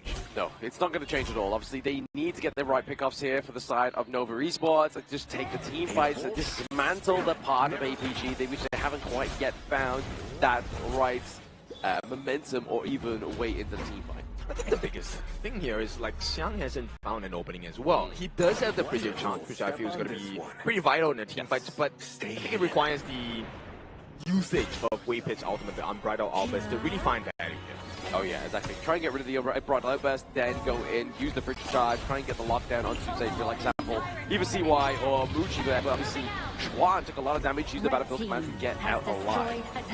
Now with that being said, this is the 10-minute mark. This is the true wrestle between the teams. If you get this Shadow Tyrant buff, you win the fight. CY gonna be pushed back for a little bit. They will try to reset this Tyrant. In the meantime, you can see Xiang looking for an opening on this. Yeah, dropping down Sprite really stops it, kind of like resetting any further out of range of Nova Esports here, but then they clear out the Sprite lens. They use Saber here to make sure it resets. Yeah, also using the mirror image on the side of Yulong to see if there's any potential catch angles here. So Yulong trying to work down on it. CY coming back. They're both at level 14. Shields coming in from Waypit. Waypit using the shields, keeping his teammates sustained in this long drawn fight for the Tyrants. Obviously Daybreaker being built here by the side of APG Sun is definitely just going to amass more damage. But look at those traps, man. They are waiting for the side of APG, maybe even Yulong, to proc all these walls. Oh, they actually have one. No, Nova takes the T1 in the mid. Right now they can open up the map as well. Saber uses his dash to get out. Nova, they are patient, and the patience might be rewarded here. It could be. Patience is a virtue here for these two teams, and they're looking to start to be a patient team around this fight of the Tyrant. Oh, they wanted to pull. They can see why they're trying, but a save comes in from Waypit as well. All the damage in the wall on the backline. Saber not gonna survive. Flash comes in from the side of Muji. They see the ending, they see the opening as well. And with that, 3 kills for the side of Nova as Alpha Gaming make a mistake. They made a huge mistake there to underestimate Waypit's Unbridled Outburst, which really upset the flow of the ocean onto the side of APG. Now they are looking to lose a lot of their jungle, obviously the Boars, as well as the Crimson Golden going up the side of Muji. Is just going to enhance the growth of this hero. And 1 minute in, this is the damage they've done structurally. Taking a T2 at the bottom, T2 in the mid looking, oh yeah, it's gone as well. So Nova now have done structural damage to the side of Alpha Gaming. And across the timing, you see T3s now are open on the menu. Nova just needs to strike hard one more time. Exactly, just get a break apart team fight like we just saw there. Take Shishan, take Yulong off the table there, and that is going to be a huge damage output taken from the side of APG. And the fact that Nova now climb further and further to that gold lead, right about 5.5k gold lead now. Nova's looking scary. Yep. And they have multiple sources of damage, right? Wendy taking another attempt into the T2 on the top. This is going to be secured by Muji, by the way. Both Wendy and Xuan have the Staves of Sorcery. They have extra magic damage. Sun does not survive this. It'd be very easy. It'd be very hard for him to survive, right? Obviously, he's going to have to use that protective winds very well, or even use that vaulting shot onto the right person just to kind of get him, create space even further for him. And the problems are going to get even tougher here. With 8 seconds to go, the Primal Bond will be taken away. And Nova start working on towards this Shadow Overlord. Yeah, so that means if any kind of push is kind of amassed here by APG, that when that Overlord gets taken down, they can just completely like, you know what? That's a nice try, but we'll use the Shadow Overlord to get that completely eradicated. As you can see, bot side of the map is just being controlled here by Xuan. Yeah, Sun is trying to use the Protecting Winds as an extra movement speed here, but the true target is going to be the T3 in the mid. That is the lowest out of the 3 available tier 3s for the defense on the side of Alpha Gaming. Unfortunately, that should fall in a short moment. Very fall. A short very fall in... fall short in a very full moment, exactly as I was saying there. English is my best suit, clearly, but APG, they need to stack a good defense here. Yeah, it's looking a little dangerous, a little spicy for the side of Alpha Gaming. One more hit would do it, and I'm talking about the lives of APG members. The poke is coming in, they get some healthy damage onto the T3 on the top. There is no more minions to speak of, but the poke damage from Muji as well as Wendy with the help of the Staves of Sorcery. This one is so hard to handle. Oh, very hard to handle here for the most of APG, right? Like, see, they have 2 T3s looking pretty low right now. They have the Vanguards marching through once again into the mid, into the top side of the map. This is going to be a hard defense. They're going to get some free damage as well, but they're unable to contain the different members. Look, the T3 in the mid is going to be pried wide open. Nova find that first gash. It's going to be a deep one in the middle of APG's Gorge. They always say the first cut is the deepest here for the side of Nova, and they're proving it into that mid lane. The T3 being taken down here.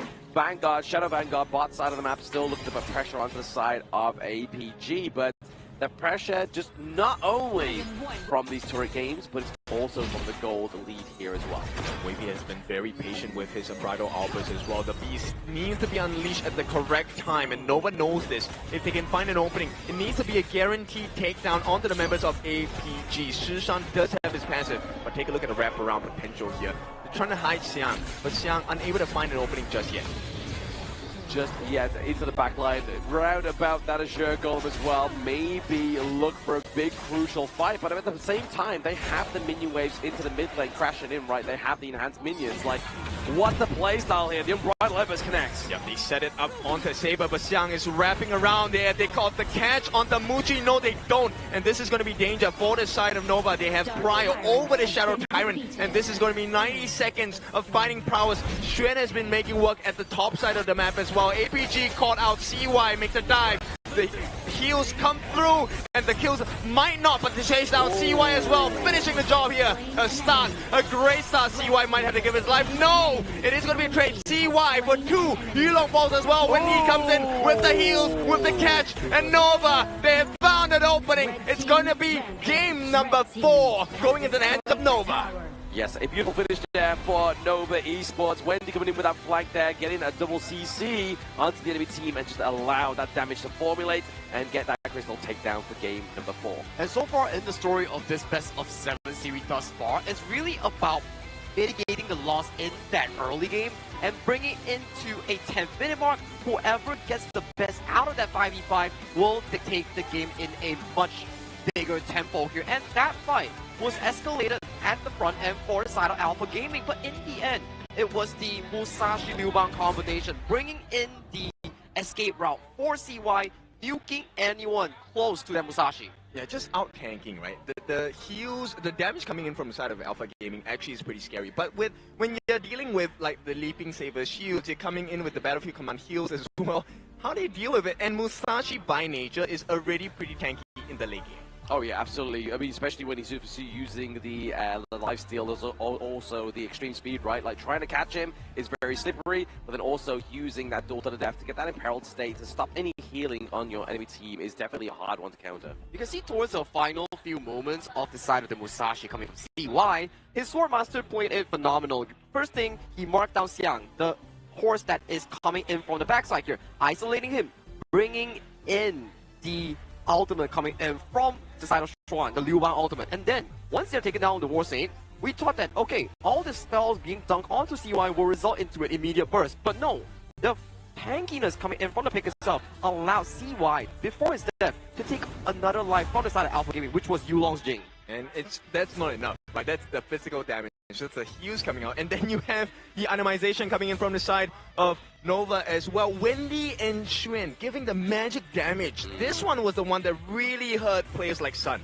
It was. When you see these moments, right, Wendy went for the full magical damage route. He did not go for the semi-tank route. This is a late game U1 Tunecaster build that we are talking about here. So, for the side of Nova, they're playing with 3 core players and the advantage of the Liu Bang being the supplementary shield coming in for safety.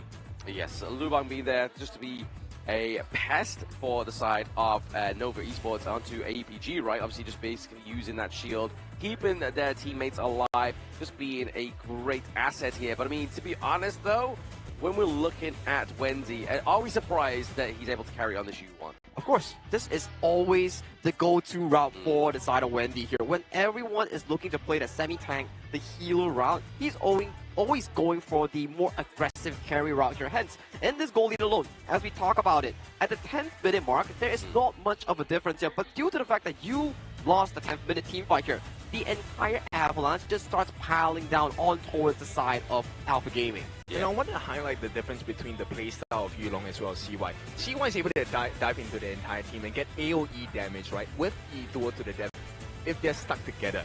But Yulong doesn't have that kind of prowess. He can get that singular target burst, but it's not going to be enough. And he's not as tanky as CY. You see the difference here. Even with so much gold, the value they brought was completely different. Yeah, it was just never enough, unfortunately, for the side of Yulong on the side of APG, but Muji, however, had a different story on this Chana, right? He was pretty unstoppable with this one, always chilling towards the back line, not dying a single time, and dealing 37% of the damage, but only taking less than 9. That's an impressive number, especially when we saw in those moments there, where was the enemy team? They had a Yixing, they had a Guan Yu, they also had a Jinger, so those are a lot of backline access, and to be able to be deathless in the game with only 9% damage taken, this goes to show how well this player on the pack leader is essentially positioning himself in those team fights. It shows you why a good coach is very necessary, because you get to see now that every single option that APG wants to explore, you realize that actually Nova has one more save condition to be able to make life difficult for the side of APG. I mean, that's a bit of an upset for the side of APG, right? Yulong not getting a dub on that Jing is definitely going to be a salt in the wound here, as they were a point with a head, but they are now neutralizing once again thanks to Nova with this. But Bridal Air was fantastic. Immediately disengaging the side of Nova Esports and then allowing Xuan and CY to deal the final blows on towards the enemy team. That lead led to this monstrous of a Musashi here, single-handedly diving toward the backline here, tanking again Yulong and assassinating him before actually falling here. And after this point, when he's really trailing behind with the Morphle Temple, finding onto 3-man for the final moment here, which leads to this game to become a 2-2 all. It's really all the shields and the heals that are surviving. CY doesn't mind giving his life because he had already done the deepest gash possible to the side of APG, right? Taking the 3 most important members straight away in the fight. And this one, a well-deserved win. I feel like, you know, Nova, maybe they have found their strides here. Maybe they have found their strides, or maybe they are literally just dueling to the death with that Masashi ultimate. But now we get a neutralized lead here into the bracket. Nova and now 2-2 against APG. Do they take another 2 victories, or do we go 3-2, 3-3 ultimate battle? Oh, minimum 6 games on our hands here, gentlemen. So we will have a large potential of going into that ultimate battle that we talk about, game 7, everything removed, going back to that classic blind draft here. That will be very interesting, especially we haven't got one in the recent days. Oh, that's true. But you know what? We will wait until we get to that point. Right now, I think the thing we have to explore is, okay, you have not found the value you wanted with the Jing pick.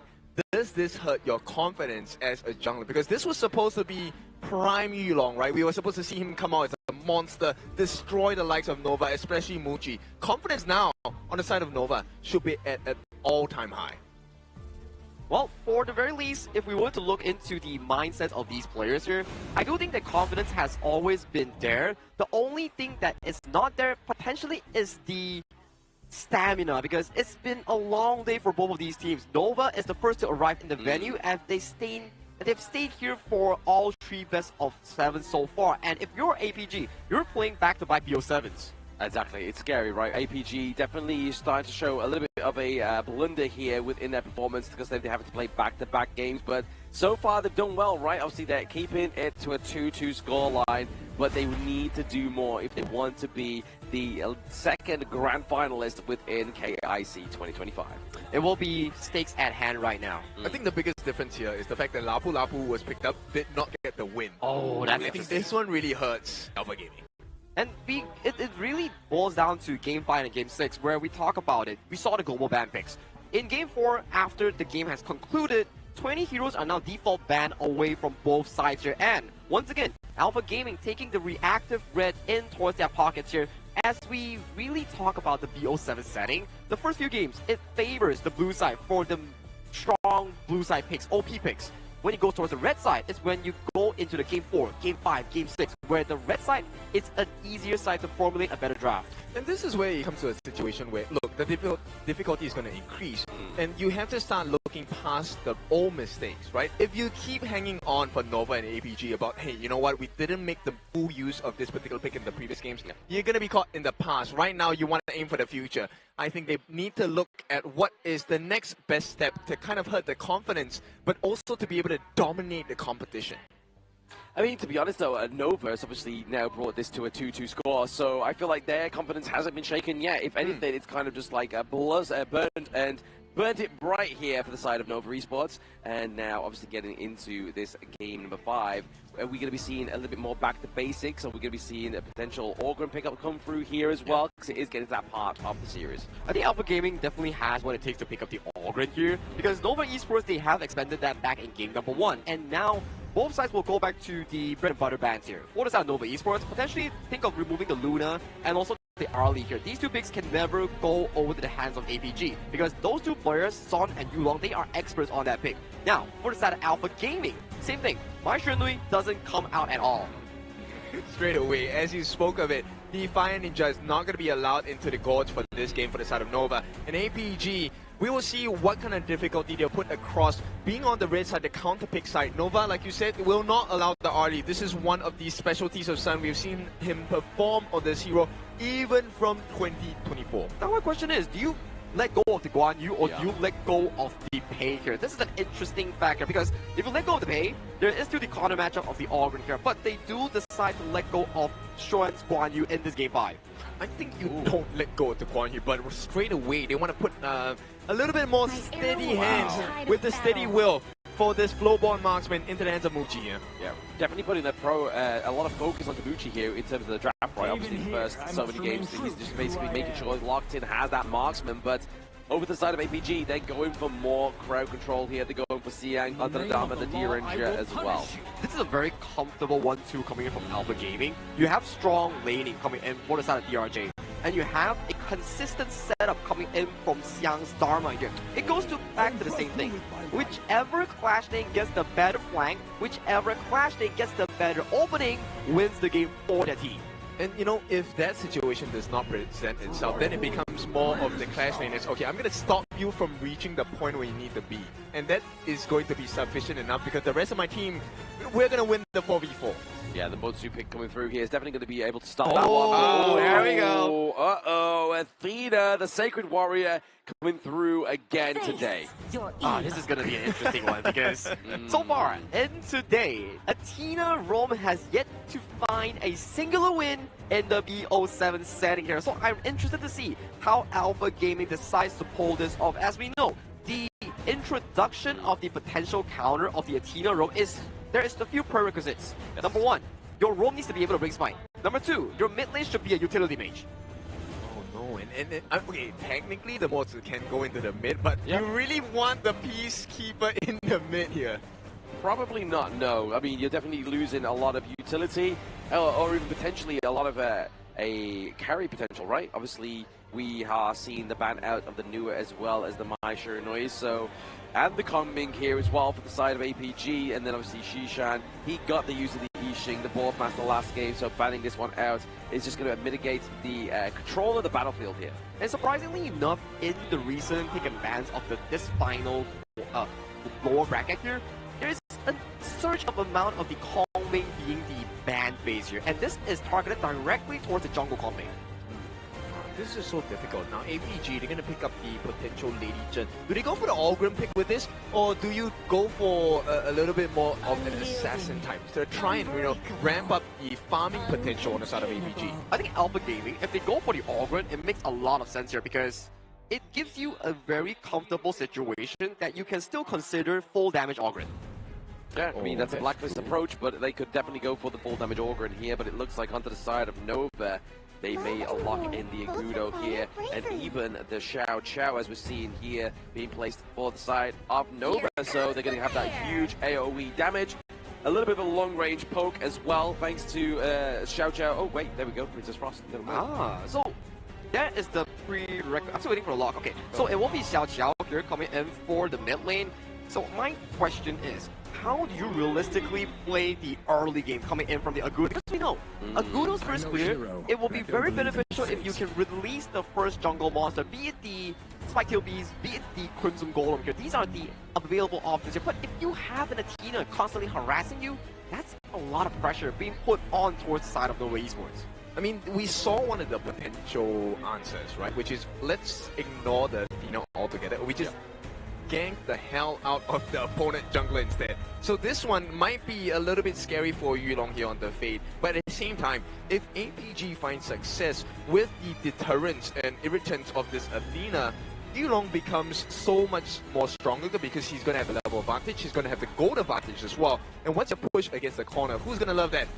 Nobody other than Xiang. He's gonna slam you against the walls, and that's gonna be the truth that, hey, this game is a disaster for you. Exactly. So pause you, place you in your, put you in your place, and then obviously we have the Hardened Jade Steel that's gonna come through to try and like just completely claim those kills and claim those objectives. Now, main question is, how does Nova Esports play this early game here? Yes, we talk about the potential setup coming in from the side of Alpha Gaming. That's only if they can successfully convert the Athena lead generated by the hands of Saber into these monstrous goal leads that lead to landsliding team fights here. So that is the game plan for Alpha Gaming. So for Nova Esports, how do you realistically formulate a defense to make sure that the Agudo on the hands of CY gets a comfortable game moving on? I think you bring Xuan over, right? You bring Xuan, you try and get Saber using the push, hero charge, push him away from the buffs. Just buy as much time as possible. Once you get the smite, just leave and try to use the gold sharing mechanism on the top side of the map in the clash lane and try to recover farm from there. Now this is a very important game between these two teams. One mistake will allow your opponent to get the better of you, and also the series point is one of the most important BO7s in the lower bracket. Oh, absolutely. Tournament life on the line here for Nova against APG for the fifth time now as we go into the fifth game of this best of 7. There we have it. This is what I'm talking about. Just keep pushing away. And Saber now might have to give his life without even finding value. He can't steal anything right now. And this is what you want, Nova. This is a great answer. Very good answer to the Athena is just bully them and move them out of position so they cannot steal anything. And to be honest, it's not really going to disrupt the flow of Nova's CY either. Yeah, exactly. Now, this is then a question of timing, right? Does Yulong try his best? Can he actually find value? Can he speed up his jungle rotation? Because right now, Saber is not technically doing his job. He's supposed to irritate the members on the side of Nova as well. Yeah, I think the good thing here is the fact that obviously the Flowborn marksman down to the bot side, not going against the D-Ranger, is a decent matchup anyway, so it's not like he needs Waypit down there holding his hand. Waypit's like, you know what? I will handle Saber for you.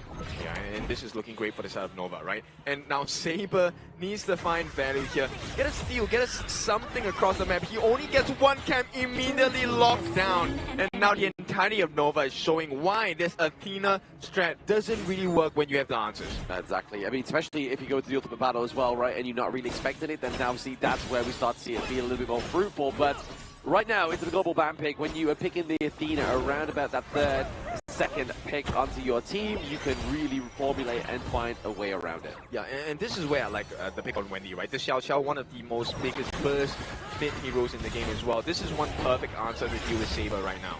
Oh, Saber, once again, just going to take it down more and more, but for those obviously watching who has never seen an Athena before, this is the Athena distraction strat, and the more you die, the less gold you get. Oh yeah, exactly. Full value though, Yulong. Oh, he's playing with his life for this one. Stun comes in, not going to be able to find value in that, but with the respawn on the side of Saber, he's going to be able to get the knock up. Now, do remember, Saber, every time he respawns, he actually knocks targets up. Will be locked for the time being. Unable to buy a little bit more time, and Nova actually, even with all the distractions, they have a immense goal lead. 2.5 minutes in. This is more than 1,000 gold. It is more than 1,000 gold here for the side of Nova, especially so early. Yes, they got 5 kills, but it is going to all literally be for the side of APG Saber. So they are playing this one like as they are brawling. It's just basically Saber is offering himself to them. Yeah, exactly. And right now, I mean, the silver lining for the side of Alpha Gaming's Yulong is level 7. Once again, they can take the life with Saber, right? They don't really have to care about this at this point anymore. APG, now it's really about what other things can you do across the map? Because Saber is giving you the information already. He won't be able to do much aside from taking maybe 1 or 2 camps every few minutes. Which isn't going to be as kind of like demonstrable as he hopes it's going to be, right? It's not going to disrupt the flow of CY on this Agudo. Very fast clearing jungle in the early game, but when he get a kill onto Shishan, didn't see that happen. Yep, off cam, and this is now the start of a potential problem for the side of Alpha Gaming. You need to have the goal lead when you're playing this Athena strat, and time again, Saber unable to really give value to the side of Alpha Gaming. But there is a potential turnaround, right? Yeah. All these titles, the Rampage, Killing Sprees, if they get the shutdown on the different members on the side of Nova, then it could change. Exactly. Are you looking at shutdowns onto Wendy, onto CY, or even Wave Hit, right? Like, he definitely landed the Cannon Blast to perfection, like, really stopping. And obviously the synergy with the knockup of Xiao Qiao as well. Yeah, we'll see whether that burst damage is going to be enough. Yulong trying to work down on this time and will get it here. Didn't have to commit the ultimate, actually uses his smite. He wants to make sure that this is not going to be a difference of smite ability for the Azure Golem. For now, Nova looking for a target. You know who they want. Ooh. It is going to be Sun. Everyone onto him. And even with the flash, it is still not enough. A killing spree for CY here. And the damage is not sufficient. Yulong, he may have the level advantage, but he does not have the damage. Yeah, but if a killing floor down to the bot side of the map, and Saber has now spawned into the backside of this team. He's going to do his best to try and keep, or at least get a takedown, and there he goes. Yep, one more catch. Xiang here looking for an opening. They get the finish. If he gets the call, it's going to be huge, and they get it! Combination unlocked here. Do they get the kill? They get one in the form of CY. They get Wave Hit as well, but the response is immediate. Xiang going to be taken down from the likes of APG. And is that the maximum value you can extract? Because the goal lead has not shifted at all. Not shifted one single bit, but obviously they are going to get the takedown of CY, which means that you know for a fact that the enemy's buffs or camps, they're going to be a little bit free ride. Saber did steal that one. Did funnel that into the hands of Mushi. Still, nonetheless, not the biggest loss. They did buy some time on the side of Alpha Gaming, but the biggest issue here is that now you get to see the combination. You have to keep your eyes on Xiang.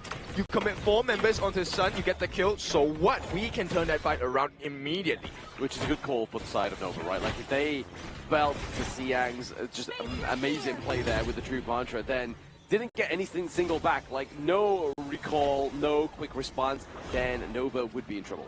Yeah, and the timing of which Nova chose to take that fight has been great, because you don't maximize the value of the Rampage. The gold difference, it's really minuscule. They have just cut it down by, what, 400 gold at this point. Yes, exactly. Just trying to like make Sun, he's gonna try, gets picked off again. Shen looking for the opening. Sun, he is caught in no man's land. CY finishes the job. T1 is the reward as well. And Nova are looking strong. Yeah, very strong Nova here, taking that T1 down to the bottom side of the map, but you are seeing a bit of a quick response here from APG Xiang. Getting that T1 top side, but do they have a farm lane left after this after all?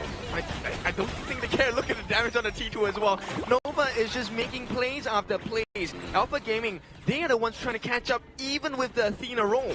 They are trying to catch up. I mean, they should be the ones that's kind of like, hey, Nova, let's slow you down. Let us be ahead in terms of that gold. And right now, Nova's like, yeah, all right then, let's see what you can do. And unfortunately, it's just not coming into fruition. Yeah, I mean, they are looking for the wheel clamp here, right? But it's them who have their legs clamped on the side of Alpha Gaming. And this is not ideal for them. CY, he has not been troubled at all. So far, the only time, I mean, it's been, what, a singular buff stolen by the side of Saber, and even then, it was funneled back into the hands of Muji. Exactly, put it into the marksman, probably not something you should be proud of here, especially when it's going to be the Flowborn marksman.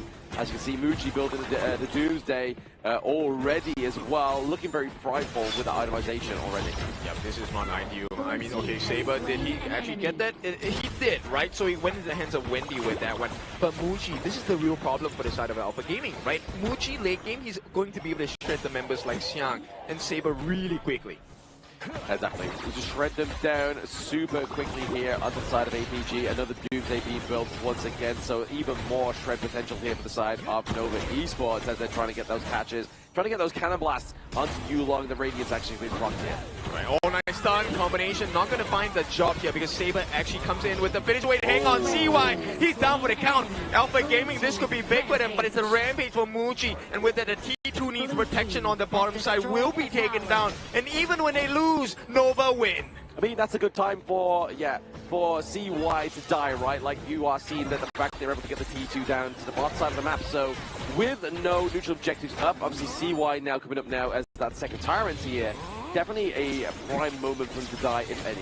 I mean, he resets that kill count, so, you know, the value of the gold for the kill is minimized. And with that, Yulong does get that take on the Tyrant, but can they find more? If they find a Wave Hit here, it could be huge. Nice block by Saber, he's going to give his life for the cause. It's going to be an unstoppable reign for the side of Wendy, which means gold could be valuable if they get the kill on Wendy. Very valuable here, obviously freezing the way, top side of the map is going to be Schwan there, and making sure that minion wave coming through is going to naturally crash into that T1.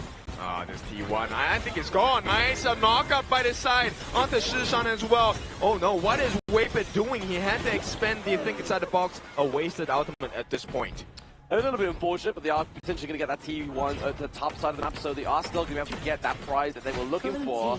And the T1 into the mid lane is not looking too healthy either. Yeah, it's not. And that's one of the most important turrets in this game, right? The moment you have that taken down, it opens up the map for the rest of the members on the side of Nova. Your camps will be under pressure. Once again, they're going on to CY. He's going to use his role to get out to safety. But the damage has been done. Alpha Gaming, they can't protect this T1 in the mid for too long. They can't protect it too long here. Alpha Gaming are going to have to give it up at some point in time. Their side lanes are not looking too healthy either. Obviously, Muji's able to get that T2 down to the bot side also. He's just looking for that pain game. That Arrow Storm is going to hurt. Yeah, it's starting already. He's at level 13. We need to take a look at his gold later on.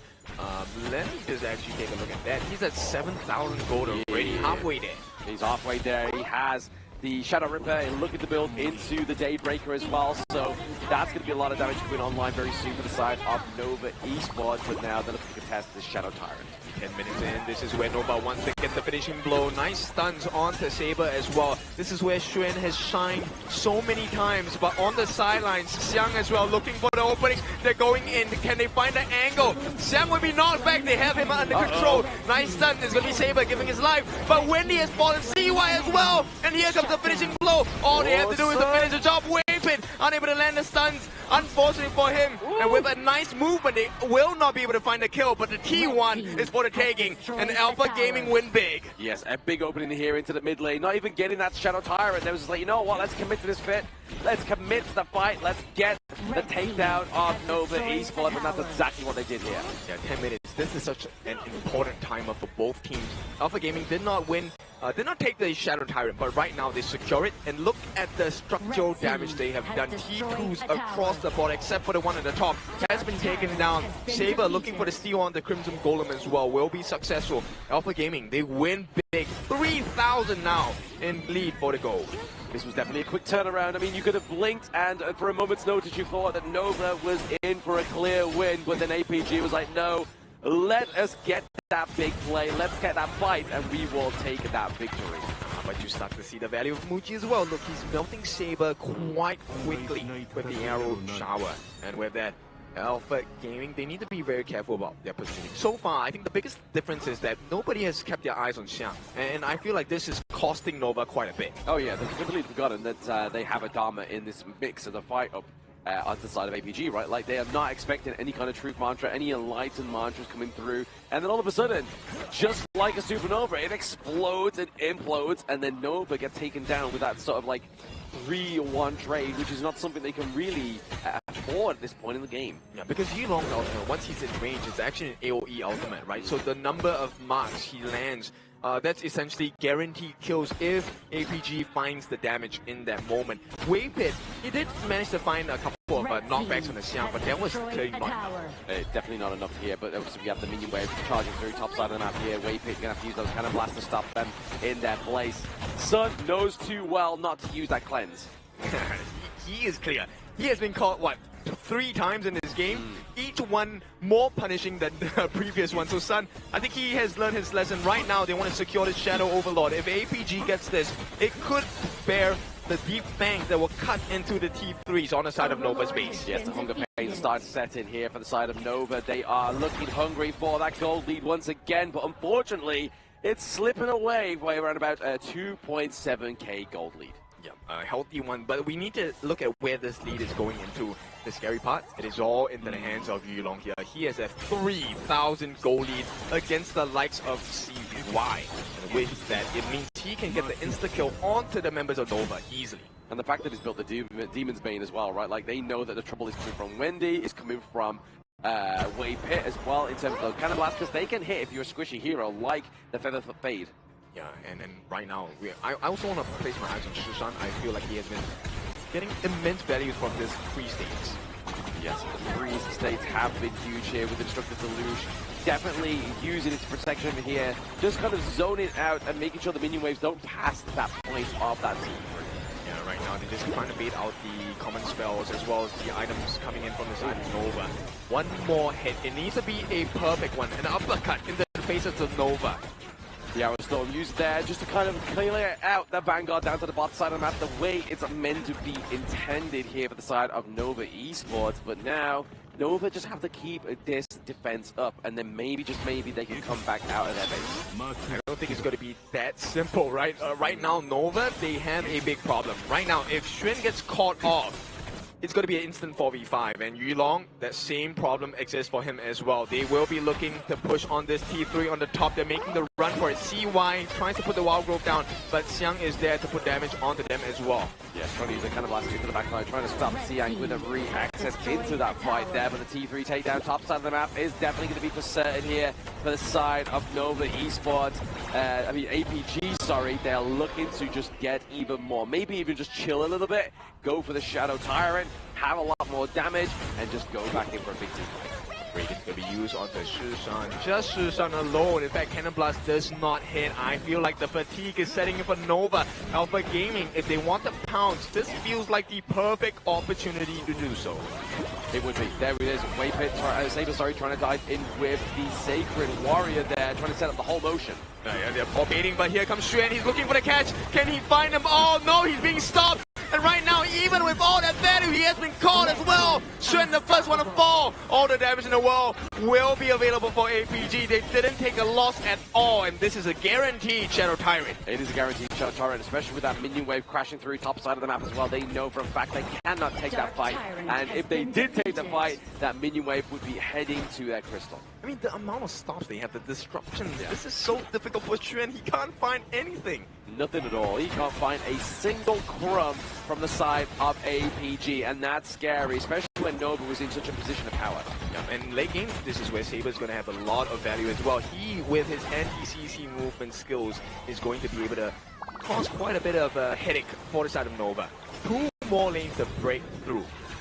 It's only looking very inevitable here for the side of APG as they're approaching the bot side of the map here as well, using that Arrow Storm, just trying to clear them out, yet with a Destructive Deluge.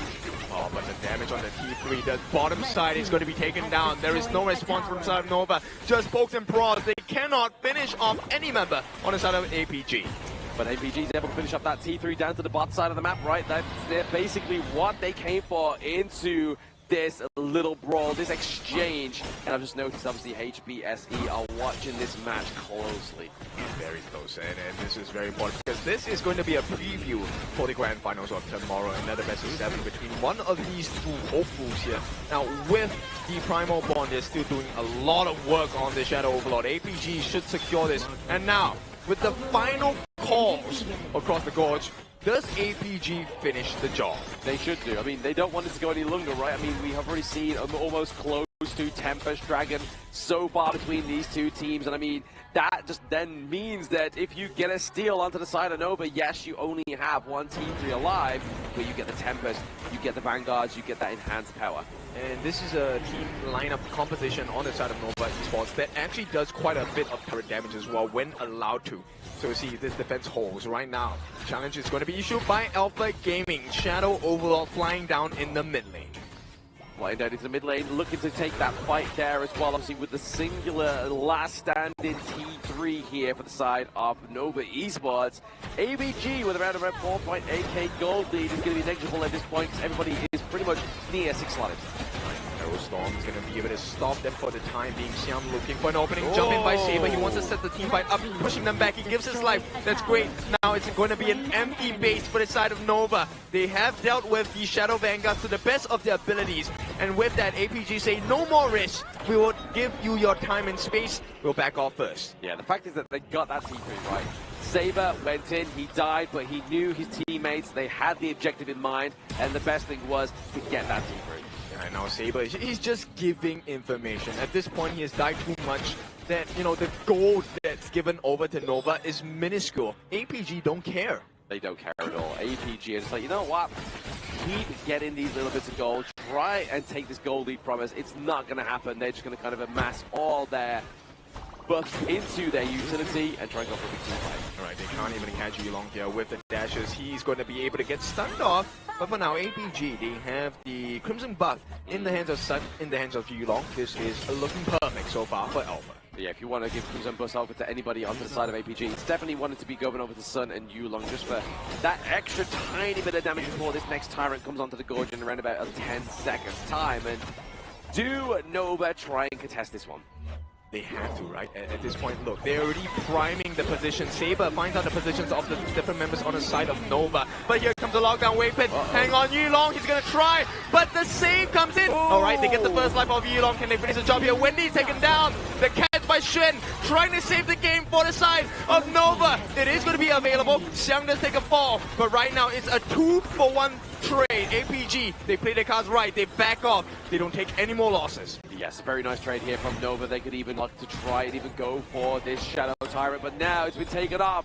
Tempest is up in around about 24 seconds. Right, Sun and Mochi, each of them have the Crimson buff. This is going to be true damage, burning damage available. Sun has had that right now expired.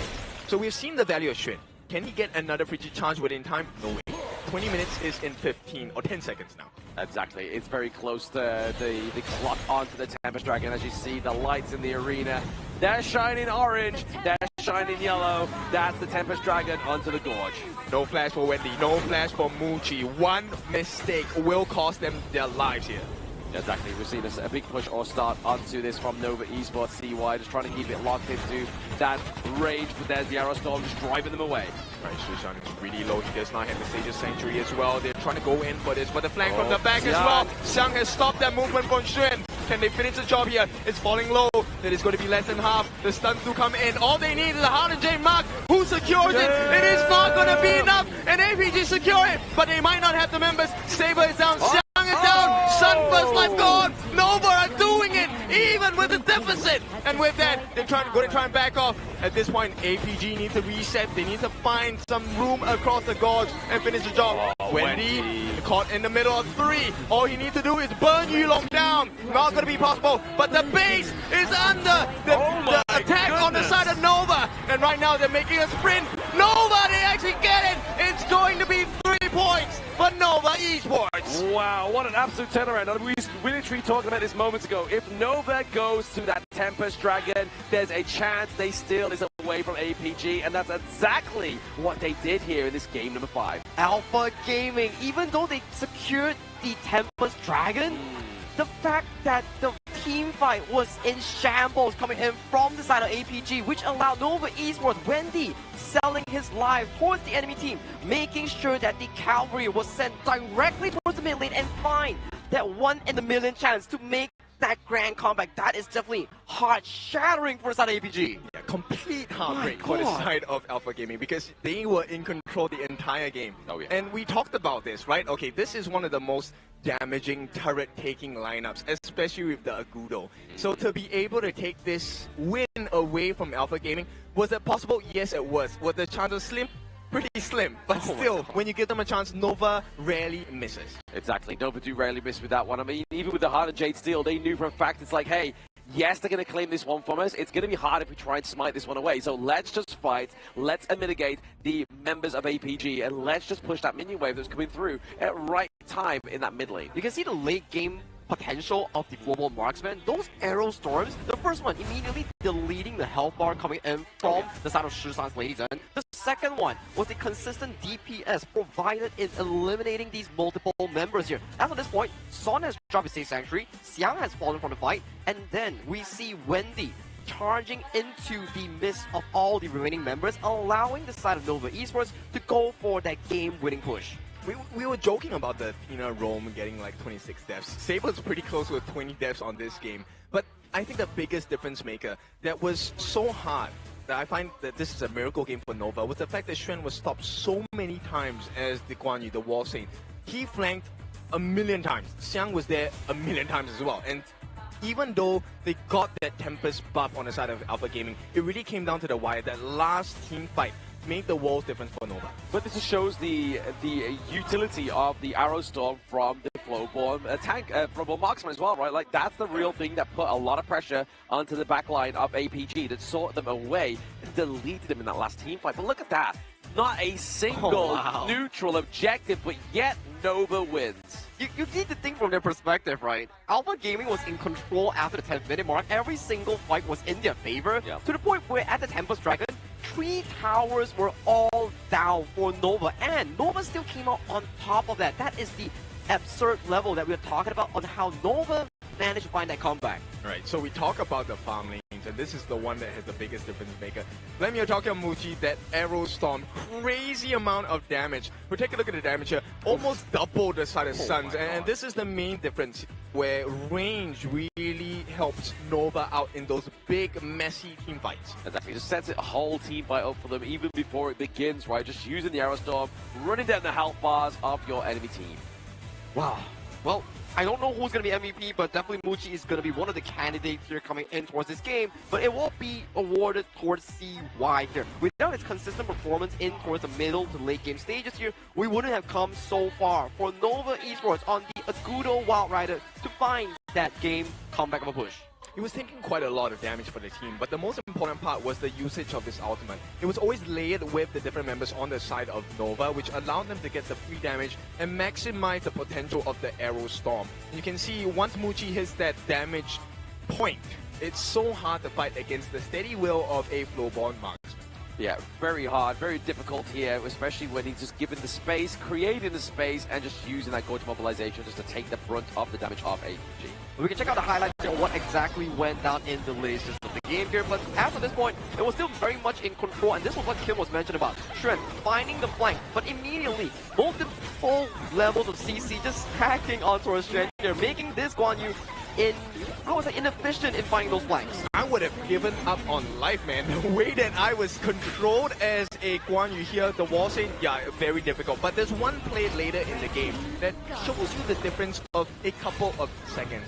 And I'm talking about Wendy here. When he uses the Splendid Storm or the Moon Goddess, it really saved the game because they have to pay attention to him. You can't leave Wendy alone because he will burst you down. Now, this is the fight, the final one. Yulong securing the objective here, and due to the fact that Nova Muji already shot down most of the health bars, this Hail Mary play coming in from Wendy, stopping the initial recall from Shisan, from Sun, making sure that they cannot come back from this play, which allowed Nova Esports, despite a 10 of 5,000 goal lead, coming back from such a dire situation. And this is series point going into the side of Nova, MKL's second seed.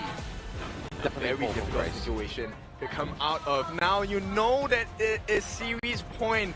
One more mistake will cost you the entire series. Not just the series, it costs you your tournament life. But not only that, if they lose this next game to APG, we are going to an ultimate battle, which Nova, coming out on top of this one, has yet to win an ultimate battle just yet. Obviously, HBSE are the only team to do it, but we know Nova statistically have been beasts in the ultimate battle. And one more thing that had yet to find a single victory today has to be the Athena role. Despite the fantastic performance so far coming in for the side of Alpha Gaming, this has been an unavoidable loss again for them. This will be a heartbreaking one. I'm worried, can Alpha Gaming actually come back from that heartbreak of loss?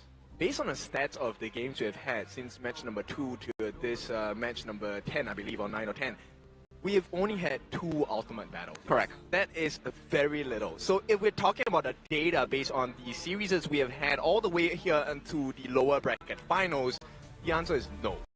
But APG, Alpha, you know they have the standards, they have the confidence as well. Can they make that a reality? They have to try, right? Definitely have to make this a bit of a rise of the Phoenix, for lack of better words. Obviously, they did take this fall from grace. It's now up to them to rise like a Phoenix and try and crush Nova Esports once again. But then they have to do it back-to-back, whereas Nova get one win, they are in the grand finals. That's when composure makes so much sense here. That's why in that game itself, the way that Nova Esports actually managed to come back, if they weren't composed, if they wasn't really in a single line of thought process here, it will be very difficult for them to actually find that game-winning comeback here. But this is the updated global ban pick thus far, and we are going to Game 6 here. with 25 heroes default ban for both sides, it will be a bit of a headache for both squads. I agree. In fact, I think one of the biggest headaches here is there is still the young gen for the side of Nova. There is still the Nerza for the side of Nova as well. And this is a very scary potential coming in from Nova. Knowing that they're on series point, you know this is going to be the most expensive draft they will ever come up with. Absolutely. Very expensive draft just to try and get this point through to them onto the board here. And Nova, once again, onto the blue side. So APG want to choose that red side once again. Well, judging from the global ban picks that I have taken a picture of, so we do have Alpha Gaming still available with the likes of the Dolia, for example, here. So it does allow them to go into the situation where they need to play the Dolia Eleme, the Dolia Nerza. All these are available options coming in from the side of APG. And from the side of Nova Esports, they did burn through a lot of these top-tier farm lanes here. No Arlie, no Long, no DRJ, no Channel, and no Flowborn Marksman. So they are very down the pool here for the side of Nova. I think they pull a page out of the HomeBois Blackstreet Esports page, a book. Pick up the Sunbin, pick up a super tanky lineup, and just rush at your opponents.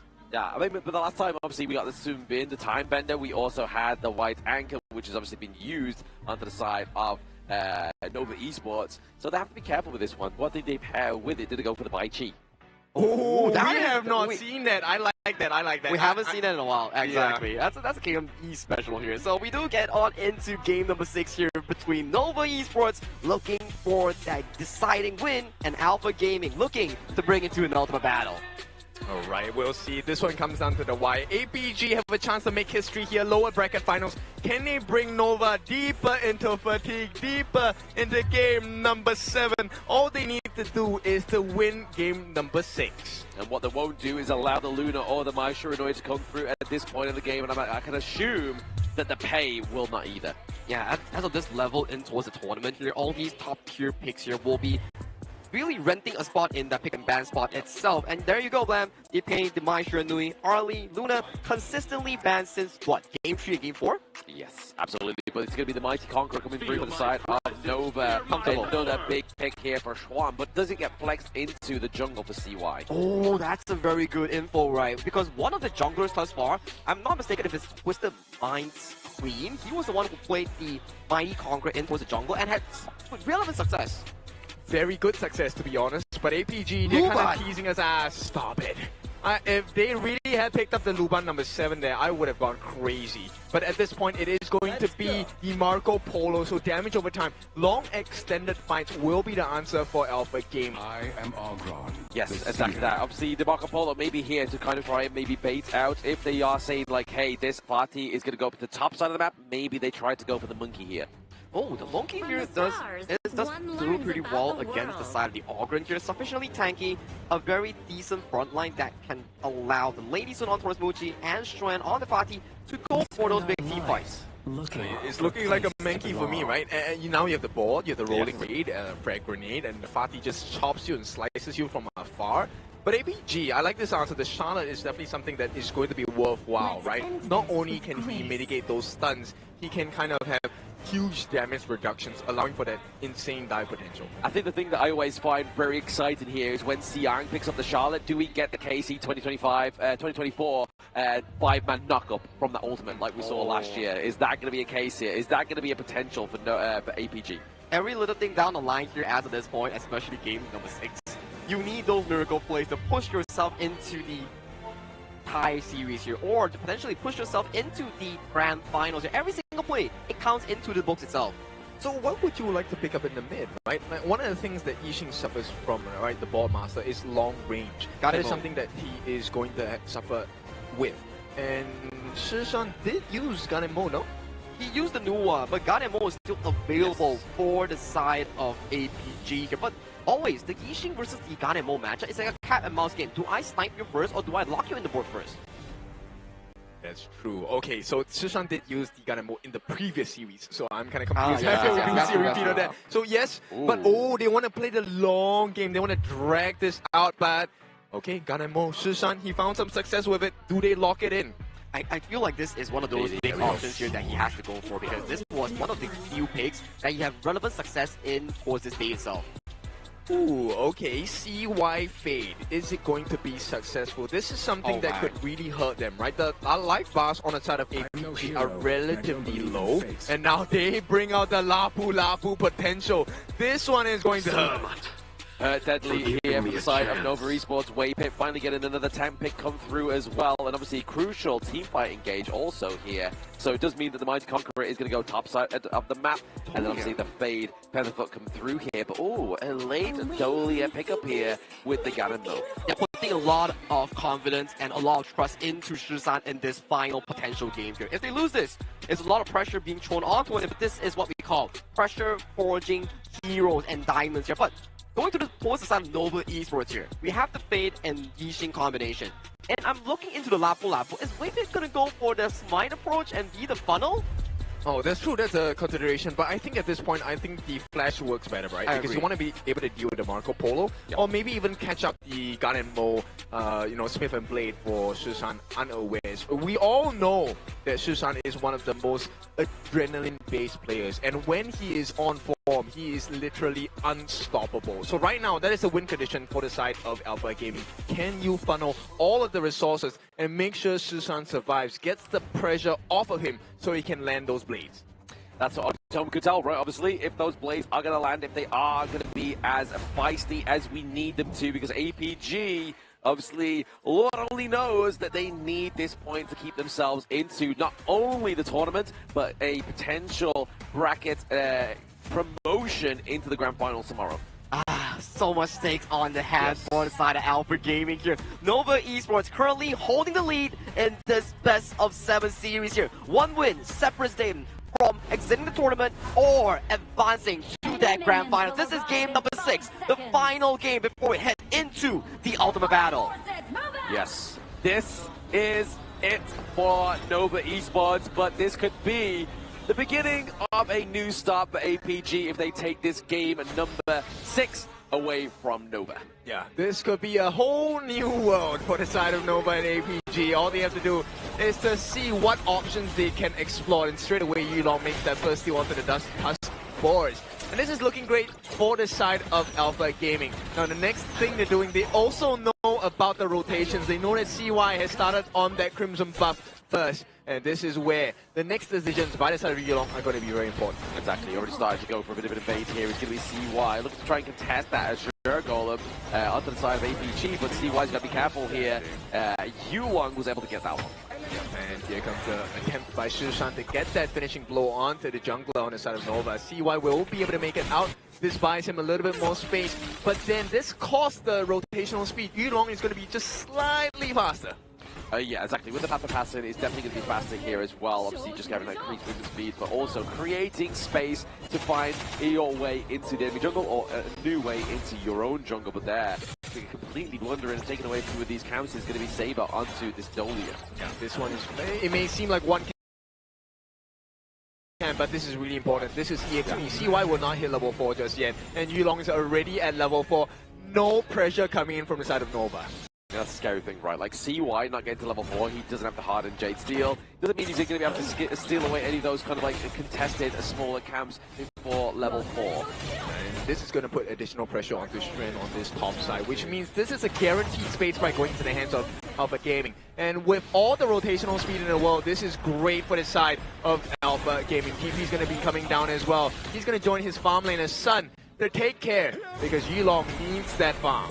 You can already see what's happening here, right? Obviously, Nova's just trying to chip away so much of that T1 into the bottom side of the map here. Then when the 4-minute mark comes up, do they go for the Tyrant? No, they look for pressure onto that T1, get that run down, and then obviously Sun is forced to go elsewhere. Yeah, we'll see if that's going to be the case, because right now, until the bigger steals happen, I think Nova still can catch up. But at this point, I mean, the goal difference, I think it's just neck and neck, right? It's about, what, less than 500 gold at this point. Yeah, basically, just like 376 it says there on top of the board there, so not even 500. It's literally negligible at 2 minutes and 45 seconds, but no real first blood come through just yet. Which makes the first blood even more valuable, right? Imagine it goes in the hands of Yulong or goes in the hands of CY. The junglers will make the difference. But the biggest one, Finlay. If Wendy gets it, he gets to amplify his farming speed. If Shisan gets it, that amplifies his life-taking ability. Exactly. It's going to be potential battle off of the mid lane heroes here, side of Nova and APG, but right now, still, we see the Sun is like, you know what, Fuji's quite out of lane at this moment in time. Let's see if we can get some pressure onto those T1s, get a little bit of damage come through, but Yulong's securing more of the Right, so 40 seconds to see who lost the test. Both teams, I think, will play very safe. They'll play very steady as well. You don't want to take a risk because the cost of losing this game will be too much for either side. Nova wants to clean this up. APG wants another shot at the grand finals here. And that other shot would be an ultimate battle here against Nova Esports. And forgive me if I'm wrong here, but I don't feel like APG's ever taken Nova to an ultimate battle. I also don't think so. Now, we will fact check ourselves later on, but for now, it's all about Susan. Can he get those couple plays down? Can they really batter them and soften them before the actual fight happens at the 4-minute mark? We can only hope so, but there it is. In 1 second, it is now time to go for these neutral objectives. Yulong already starting the pace here, using those double blades from Shishan just to start it off. Yeah, it's all about making sure that CY is able to get it. The board is landed down. Crucial kills them. And right now, if they make it out, this is all to the benefit of Nova. And they have. Everyone is safe and sound. I mean, generally, Wendy is low on health, but he does have his passive to work with. Exactly. The passive is going to keep himself alive. Actually, no, he doesn't have that passive just yet. He's going to be careful with that one, but taking liberties just to kind of clear out this minion wave and even that sprite. Yeah, I mean, this is what you want to see and have out of the Fade pick, right? Featherfoot is very important because his ultimate allows you to secure resources once it's down to less than 1/8 of its health, and you can't smite it away. You can't smite it away, and just like we saw there, the Tyrant does get stolen away, so really good play from Nova. Obviously, still, you have to give props up to APG. They're still ahead with the goal lead ever so slightly. Still not being able to take that away from them is going to be Nova Esports. Yeah, you can see the mindset behind Yulong's build here. He wants to be the main tank for the team. Going for the Dragon Rage is going to be very valuable, okay, when he gets teamed up by quite a bit. And this is something that I'm hoping to see out of Susan. Can he get those finishing one-shots? One shot maybe what he needs to get, right? Obviously, especially those couple blades. Those couple blades are going to tear through some of the members here on the side of Nova. Right, we'll see how this is going to turn out. 15,800. APG still has the lead, but the map is going to start looking a little smaller because the damage is coming through. CY as well as Muchi just tearing through this T1 at the bottom. Exactly, those early efforts are really now coming into a bigger practice here for the side of Nova Esports, who decide to go and take the T2 down to the bottom side of the map. This was something we used to see from Nova in the group stage, was complete domination into one of these side lanes. Yeah, and one of the unfortunate victims was OG as well, but we'll take a look at this. Nova, they're looking for the flank, but here comes the Augur, and he's all alone in the middle of 3, 4, 5! He gets the Soul Conductor of Souls here. The return damage by the side of Susan, not going to find a target at this point. And still, APG, they're looking for another chance. Jump in by the side of CY as well as Waypit, unable to find any room for mistake, but they have staved off the aggression from Alpha Games. Yeah, the artillery potential here, especially from Shishan, is absolutely nuts, as you saw there. If it wasn't for that correct dodge from Schwan, I feel like he would have been a Schwan. Yeah, exactly. Well, I want to take a look at this top side now. The growth of Sun, 4,000 gold. The big thing is Muchi is catching up and keeping pace as well. This T1 is not looking, it's like it's going to stand any longer. Yeah, but they're bot side of the map there. You can see that Xiang's getting that split push as well, so maybe if he's going to get rid of that T2 down bot side, you can kind of see that CY's like, hey, that's our job. And now have to use the Hard and Jade Steel. Oh, yeah, the Hard and Jade Mount just to be a deterrent for the side of the dive for Xiang here. And it's working out well, but the damage on the T2 is looking a little bit too much Nova. They have to find some of the answers across the gorge. Nova definitely needs to get those answers, right? Obviously, they're still behind in terms of the gold. They're still looking to bleed through that mini wave down to the bottom side of the map. And honestly, the T2 is literally holding on by dear life. Yeah, I want to see when Waypit is going to commit that flash Raging Seas, because it hasn't been done yet.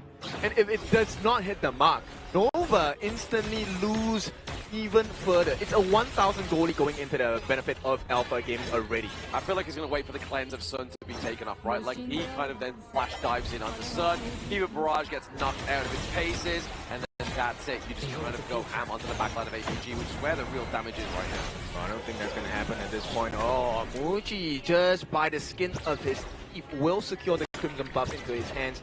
That's going to be a lifeline for the side of Nova. They want to find that perfect setup. Muchi now will have the Shadow Reaper in his inventory as well. Shadow Ripper turning to blade, very powerful items into the early game here as well. And you can kind of see that Wendy forcing to be building the anti-heal because of his Orgrin and up to the Dolia before he gets his damage items on board. Yeah, but the later this game goes, doesn't the risk for Nova become that much higher?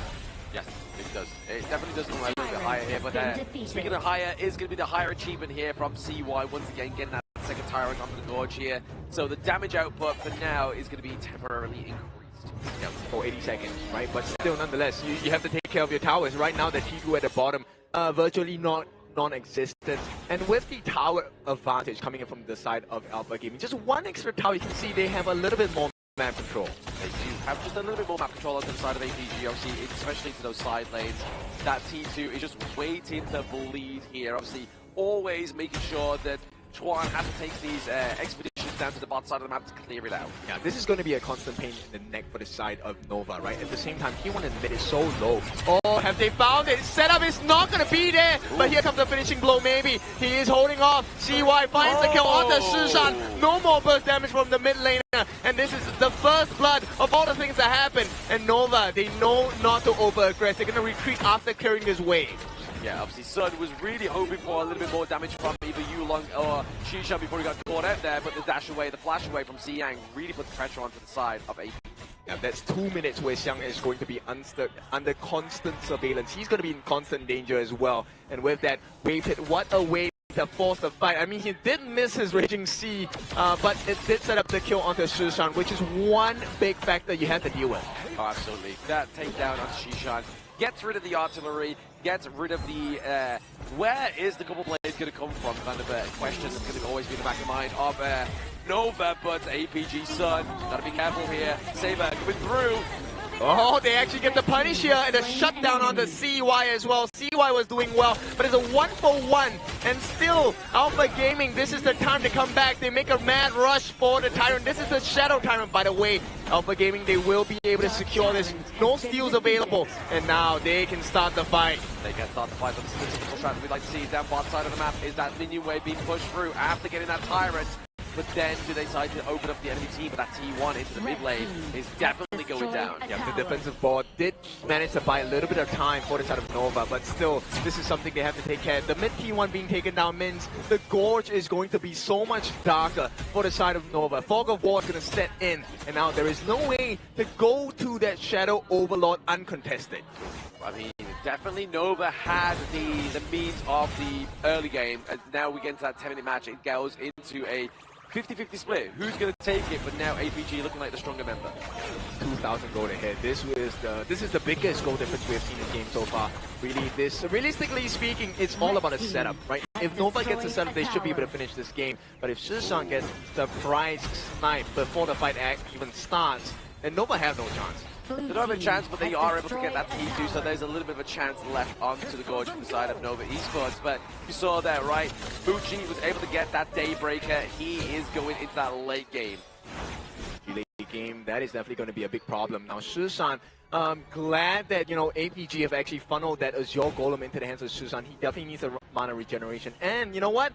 What can't hurt the cooldown reduction as well. This is going to mean more blades for the side of Alpha Gaming, more damage, and potentially that could be the turn around factor and the coffin for the side of Nova. Ooh, they don't want that though. They do not want this to be the coffin. They want this to be the coffin breaker. They want to break out their sarcophagus off the side of Nova Esports because they were buried by HBSE.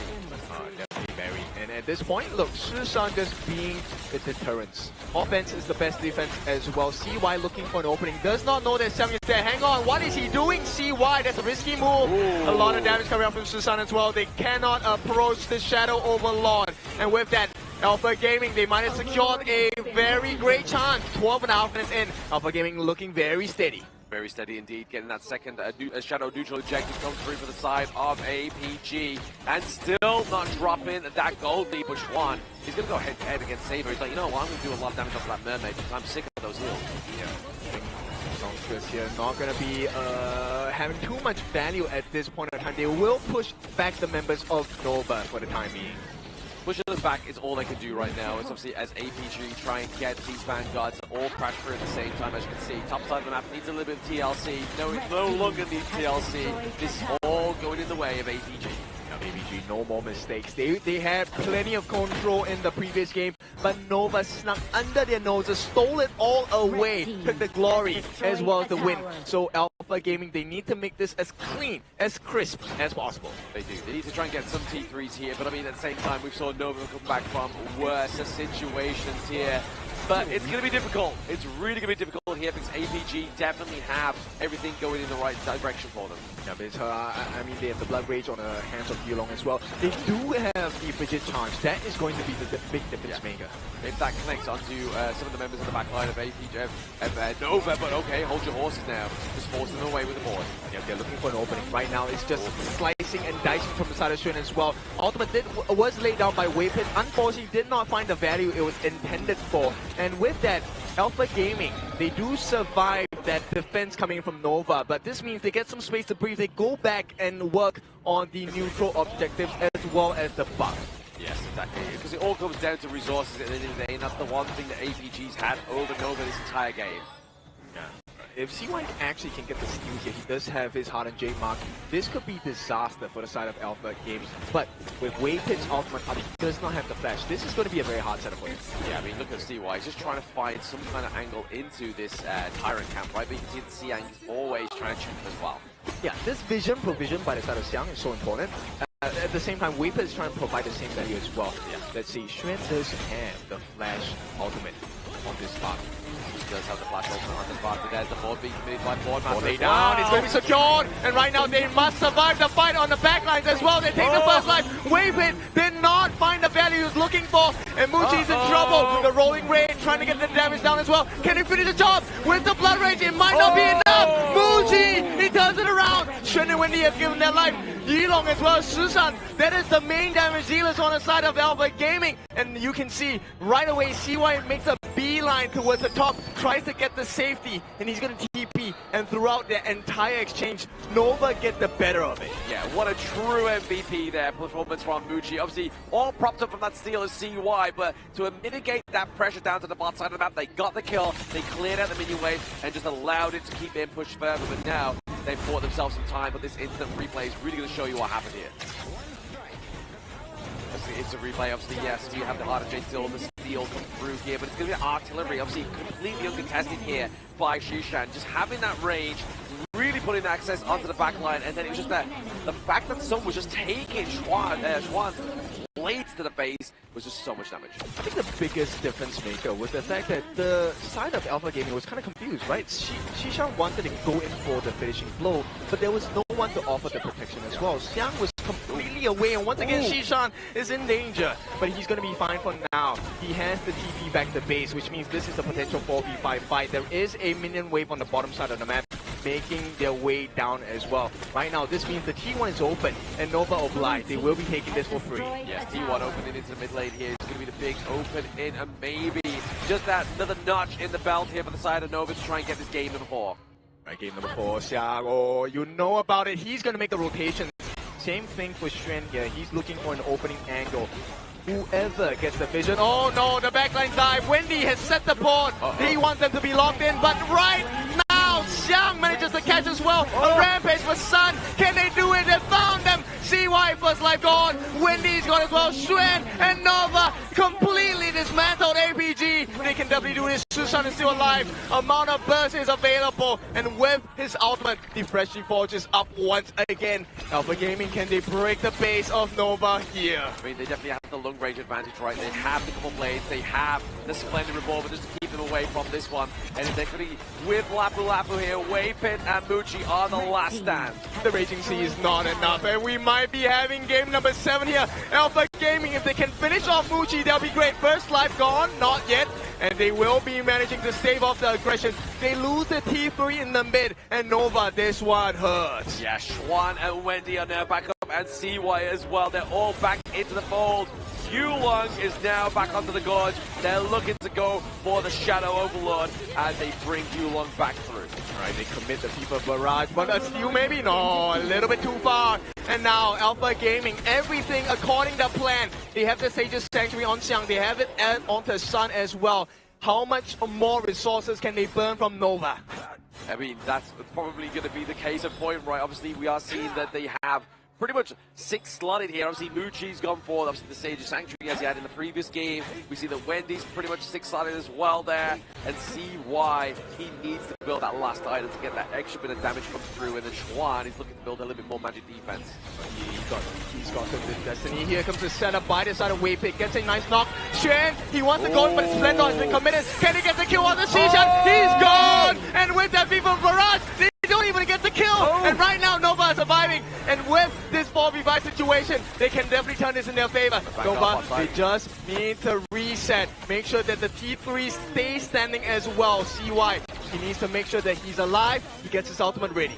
Yeah, gets his ultimate ready with the Xuan here, bit of a saving grace for that T3 down to the bottom side of the map, but somebody needs to go and answer the call for that top side T3 as well.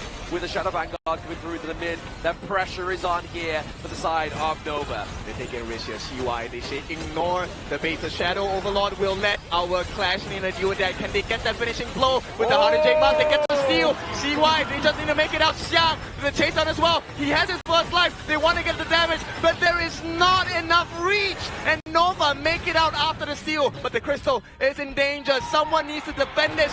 Waypit, make it happen, and they have made it in time. Alpha Gaming, they will not be able to find that game number 7 just yet. Yeah, unlike British Transport, you see that Nova Waypick got there in time to stop that steal with the minions there. We are not going to get a Winions match here for the side of APG.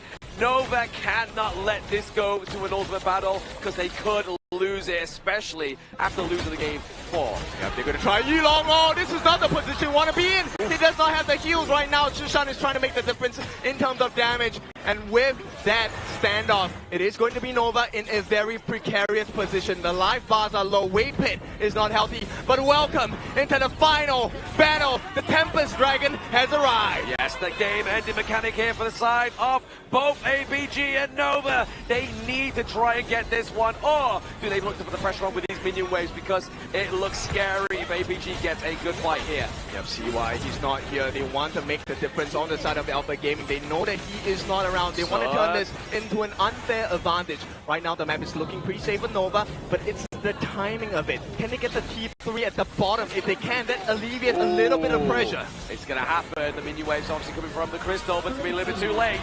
Right, they get it as well. Xuan actually commits his ultimate. The board locks them in on the corner here. Can they find the finishing blow? Shushan looking for an opening onto Waypit, unable to find that finishing one. And with this, Alpha Gaming, they will reset. We'll see why he needs to hide. He's a little low. In the meantime, Muchi does have the Sage's Sanctuary. He did not have to burn it just yet. He's going to be the winning formula, but he's so low on mana. Yeah, I mean, that bot side of the map being completely eradicated there is going to give the pressure over to the side of Nova, because they still have their T3 just by the skin of his teeth. Xuan does have the Sky Dome. This is going to be shared by across the map for Xiang as well. They want to go in for that finishing blow. Yilong looking for, FIFA Barrage coming in from Sun, but immediately taken down. The save by Waywind. Is it going to be enough? Where is the damage? Saber has been taken out, and Nova, they're doing it. They're able to take down the lives on the side of APG. Bushido has to run for his life. Xiang looking for the chase down. If they get rid of Muji, they have no more damage, and Muji will be taken out. 45 long seconds for the side of Nova. APG, they will try to hang on. First life gonna burn down for the side of Xiang, but CY, he needs to make it out. Where's the stop? No, they don't get it. CY, he gets his life. They just need to finish the job. And Waypit, he saves the day. And here comes Xuan as well. He's gonna take down Yilong. And this is gonna be the dream opening for the side of Nova. They don't get the Tempest Dragon, but they're going to be able to stave off the pressure. Nova fans are loud, they're proud. They are definitely proud there, but I mean, you have to give it over to Wendy, right? He was in the mid lane, completely just getting that minion wave into that T2, putting even more pressure onto the side of APG, but now they have to reconvene. Yulong is back up at around about 19 seconds. CY in 9. They don't have a smite. Don't look to go for this Tempest Dragon. Stats-wise, this is not supposed to be looking good for APG, right? In fact, this should be a guarantee. If CY comes in here, I'm not sure whether he has burned out all the uses of the Sage's Sanctuary, but that could really be the difference maker. Look at the damage being worked down by the side of Muji as well. They don't have vision on the backline. Xiang 1v1 against the like of Xuan. They will secure the CY, opens up his ultimate. They get it! Nova, this is the dream start. Can they finish the job? They're going to start on the backline. They get the first line of Shushan down. Can they finish it at this point. But in the mid lane, they need to make a run for it. We are looking at the attempt by Sun. He can try and carry, but he cannot do it. Nova, this is the dream for them. 40 seconds without Sun. All they have to do is to win the next team fight. Yes, the team fight is going to be the big win here. Waypit trying to lead the charge, making sure he get the intel from the side of APG, trying to get those couple blades sapped away and making sure he's going to soak that damage on the top side of the map here. CY looking for the push. Yeah, 50 seconds. This one is a little bit too long for the side of Alpha Gaming. If they do the damage on the T3s, this is going to completely turn the tables onto Alpha Gaming. This is their last stand. The dream must stay alive for them. It must stay alive. They are looking to try and redeem the House of Nova. T3 to the mid lane gets taken down. They're looking for the T3 top side of the map. It's going to be the final fight. Yep, it's an empty base right now. Muji carries the dream. The ball lay down. He catches 3.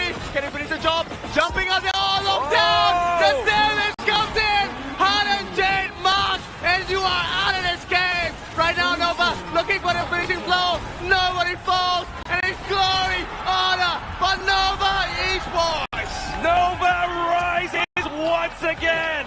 Their house crumbles, but they redeem themselves from the rubble. And they are your grand finalists going through to fight HBSE. That was one of the most intense BO7s that I've watched in the KIC 2025. Back and forth. Game 5 comeback, Game 6 Tempest Dragon to decide who will march forward, and in the end, it was Nova, the Supernova, advancing to that grand finals to meet HBSE in that fated re-encounter. Yeah, and this is what makes it so exciting for the side of MKL, because every time it feels like there's going to be a shake-up in terms of the standings. The teams that are at the top, they rise up, they show you that no, there is a reason why there is a 1, 2, 3 in MKL, and for now, it is status quo. With status quo in mind, Nova Esports takes the winner's bow here as they do get the well-deserved victory after 6 hard-fought battles. They came into the stadium, the venue, in the early morning here, but as we celebrate the victors of today, we have to thank Alpha Gaming, the 3rd seed coming in from the MKL. They have fought strong and hard through the lower brackets here, but this is where they have to exit the tournament. We thank for their participation, and congratulations, you are 3rd in the world. Yeah, definitely they must stand proud, right? Yes. This was a heck of a last game. I mean, it was down to the wire at this point, but APG, they held on, they pulled it all the way to game number 6. Unfortunately, they did not make the cut, so they will be sent home, and tomorrow we get that grand finals we deserve. Yes, absolutely cutthroat here for the side of APG, but they did try the hardest. They are the 3rd place, but we are looking at Nova proceeding through. This is coming in from the side of Alpha Gaming. So definitely it's a painful experience here. You know for a fact that it's very saddening that you lost Game 5 in such a comeback way against your opponents. Knowing for the fact that in Game 6 alone, it was very possible for you to bring it into the final ultimate battle here. But the last few moments was the key difference maker. Yeah, I mean, just the usage of the Sage's Sentry, that was the difference maker in this game. Very few games in KIC 2025 have been brought down to the wire at this particular level. So just Muji being able to survive, and that was so intense. Oh yeah. Muji taking a fall at that last moment, I felt like, oh no, that's over for Nova. And maybe we get to see the rise of MKL's number 3 to take over Nova, to take that number 2 slot. But no, they did not want that to happen. No, it was very close, but obviously you have to give over props to APG. They did play their heart out, but Nova just, they know how much this meant to them to be redeemed and look to try and take revenge onto HBSE tomorrow. But we're looking at these stats, right? Obviously a lot of damage outputs because we were at 24-minute game, and looking at Muji there, 185k damage. And all this damage now, it was sent towards one man coming from Alpha Gaming here. Almost 300,000 damage tanked by APG's Yulo on their soul guy. It's crazy, and I mean, they did find some value. Shishan was actually doing his job so well, but then they found out the reason for their success, and it truly was because of Shishan. So what was the call from the side of Nova? It was just CY, go and hunt down this Smith and Blade. Once he's out of the fight, they don't have the damage. You can have Sun throw as many fever barrages as you want, but he's going to be taken out immediately. Exactly. Well, this goal lead explains a lot, right? Where Alpha Gaming, they were at the edge of the final push here, but it was Muchi with those final few frag grenades kiting out and extended the game into a Tempest Dragon here. And this is the jungle head-to-head matchup here. CY piloting the Assassin and Yulong piloting the Soul Guy here. Yes, the Featherfoot coming through here for the side of Nova Esports. CY with those crucial Ardent Jade Seals really changed the whole pace of this game. Yeah, it's crazy because if you take a look at the stats, damage taken higher on the side of Yulong, invasion rate higher on the side of Yulong, vision score higher on the side of Yulong as well, and still they couldn't close it out. That was because this game was in the control of Alpha Gaming here, but you know who came out when times would matter the most? It was Muchi with the most consistent Lady Sun pick in this Game 6 here. He was really the lifesaver of Nova in preventing the series of going into an ultimate battle. The Cannon Bell, also known as Lady Sun for our OG players here, 2, 1, and 5. Now, damage taken was a little bit much in terms of like 16%, but this came at the appropriate times where he gave his life for the cause because he was already dealing the damage. Yeah, he was down for the brawl. He was there to make sure that those prime plays were being made, especially down that bot side of the map, which we probably will see in these highlights where we saw a team wipe almost potentially happen for Nova. And this was the primary fight that Alpha Gaming found the potential last game push here. Son found a beautiful engage towards the backside, getting 3 core members. It was down to Waveit and Muchi here, but they hold on to Stronghold so well, delaying it into a Tempest Dragon. This one, Yulong coming in with the Fever Barrage onto a Son here, immediately gets sniped down from the side of Muchi here, coming back from spawn, but didn't swap to the Destiny here. And Muchi, as of this point, he's over to the backline here, getting caught out. We were all thinking like, what's going on? What is this game going to extend into a further market here? But this was a beautiful play coming in from Sean. They got Muchi, they got CY, everyone. The long range damage you were expecting out was not there. But the fact that they got Yulong down created this beauty of a situation here where CY was able to outsmite and get the ultimate down. This was the beauty of the Featherfoot bait here. Your ultimate, the hardened Jade Seal, gets you primary access into these objective takes here. Hence, in the final few moments here, when you have no more towers, you have no more identity, you will be losing to an overpowered Tempest Bug carrying down your base. Last combination, super beautiful.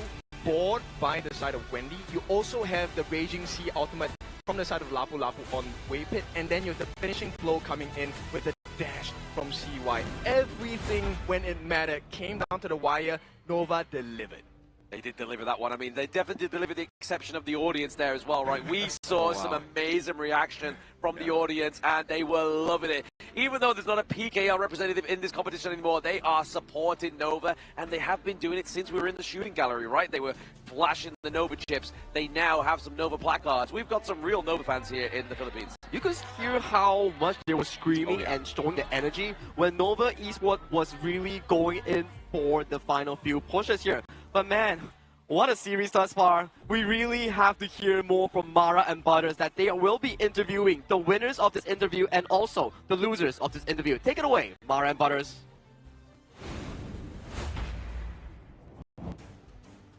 Everybody, let's give a big round of applause to our grand finalist, Nova Esports. Waveit, Xuan, congratulations. You've made it to the grand finals. But you know what I'm so curious about, Waveit, is that you had a very long day today. Great matches. How did you prepare after HomeBois Black Shoe Esports sent you down the lower bracket? You guys had a lot of fight. We just go to have a nap and eat food, just like that. You had a nap? Yes. You didn't practice at all after? No, because I'm so tired. You're so tired because you woke up so early today. Yes. And it looked like the nap works because all you have to do is reset and you came back like you're 100%. Ready physically and mentally. Now I have a question for Xuan. This time around, APG, you had a lot of matches against this team. But right now, was there something different between you guys? Because they got a bit close today to getting that ultimate battle with you guys.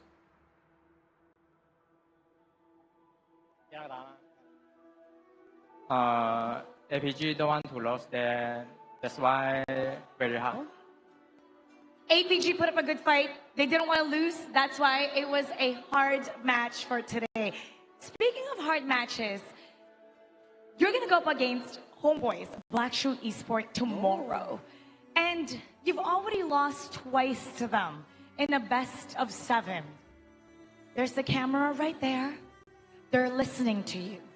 What would you like to say to your opponent tomorrow, to HomeBois, Blackstreet Esports?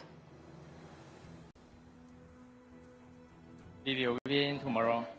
You will win tomorrow. It's as simple as that.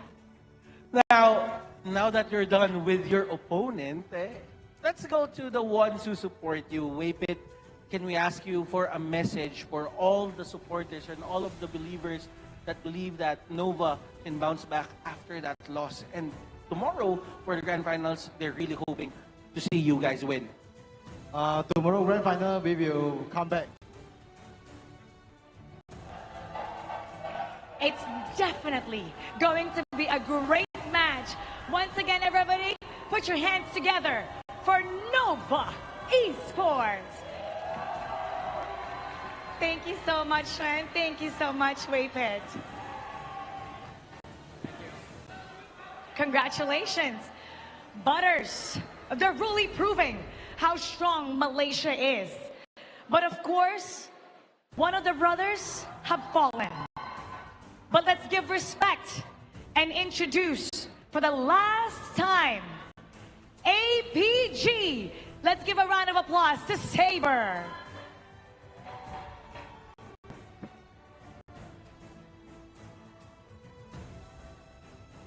Saber, you hear that? They're cheering for you. You and your team put up such a great fight. It just so happens that Malaysia is really the strongest, and you went up against a really strong team today. But regardless what, Malaysia is so proud of you. Even the Filipinos here are clapping for you. What is your final message to everybody, Saber? We already tried our best.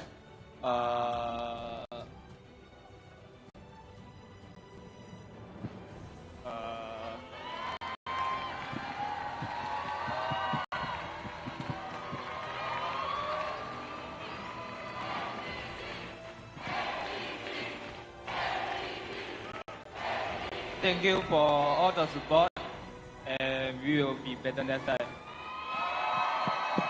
Saber, we thank you because your team, APG, put on such a great show for everyone. You heard everyone cheering for you, yelling APG. And I have to say, once teams rise, doesn't make you any weaker. It just means that Malaysia is the strongest of them all. But you know what? We look forward to what you have to show in the next competition. We are so impressed by what APG has shown us. This is just the continuation of your journey. The whole world sees how great APG is. Everybody, let's give him the honor. One more time. Everybody say APG.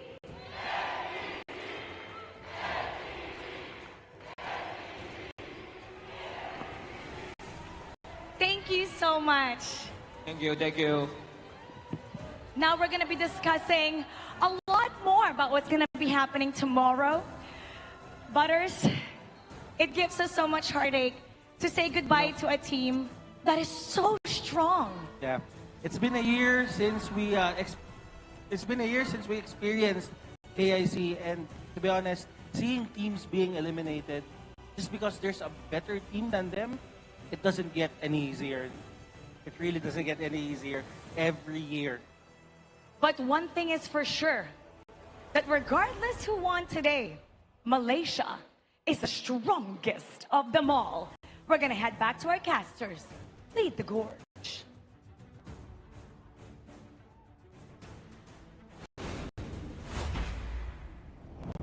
Thank you, Mara, and also Butters here. Congratulations to the side of Nova Esports here. A very good interview to show that they are ready for the upper bracket grand finals here. But It's with a heavy heart to say we do have to bid goodbye to the side of Alpha Gaming, despite a very good performance thus far. Yeah, I think this one was a hard-fought victory for Nova, so APG definitely should be proud. May not have been the alpha for this particular match, but they're the alpha in the near future. When they come back into the next year, next season as well, I think this is going to be a monster squad to watch out for. And of course, this brings us to the next stage of events here. I'm so curious about what's going to happen tomorrow, Sagi.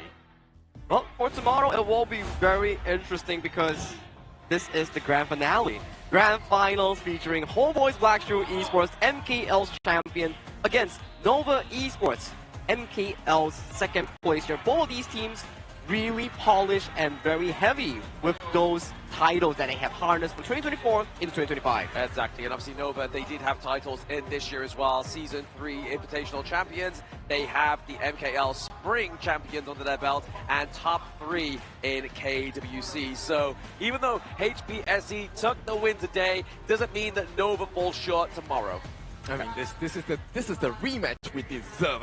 I mean, were we satisfied with the 4-1 win by the side of HBSE against Nova? No way. Come on, we want more action. We want more close and tight battles. This one was so tight between Nova and APG. I think we can all expect even higher standards tomorrow. I think that was one of the best BO7s I've watched so far in the entire KIC. But this will be the upcoming tomorrow final day of our KIC matches here, featuring Team Carl versus Team Nochi on the 2v2 show match, into Team Pause with Team Wings in the 5v5 show match, and then the grand finale starts at 6 p.m. GMT+8, featuring champions clashing against champions in their own respective.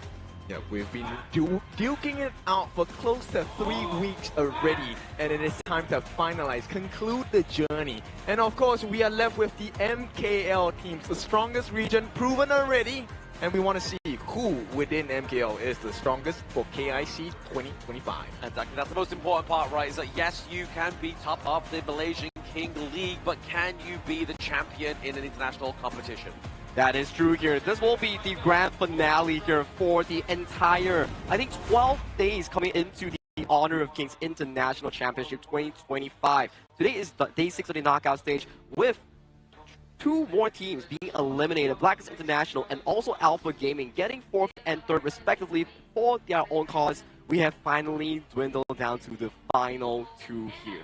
Yeah, and this one's going to be a little bit spicier because the prize is, being number 1, you get 300,000 USD. If you're second place, you get cut in half. It's going to be 150,000 USD for you instead. But not only that, you get your FMVP skin if you are the FMVP of the winning team. So that's already kind of looking towards these 2 Malaysian teams that really, if we look and boil it down to their heroes, we could be seeing some really cool FMVP skins come through. I think if you go towards the jungle side, Luna, Jing, Flash, Dharma, Charlotte, Farm, Arlie, yeah, all those, these are definitely candidates that we will be talking about tomorrow, because especially, it brings a lot of value. This is the first ever FMVP skins in our HOK esports environment. Yes. Don't forget the roams. Come on, roam lives matter. We want more Zhang skins. No one wants to support FMVP skin. We want Clash lane, we want jungle, we want farm lane, we want mid. But hey, it's been a fantastic day so far here in Ayala Mall, Manila Bay. My name is Sagi HOK. Alongside of me is also Blam and also Kindofu. We thank you for watching the epic finale of the lower brackets. Tomorrow, we will venture into the grand finale of the upper bracket. Good night and see you tomorrow. After intense, fierce, and heart-stopping battles, we finally found our final 2, the best of the best, our grand finalists, HomeBois Blackstreet Esports and Nova Esports. Mara, after everything we saw, I learned 2 things today. Number 1, that Malaysia is the strongest region in HOK Global. And number 2, I actually now know what penultimate means. And the teams really did deliver a penultimate day. They rose to the expectations that were set for them. After all, they're called the strongest region for a reason. It's Malaysia versus Malaysia in the grand finals. An MKL rematch. And if one holds the title of King of Malaysia, who will be the kings of the world? And we can't wait for what's about to come tomorrow. Once again, my name is Mara Aquino. And I'm Butters. And you've been watching the Honor of Kings International Championship 2025. Keep with the good guys, everybody, and see you tomorrow in the Grand Finals.